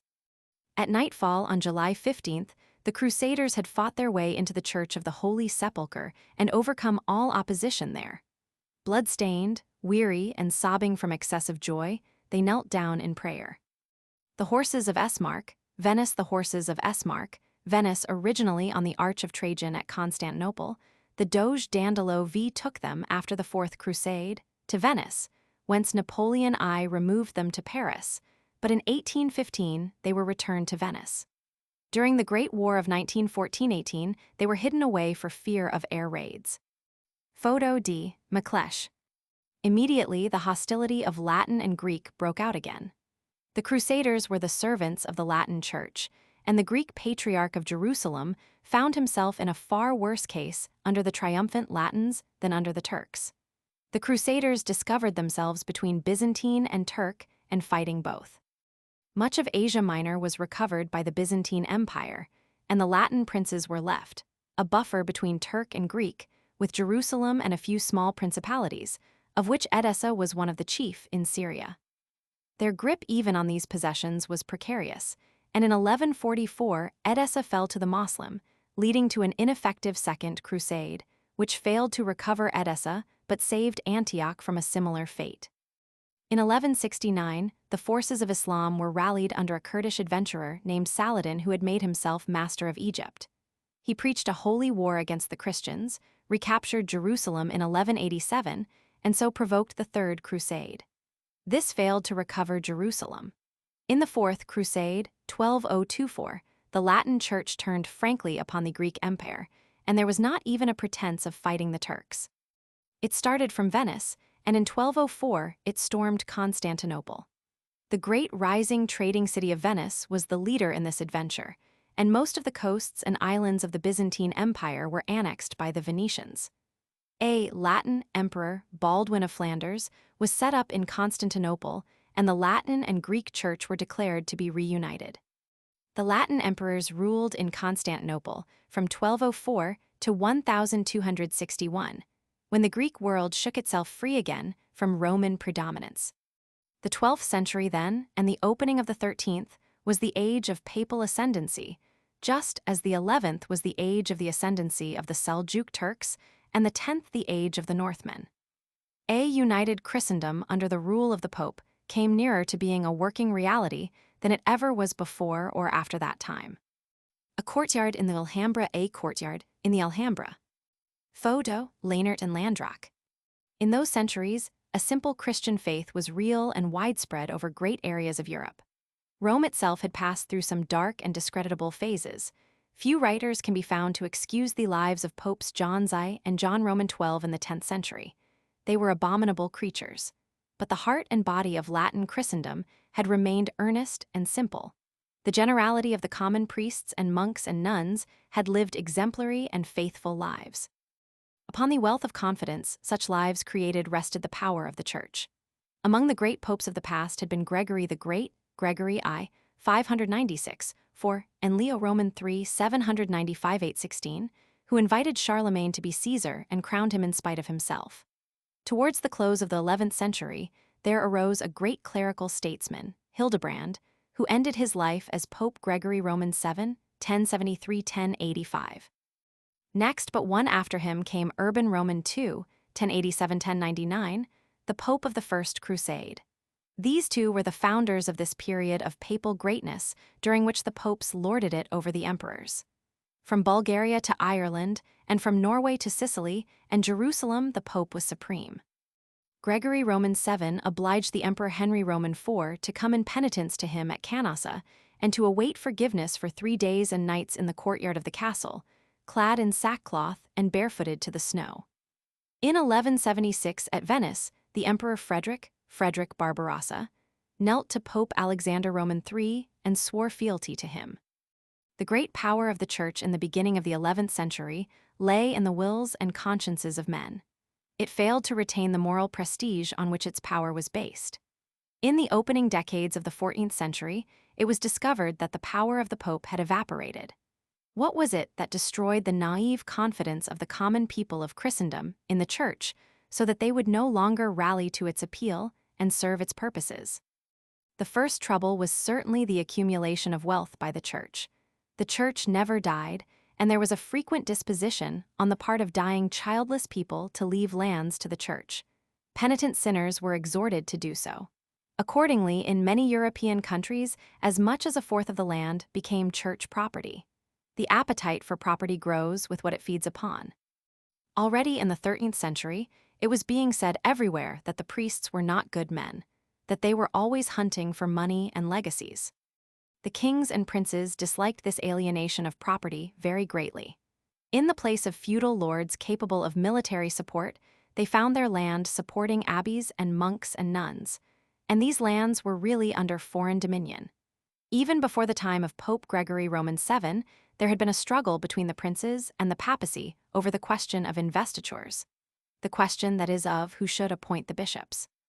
If that power rested with the Pope and not the king, then the latter lost control not only of the consciences of his subjects, but of a considerable part of his dominions.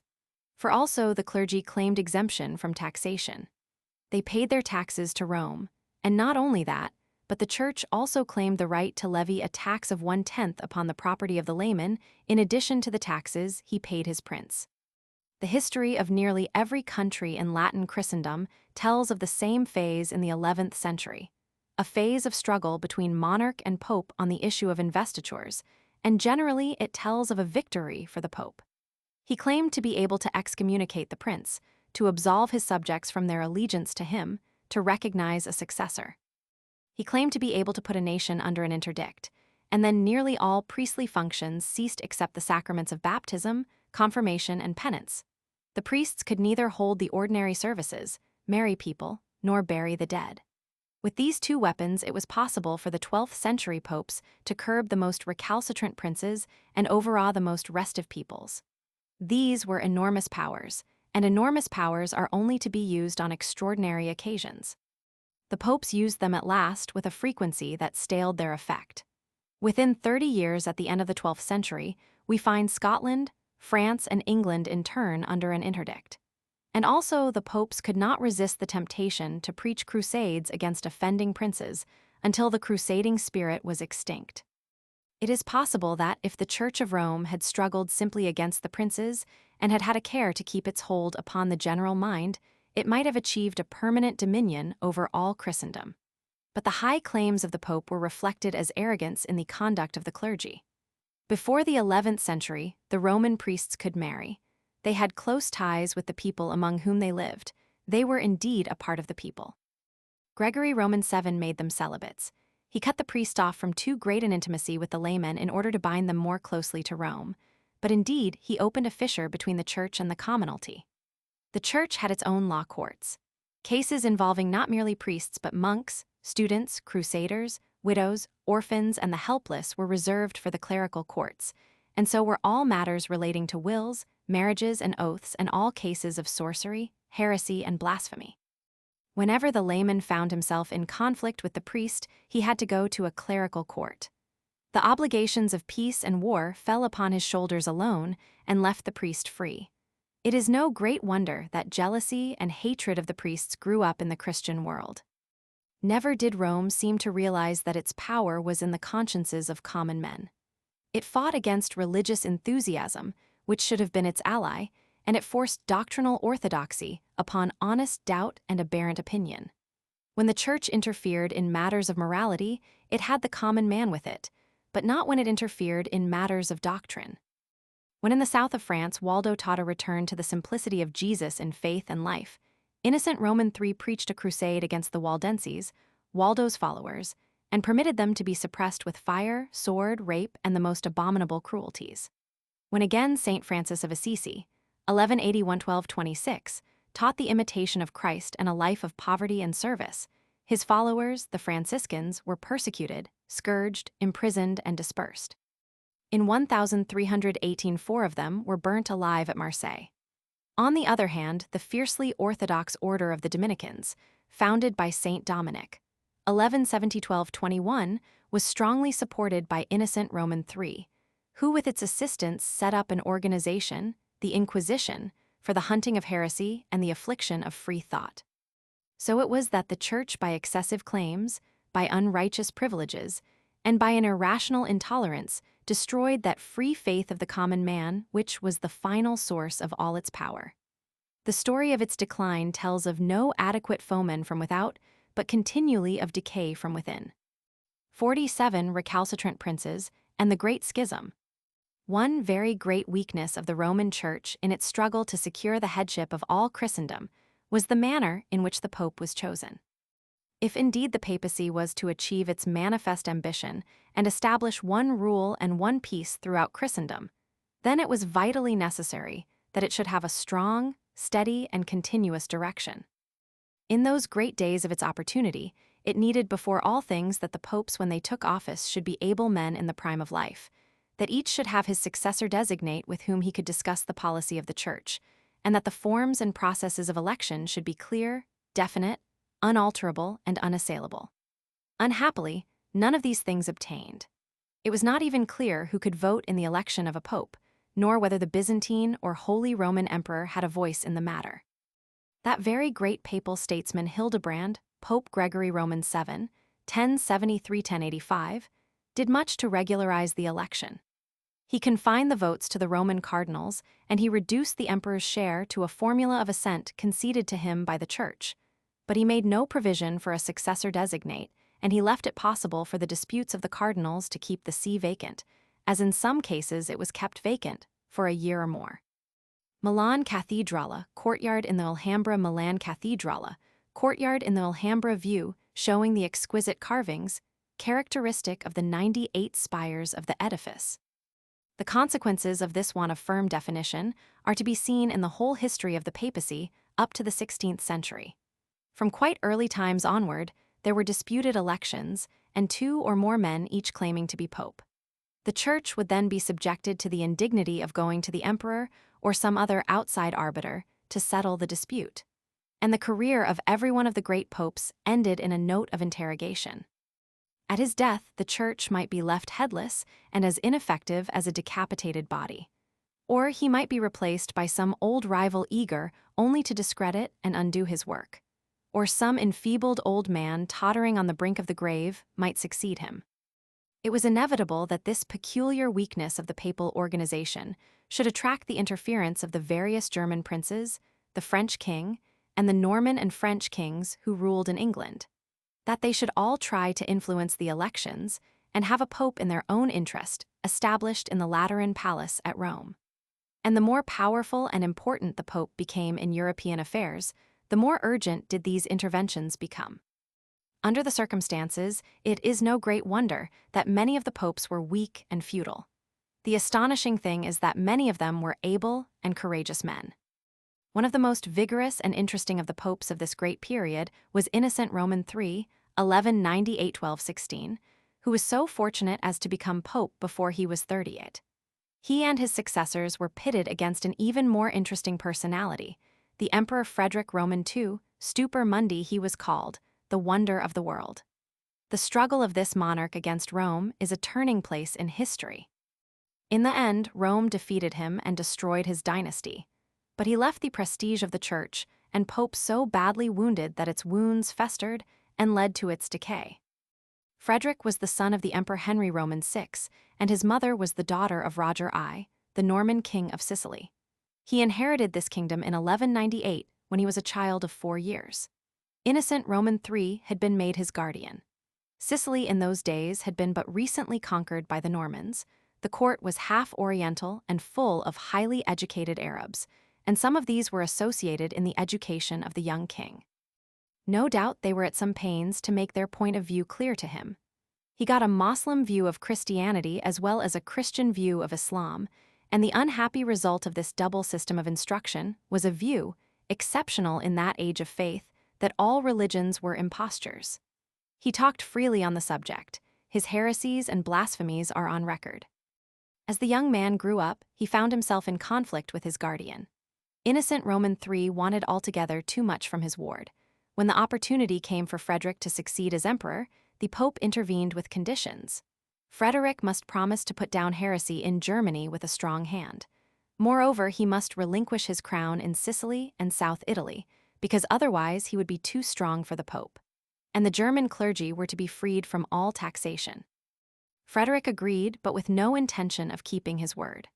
The Pope had already induced the French king to make war upon his own subjects in France, the cruel and bloody crusade against the Waldenses. He wanted Frederick to do the same thing in Germany.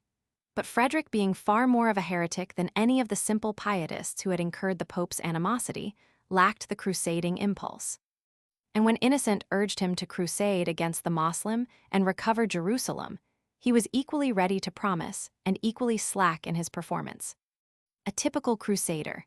Don Rodrigo de Cardenas, a typical crusader. Don Rodrigo de Cardenas from the Church of S. Pedro at Alcana, Spain. In the Victoria and Albert Museum. Having secured the imperial crown, Frederick Roman II stayed in Sicily, which he greatly preferred to Germany as a residence, and did nothing to redeem any of his promises to Innocent Roman III, who died baffled in 1216. Honorius Roman III, who succeeded Innocent, could do no better with Frederick, and Gregory Roman IX, 1227, came to the papal throne evidently resolved to settle accounts with this young man at any cost. He excommunicated him. Frederick Roman II was denied all the comforts of religion. In the half-Arab court of Sicily, this produced singularly little discomfort. And also the Pope addressed a public letter to the emperor reciting his vices, which were indisputable, his heresies, and his general misconduct. To this, Frederick replied in a document of diabolical ability. It was addressed to all the princes of Europe, and it made the first clear statement of the issue between the Pope and the princes. He made a shattering attack upon the manifest ambition of the Pope to become the absolute ruler of all Europe. He suggested a union of princes against this usurpation. He directed the attention of the princes specifically to the wealth of the Church. Having fired off this deadly missile, Frederick resolved to perform his 12-year-old promise and go upon a crusade. This was the Sixth Crusade, 1228. It was as a crusade farcical. Frederick Roman II went to Egypt and met and discussed affairs with the Sultan. These two gentlemen, both of skeptical opinions, exchanged congenial views, made a commercial convention to their mutual advantage, and agreed to transfer Jerusalem to Frederick. This indeed was a new sort of crusade, a crusade by private treaty. Here was no blood splashing the conqueror, no weeping with excess of joy.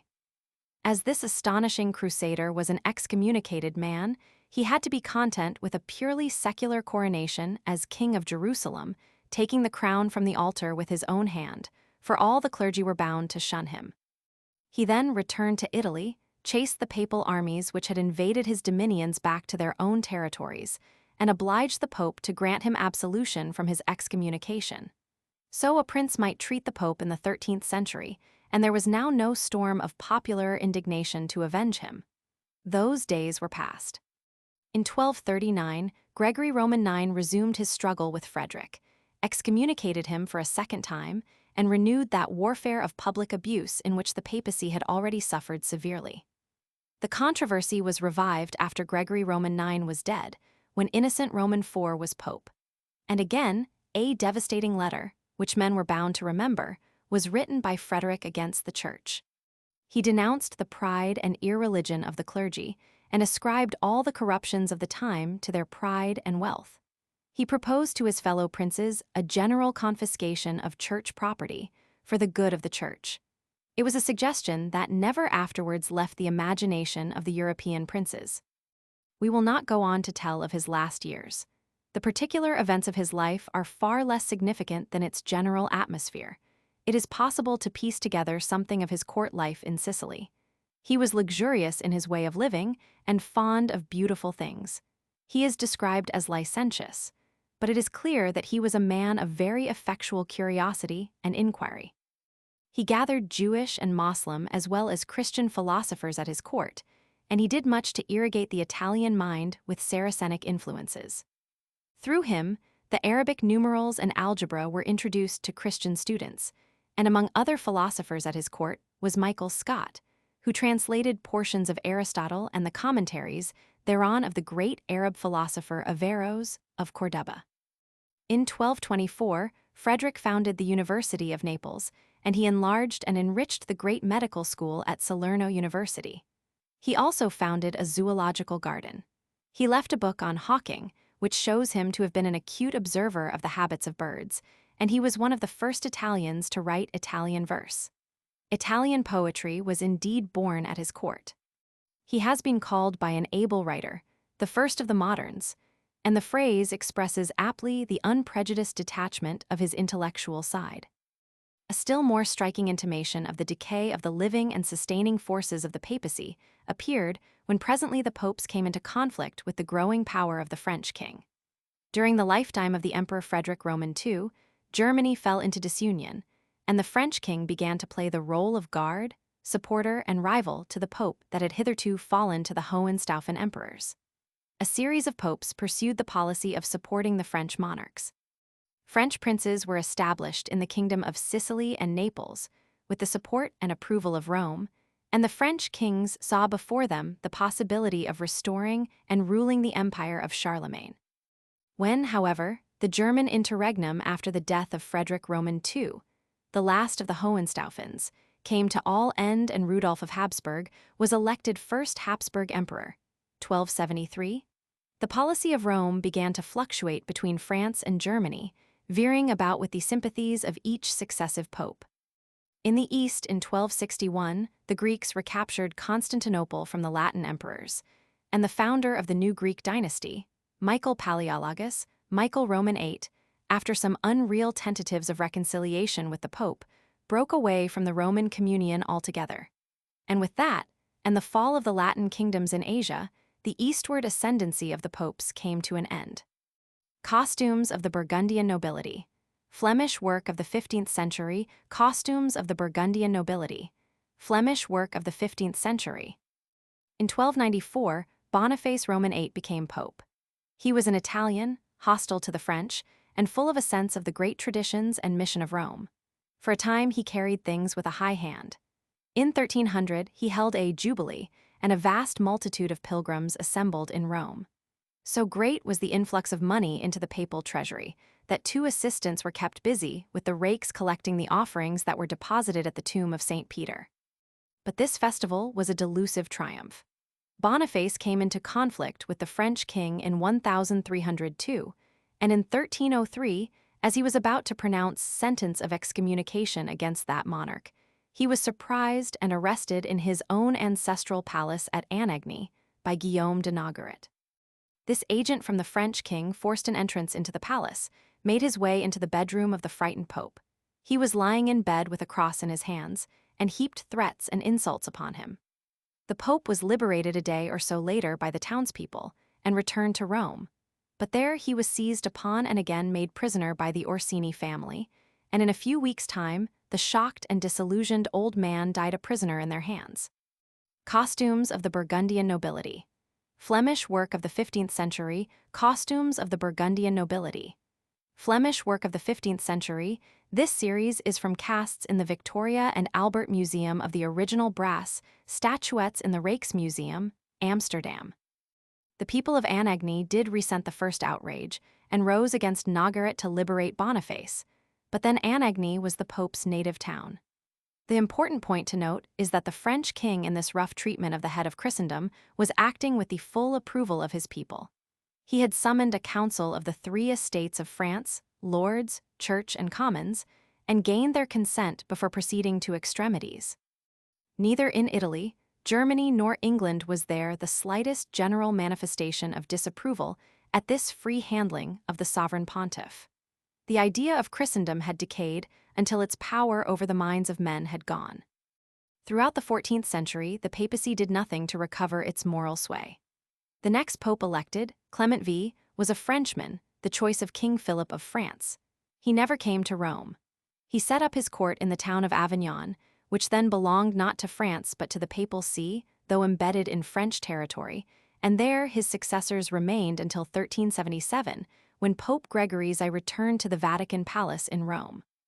But Gregory XI did not take the sympathies of the whole church with him. Many of the cardinals were of French origin, and their habits and associations were rooted deep at Avignon. When in 1378 Gregory XI died, and an Italian, Urban Roman VI, was elected, these dissentient cardinals declared the election invalid and elected another pope, the anti-pope, Clement Roman VII. This split is called the Great Schism. The popes remained in Rome, and all the anti-French powers, the emperor, the king of England, Hungary, Poland, and the north of Europe, were loyal to them. The anti-popes, on the other hand, continued in Avignon and were supported by the king of France, his ally the king of Scotland, Spain, Portugal, and various German princes. Each pope excommunicated and cursed the adherents of his rival, 1378–1417. Is it any wonder that presently all over Europe people began to think for themselves in matters of religion? The beginnings of the Franciscans and the Dominicans, which we have noted in the preceding chapters, were but two among many of the new forces that were arising in Christendom, either to hold or shatter the Church as its own wisdom might decide. Those two orders the Church did assimilate and use, though with a little violence in the case of the former. But other forces were more frankly disobedient and critical. A century and a half later came Wycliffe, 1320–1384. He was a learned doctor at Oxford. Quite late in his life, he began a series of outspoken criticisms of the corruption of the clergy and the unwisdom of the Church. He organized a number of poor priests, the Wycliffites, to spread his ideas throughout England, and in order that people should judge between the Church and himself, he translated the Bible into English. He was a more learned and far abler man than either Saint Francis or Saint Dominic. He had supporters in high places and a great following among the people, and though Rome raged against him and ordered his imprisonment, he died a free man. But the black and ancient spirit that was leading the Catholic Church to its destruction would not let his bones rest in the grave. By a decree of the Council of Constance in 1415, his remains were ordered to be dug up and burnt, an order which was carried out at the command of Pope Martin V by Bishop Fleming in 1428. This desecration was not the act of some isolated fanatic, it was the official act of the Church. J. H. Robinson. 48. The Mongol conquests. But in the 13th century, while this strange and finally ineffectual struggle to unify Christendom under the rule of the Pope was going on in Europe, far more momentous events were afoot upon the larger stage of Asia. A Turkish people from the country to the north of China rose suddenly to prominence in the world's affairs and achieved such a series of conquests as has no parallel in history. These were the Mongols. At the opening of the 13th century, they were a horde of nomadic horsemen, living very much as their predecessors, the Huns, had done, subsisting chiefly upon meat and mare's milk and living in tents of skin. They had shaken themselves free from Chinese dominion and brought a number of other Turkish tribes into a military confederacy. Their central camp was at Karakorum in Mongolia. At this time, China was in a state of division. The great dynasty of Tang had passed into decay by the 10th century, and after a phase of division into warring states, three main empires, that of Qin in the north with Pekin as its capital and that of Sung in the south with a capital at Nankin, and Aitsha in the center, remain. In 1214, Genghis Khan, the leader of the Mongol confederates, made war on the Qin Empire and captured Pekin, 1214. He then turned westward and conquered western Turkestan, Persia, Armenia, India down to Lahore, and South Russia as far as Kiev. He died master of a vast empire that reached from the Pacific to the Dnieper. His successor, Ogdai Khan, continued this astonishing career of conquest. His armies were organized to a very high level of efficiency, and they had with them a new Chinese invention, gunpowder, which they used in small field guns. He completed the conquest of the Qin Empire and then swept his hosts right across Asia to Russia, 1235, an altogether amazing march. Kiev was destroyed in 1240, and nearly all Russia became tributary to the Mongols. Poland was ravaged, and a mixed army of Poles and Germans was annihilated at the Battle of Liegnitz in Lower Silesia in 1241. The Emperor Frederick Roman II does not seem to have made any great efforts to stay the advancing tide. Map: the Ottoman Empire before 1453.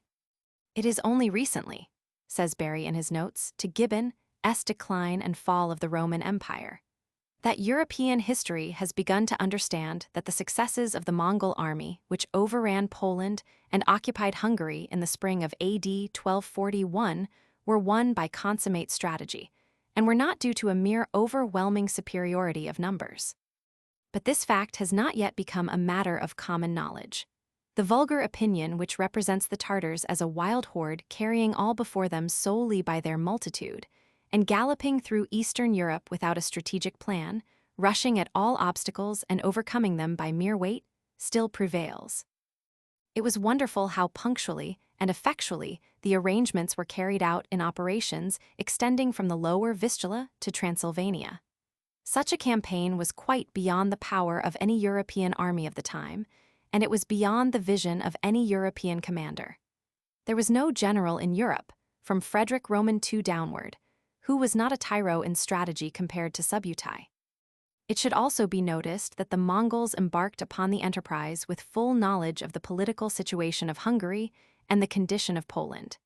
They had taken care to inform themselves by a well-organized system of spies. On the other hand, the Hungarians and the Christian powers, like childish barbarians, knew hardly anything about their enemies. Map: the empire of Genghis Khan at his death, 1227. But though the Mongols were victorious at Liegnitz, they did not continue their drive westward. They were getting into woodlands and hilly country, which did not suit their tactics, and so they turned southward and prepared to settle in Hungary, massacring or assimilating the kindred Magyar, even as these had previously massacred and assimilated the mixed Scythians and Avars and Huns before them. From the Hungarian plain, they would probably have made raids west and south as the Hungarians had done in the 9th century, the Avars in the 7th and 8th, and the Huns in the 5th. But Ogdai died suddenly, and in 1242 there was trouble about the succession, and recalled by this, the undefeated hosts of Mongols began to pour back across Hungary and Romania towards the east. Thereafter the Mongols concentrated their attention upon their Asiatic conquests.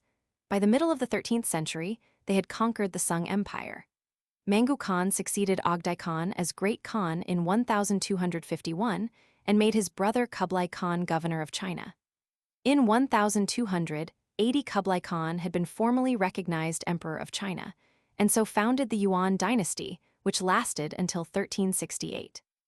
While the last ruins of the Sung rule were going down in China, another brother of Mangu, Hulagu, was conquering Persia and Syria. The Mongols displayed a bitter animosity to Islam at this time, and not only massacred the population of Baghdad when they captured that city, but set to work to destroy the immemorial irrigation system which had kept Mesopotamia incessantly prosperous and populous from the early days of Sumeria. From that time until our own Mesopotamia has been a desert of ruins, sustaining only a scanty population. Into Egypt the Mongols never penetrated. The Sultan of Egypt completely defeated an army of Hulagus in Palestine in 1260. After that disaster, the tide of Mongol victory ebbed. The dominions of the Great Khan fell into a number of separate states. The Eastern Mongols became Buddhists, like the Chinese. The Western became Muslim. The Chinese threw off the rule of the Yuan dynasty in 1368 and set up the native Ming dynasty, which flourished from 1368 to 1644. The Russians remained tributary to the Tartar hordes upon the southeast steppes until 1480, when the Grand Duke of Moscow repudiated his allegiance and laid the foundation of modern Russia. Tartar horsemen, from a Chinese print in the British Museum. In the 14th century, there was a brief revival of Mongol vigor under Tamerlane, a descendant of Genghis Khan. He established himself in western Turkestan, assumed the title of Grand Khan in 1369, and conquered from Syria to Delhi. He was the most savage and destructive of all the Mongol conquerors. He established an empire of desolation that did not survive his death. In 1505, however, a descendant of this Timur, an adventurer named Baber, got together an army with guns and swept down upon the plains of India. His grandson Akbar, 1556–1605, completed his conquests, and this Mongol, or Mughal as the Arabs called it, dynasty ruled in Delhi over the greater part of India until the 18th century. Map: the Ottoman Empire at the death of Suleiman the Magnificent, 1566 AD. One of the consequences of the first great sweep of Mongol conquest in the 13th century was to drive a certain tribe of Turks, the Ottoman Turks, out of Turkestan into Asia Minor. They extended and consolidated their power in Asia Minor, crossed the Dardanelles and conquered Macedonia, Serbia, and Bulgaria, until at last Constantinople remained like an island amongst the Ottoman dominions. In 1453, the Ottoman Sultan, Mohammed Roman II, took Constantinople, attacking it from the European side with a great number of guns. This event caused intense excitement in Europe, and there was talk of a crusade, but the day of the Crusades was past. In the course of the 16th century, the Ottoman sultans conquered Baghdad, Hungary, Egypt, and most of North Africa, and their fleet made them masters of the Mediterranean. They very nearly took Vienna, and they exacted it tribute from the emperor. There were but two items to offset the general ebb of Christian dominion in the 15th century. One was the restoration of the independence of Moscow, 1480. The other was the gradual reconquest of Spain by the Christians. In 1492, Granada, the last Moslem state in the peninsula, fell to King Ferdinand of Aragon and his Queen Isabella of Castile. But it was not until as late as 1571 that the naval battle of Lepanto broke the prick of the Ottomans and restored the Mediterranean waters to Christian ascendancy. 49. The intellectual revival of the Europeans.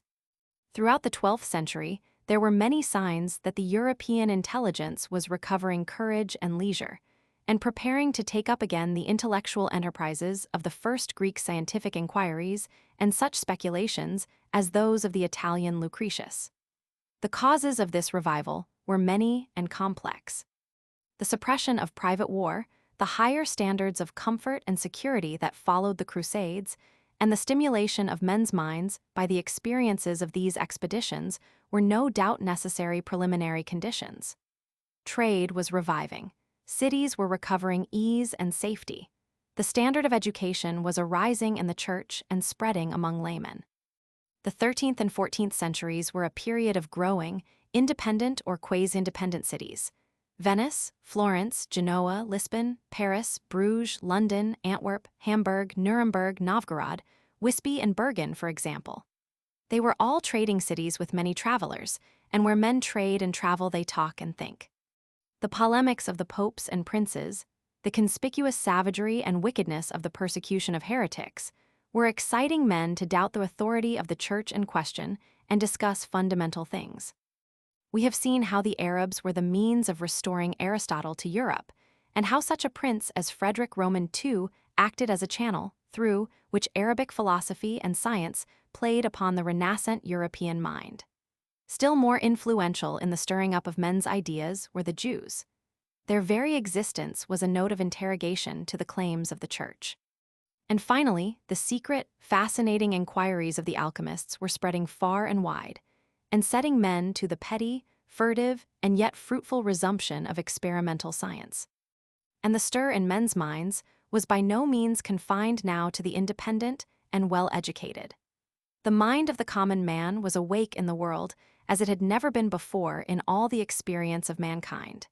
In spite of priest and persecution, Christianity does seem to have carried a mental ferment wherever its teaching reached. It established a direct relation between the conscience of the individual man and the God of righteousness, so that now, if need arose, he had the courage to form his own judgment upon prince or prelate or creed. As early as the 11th century, philosophical discussion had begun again in Europe, and there were great and growing universities at Paris, Oxford, Bologna, and other centers. Their medieval schoolmen took up again and thrashed out a series of questions upon the value and meaning of words that were a necessary preliminary to clear thinking in the scientific age that was to follow. And standing by himself, because of his distinctive genius, was Roger Bacon, circa 1210 to circa 1293, a Franciscan of Oxford, the father of modern experimental science. His name deserves a prominence in our history second only to that of Aristotle. His writings are one long tirade against ignorance. He told his age it was ignorant, an incredibly bold thing to do. Nowadays, a man may tell the world it is as silly as it is solemn, that all its methods are still infantile and clumsy, and its dogmas childish assumptions, without much physical danger. But these peoples of the Middle Ages, when they were not actually being massacred, or starving, or dying of pestilence, were passionately convinced of the wisdom, the completeness and finality of their beliefs, and disposed to resent any reflections upon them very bitterly. Roger Bacon's writings were like a flash of light in a profound darkness. He combined his attack upon the ignorance of his times with a wealth of suggestion for the increase of knowledge. In his passionate insistence upon the need of experiment and of collecting knowledge, the spirit of Aristotle lives again in him. Experiment, experiment, that is the burthen of Roger Bacon. Yet of Aristotle himself, Roger Bacon fell foul. He fell foul of him because men, instead of facing facts boldly, sat in rooms and pored over the bad Latin translations, which were then all that was available of the master. "If I had my way," he wrote in his intemperate fashion, "I should burn all the books of Aristotle, for the study of them can only lead to a loss of time, produce error, and increase ignorance." A sentiment that Aristotle would probably have echoed could he have returned to a world in which his works were not so much read as worshipped, and that, as Roger Bacon showed, in these most abominable translations. An early printing press from an old print. Throughout his books, a little disguised by the necessity of seeming to square it all with orthodoxy for fear of the prison and worse, Roger Bacon shouted to mankind, "Cease to be ruled by dogmas and authorities, look at the world." 4 chief sources of ignorance he denounced: respect for authority, custom, the sense of the ignorant crowd, and the vain, proud unteachableness of our dispositions. Overcome but these, and a world of power would open to men. Machines for navigating are possible without rowers, so that great ships suited to river or ocean, guided by one man, may be borne with greater speed than if they were full of men. Likewise, cars may be made so that without a draft animal they may be moved cum impetu inestimable, as we deem the scythed chariots to have been from which antiquity fought. And flying machines are possible, so that a man may sit in the middle turning some device by which artificial wings may beat the air in the manner of a flying bird. So Roger Bacon wrote, but 3 more centuries were to elapse before men began any systematic attempts to explore the hidden stores of power and interest he realized so clearly existed beneath the dull surface of human affairs. But the Saracenic world not only gave Christendom the stimulus of its philosophers and alchemists, it also gave it paper. It is scarcely too much to say that paper made the intellectual revival of Europe possible. Paper originated in China, where its use probably goes back to the 2nd century BC. In 751, the Chinese made an attack upon the Arab Moslems in Samarkand. They were repulsed, and among the prisoners taken from them were some skilled papermakers, from whom the art was learnt. Arabic paper manuscripts from the 9th century onward still exist. The manufacture entered Christendom either through Greece or by the capture of Moorish paper mills during the Christian reconquest of Spain. But under the Christian Spanish, the product deteriorated sadly. Good paper was not made in Christian Europe until the end of the 13th century, and then it was Italy which led the world. Only by the 14th century did the manufacture reach Germany, and not until the end of that century was it abundant and cheap enough for the printing of books to be a practicable business proposition. Thereupon printing followed naturally and necessarily, for printing is the most obvious of inventions, and the intellectual life of the world entered upon a new and far more vigorous phase. It ceased to be a little trickle from mind to mind. It became a broad flood in which thousands and presently scores and hundreds of thousands of minds participated.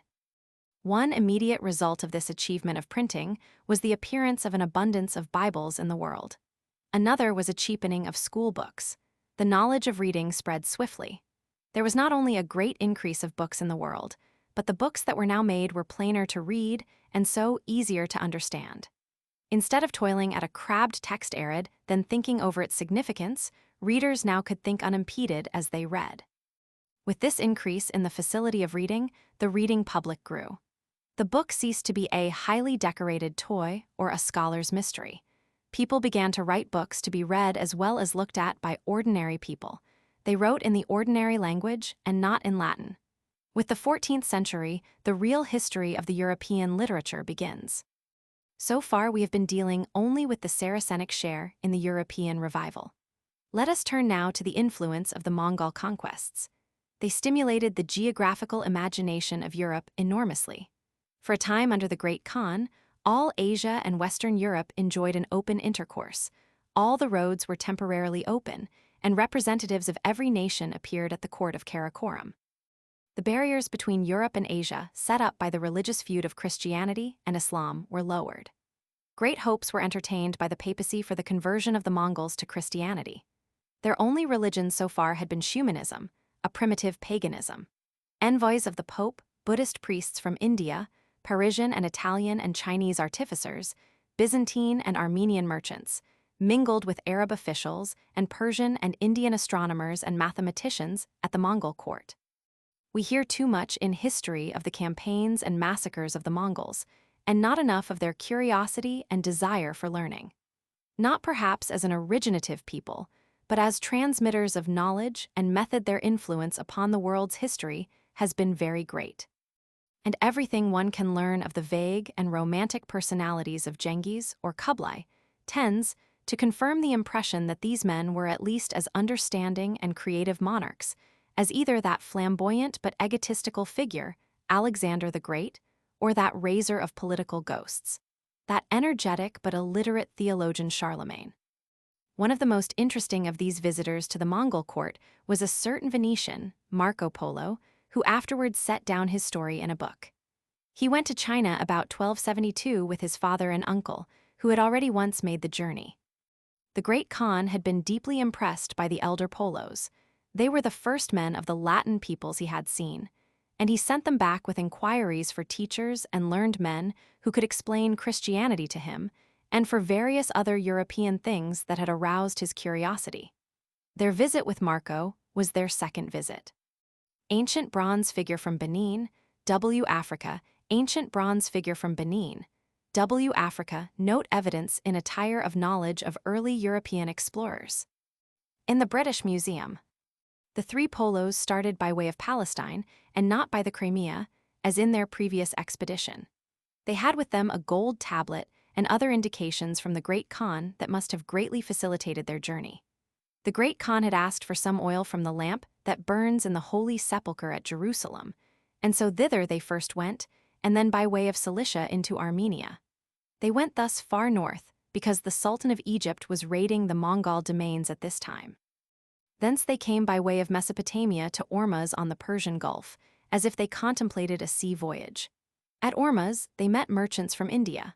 For some reason, they did not take ship, but instead turned northward through the Persian deserts, and so by way of Balkh over the Pamir to Kashgar, and by way of Khotyn and the Lab nor into the Huanghe Valley and on to Pekin. At Pekin was the Great Khan, and they were hospitably entertained. Another ancient Negro bronze of a European, another ancient Negro bronze of a European. In the British Museum,